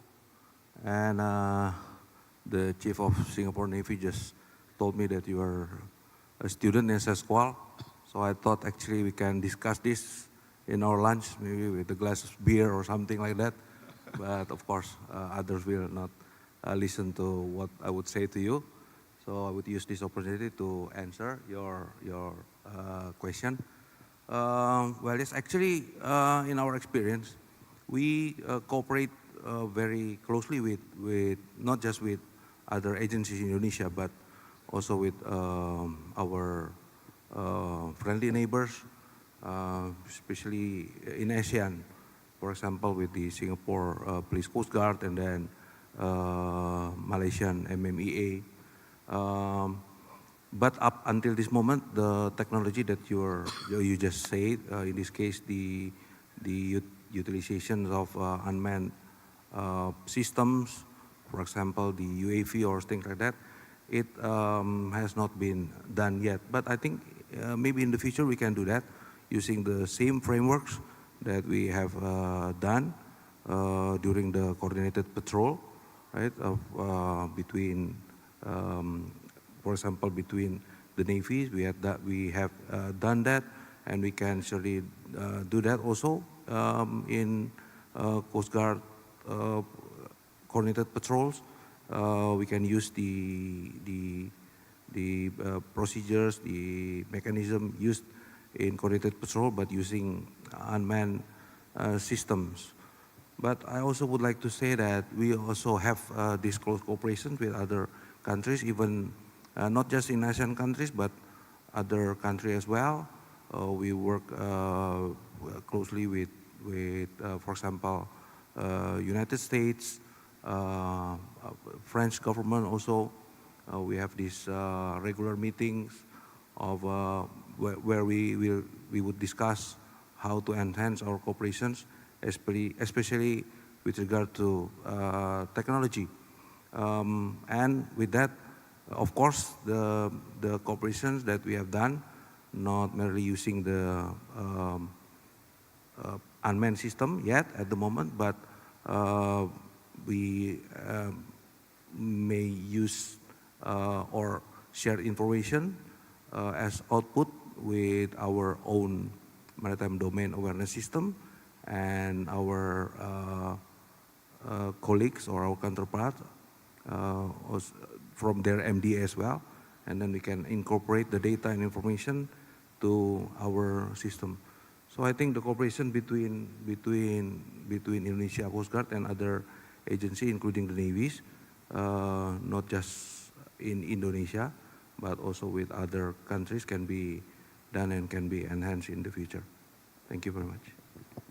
Thank you very much for your explanations and for your answer. Okay, so now I think we will open for the last questions of this session. Ladies and gentlemen, any one of you, please? Please, sir. Okay, Pak Siswanto, silakan Bapak. Wah, sampai hafal namanya. Thank you. I would like to ask Admiral Sanwat.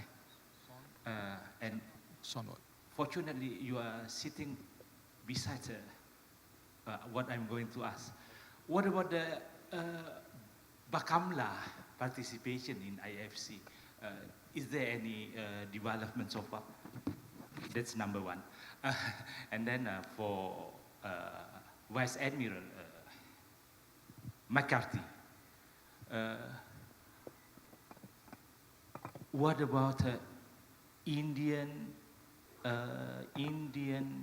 Andaman Nicobar plane to use Sabang as a replenishment center for your navy? Is it a real or just hype? Thank you. Wow, since this is the last question, so it comes with like special fried rice. Pakai telur ya Pak ya, 2 ya. Okay, one question for Mr. Sean Watt and the other is for Mr. McCarthy. Please, Mr. Sean Watt, time's yours. Thank you, Pak, for the question. At the Information Fusion Center in Singapore, we have enjoyed the support of many, many countries, including Indonesia. We have also extended an invitation to Bakamla to send a liaison officer to us. We are waiting on the development for that. We also have invited many other Coast Guards to send representatives. And that's because we find that when there are more agencies represented, we can share information better, we can queue even more operational responses, and that helps to support maritime security efforts. So indeed, we are very open. It's a center that we invite everybody to send representatives and be a part of the information sharing effort. Thank you.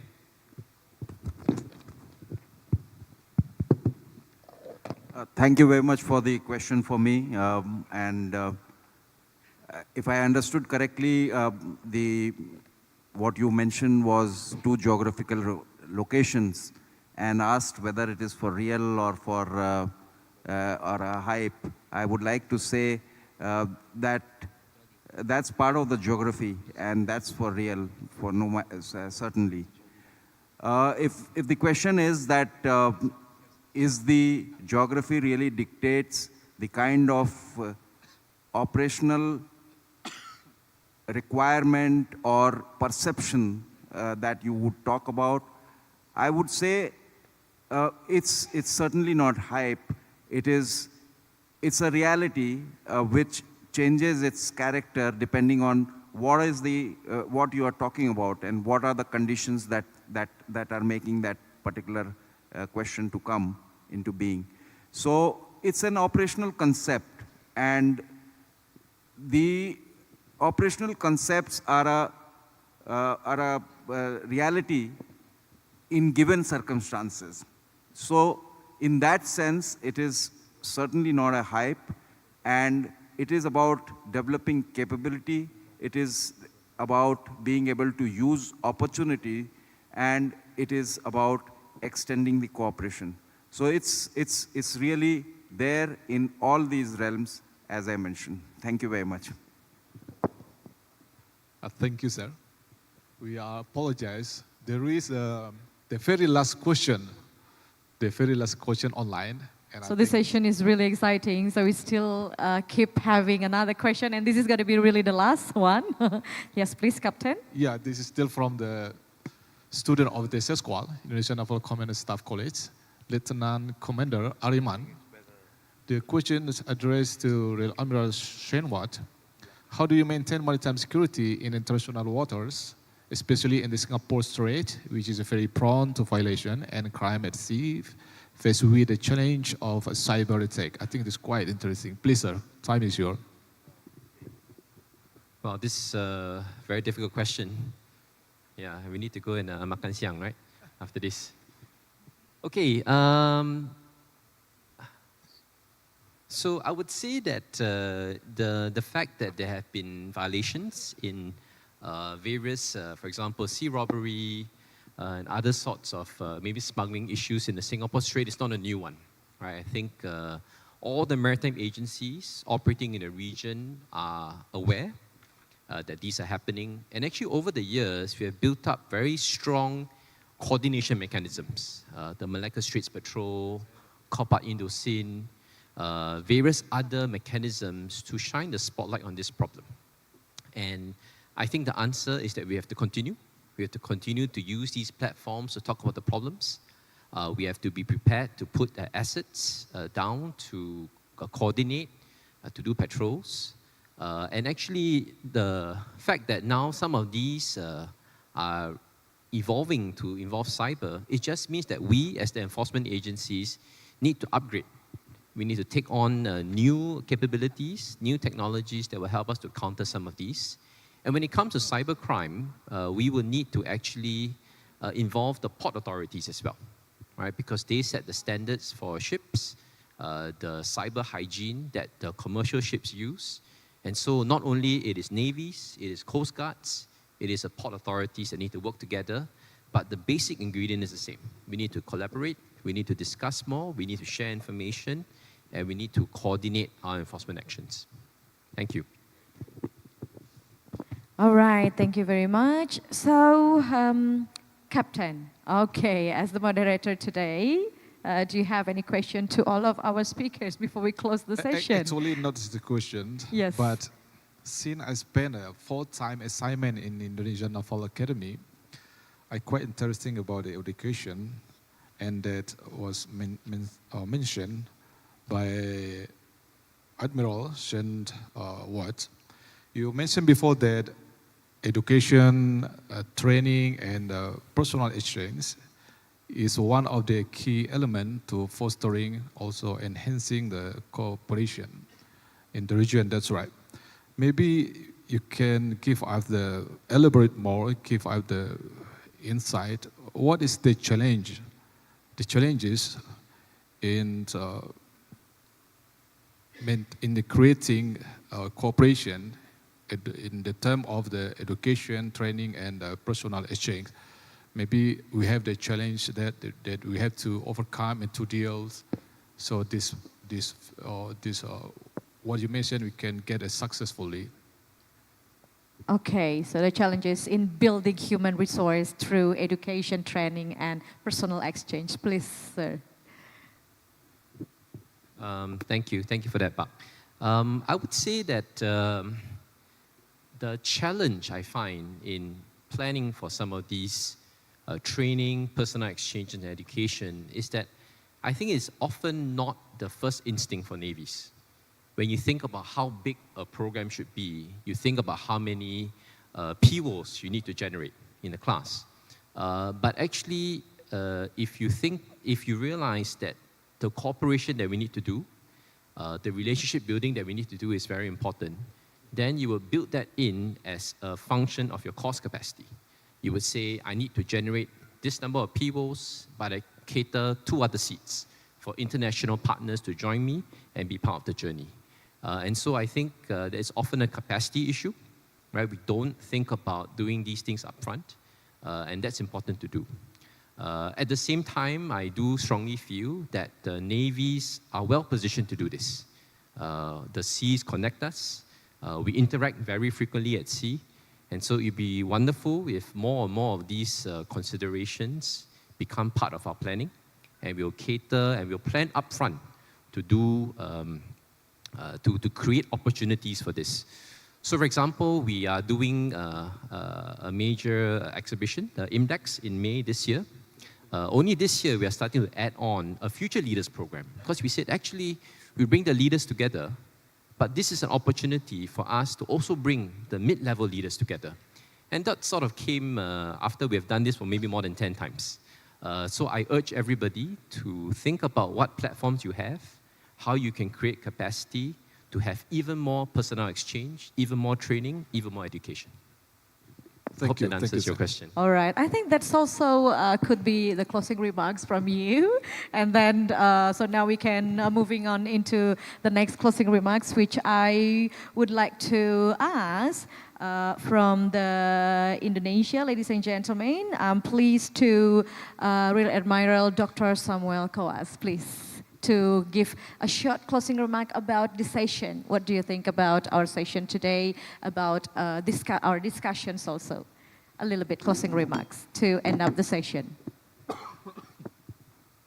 Yeah, thank you very much. I would like to re-emphasize what Bakamla has mentioned in the presentation, that we need that collaboration, we need the cooperation, because I don't think we can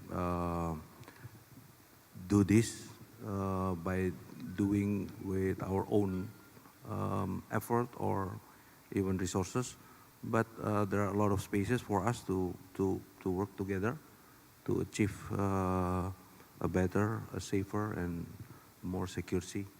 So I think that's the message. Yes, that's right. Emphasizing how important we should work together. And then surely we will ask also some closing remarks from Vice Admiral Vinod McCarthy, please. 1 minute closing remarks to close the session. Yeah, thank you very much. I think the important message that we have been plowing through the morning today and in this session specifically is recognizing the fact that collaboration, the unifying factor of oceans, and the fact that nothing happens at sea without every stakeholder putting the shoulder to the wheel in their own way, respecting each other's view and accommodating every aspect of maritime security. This fact has been reinforced, and I think a dialogue like this does this purpose of reiterating and bringing yet another facet to this understanding that every time we meet. So in that sense, the session has done its purpose, and for me personally, it was very enriching to be able to exchange these views with all of you. Thank you very much. Thank you, sir. Thank you. And last but not least, surely we would like also to have some statement from you as a closing remark to this session. To Admiral Vladimir Vorobyov, please.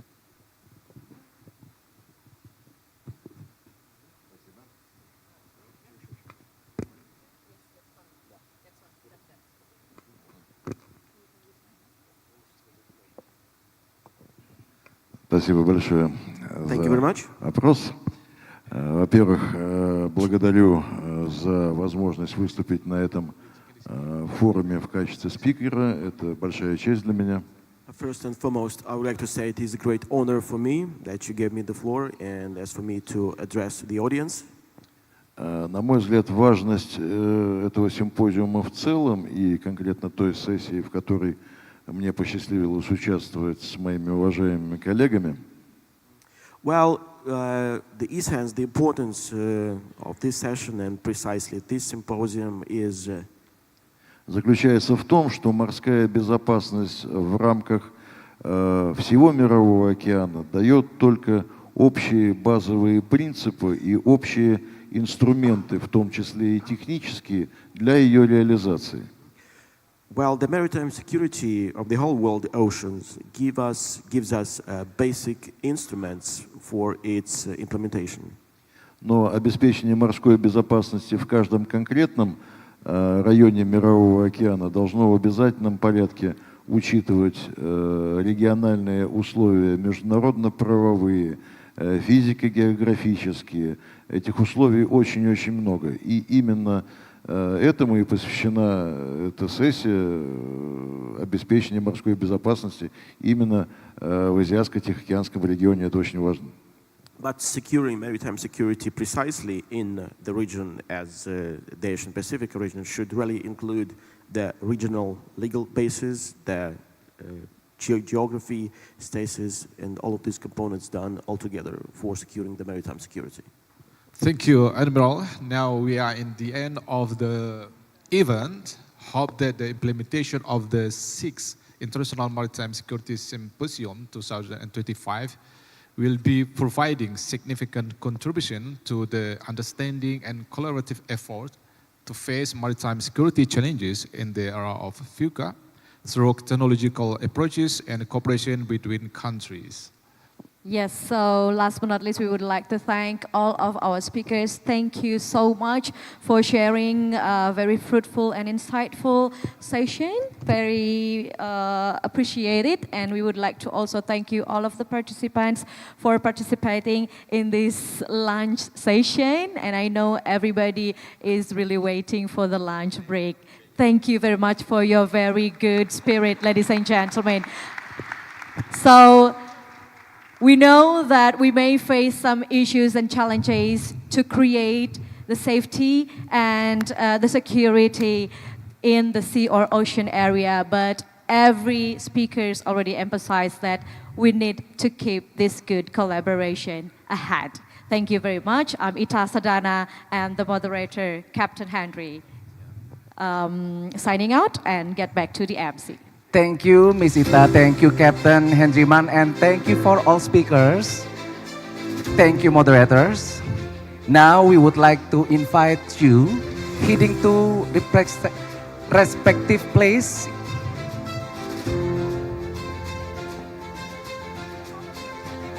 Kindly invite all of the speakers and moderators to respective place in front of the stage, sir. Okay. Taking photo session first.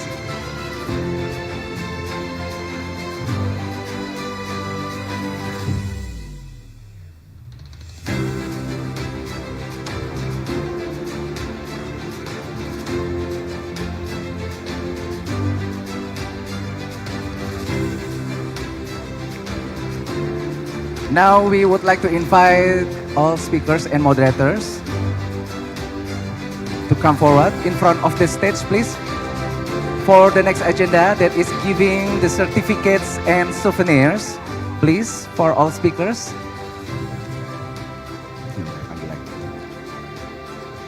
Kindly invited to the stage too. We kindly invite to Commander of the French Armed Forces in the Asia Pacific.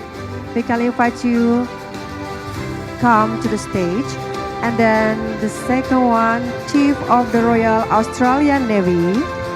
And then Deputy Chief of the Indonesian Navy, Commander of the United States Pacific Fleet, and then Chief of Navy, the Republic of Singapore Navy, Indonesia Coast Guard, The Control Personnel Services of Indian Navy, of Russian Navy. Your kindly please, sir.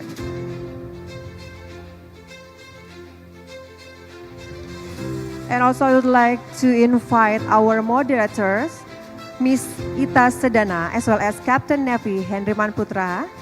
Kindly join with the guest speakers.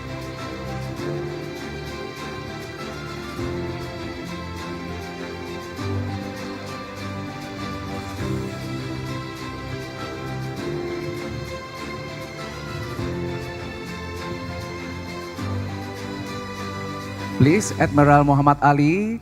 The first souvenir will be given to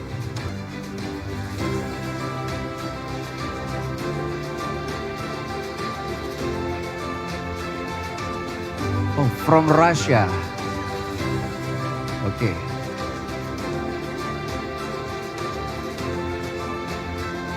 From France. Okay, next. First souvenir will be given to Commander of the French Armed Forces in the Asia Pacific. And then the second souvenir Giving to Deputy Chief of Russian Navy.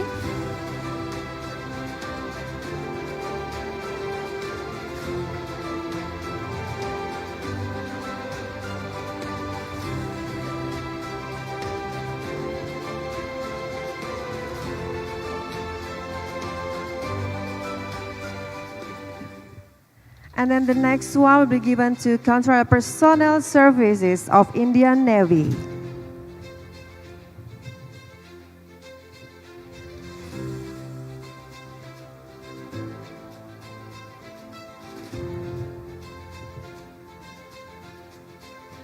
Still for Deputy Chief of Russian Navy. Yeah. Continue by photo session. And then And all the guest speakers will have certificate and first. also the Yeah. souvenir from the Chief of the Indonesian Navy. And then the souvenir for Control Personnel Services of Indian Navy.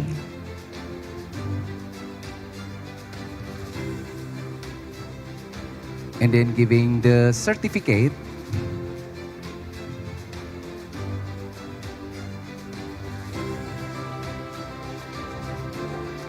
Next souvenir, giving for Indonesia Coast Guard.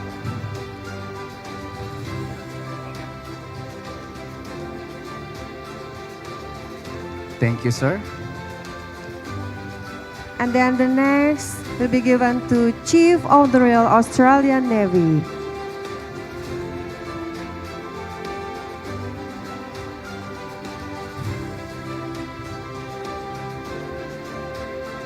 Okay, after souvenir.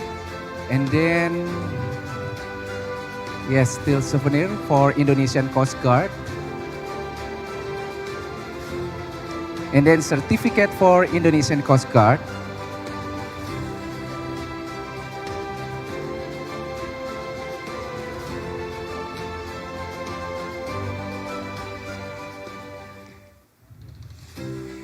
Now we're given the souvenir to Chief of the Royal Australian Navy.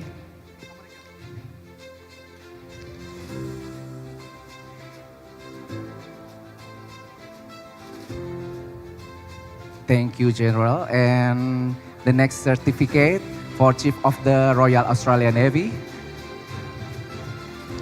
Souvenir and certificate.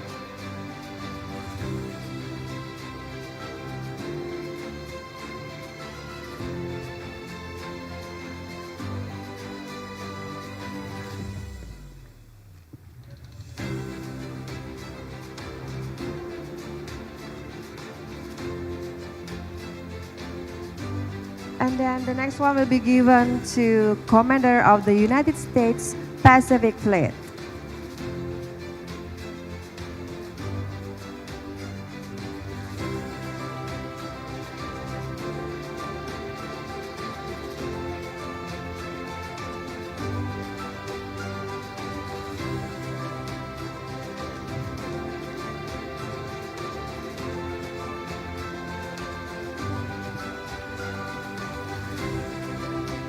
And then the certificate.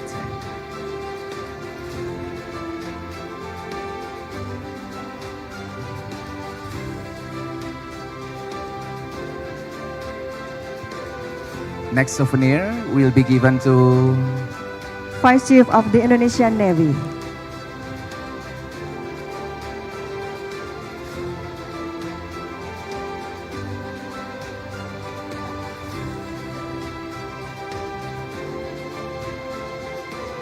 and then the certificate. Okay, thank you.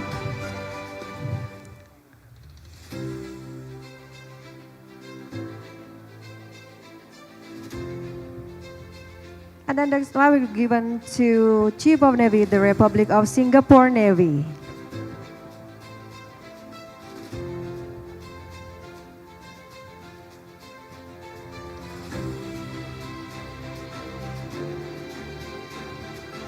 Souvenir and then certificate for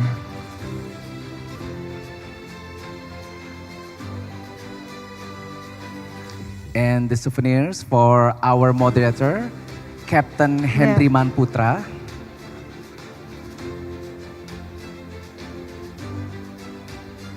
And the certificate. Okay. And next for Miss Ita Sedana, our moderator.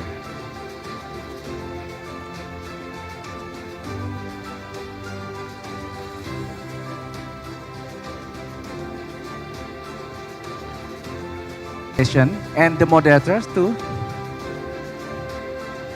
And the moderator as well. We will have a photo session.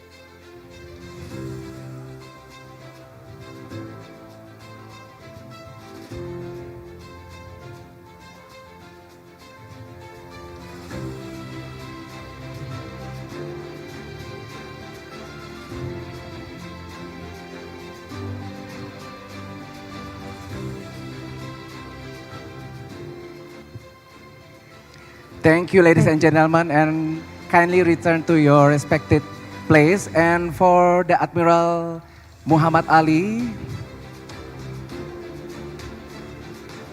after giving the certificates and souvenirs, kindly requested to proceed on the stage. Okay, for closing remark.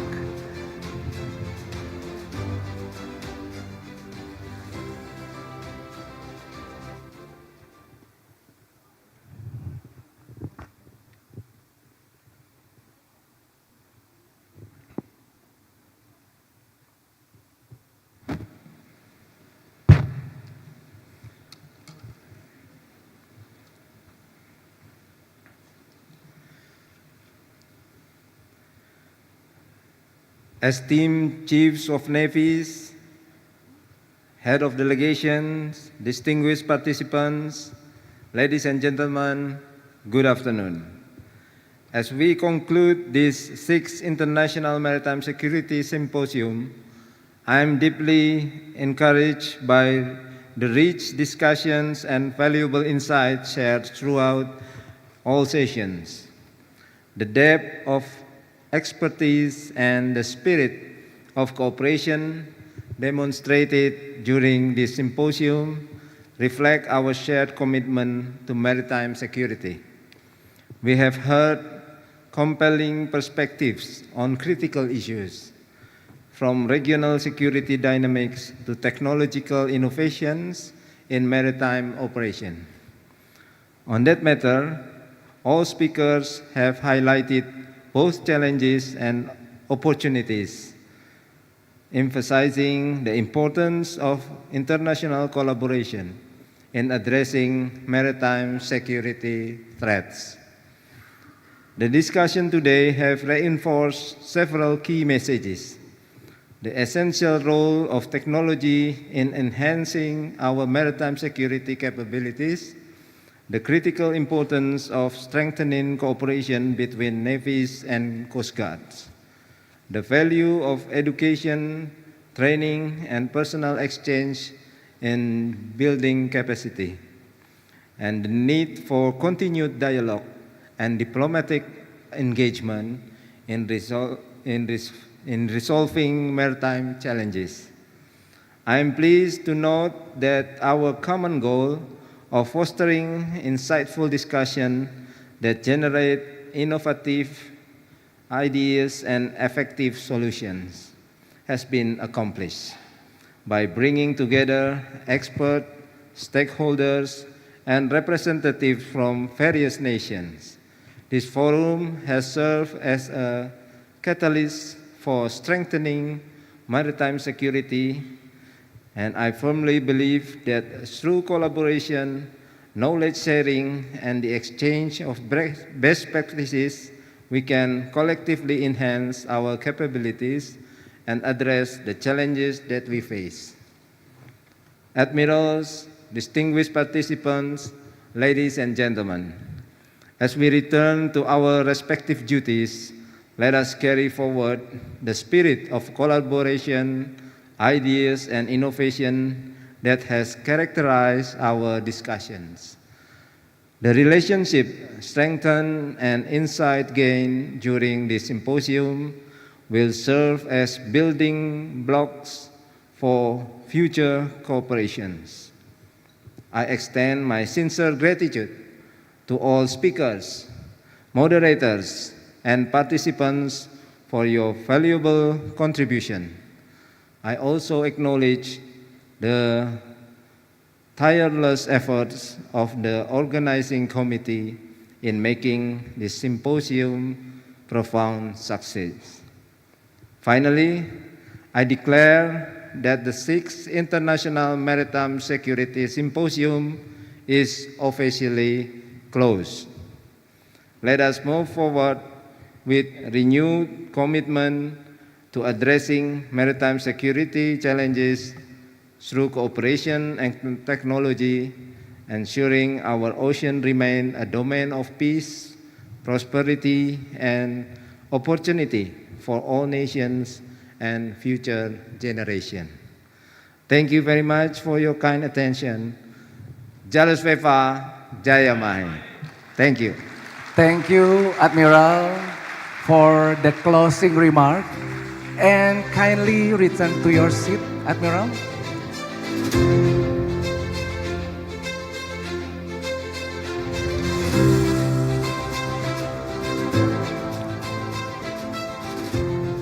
Honorable guests, ladies and gentlemen, we have reached the end of today's agenda of the 6th International Maritime Security Symposium 2025.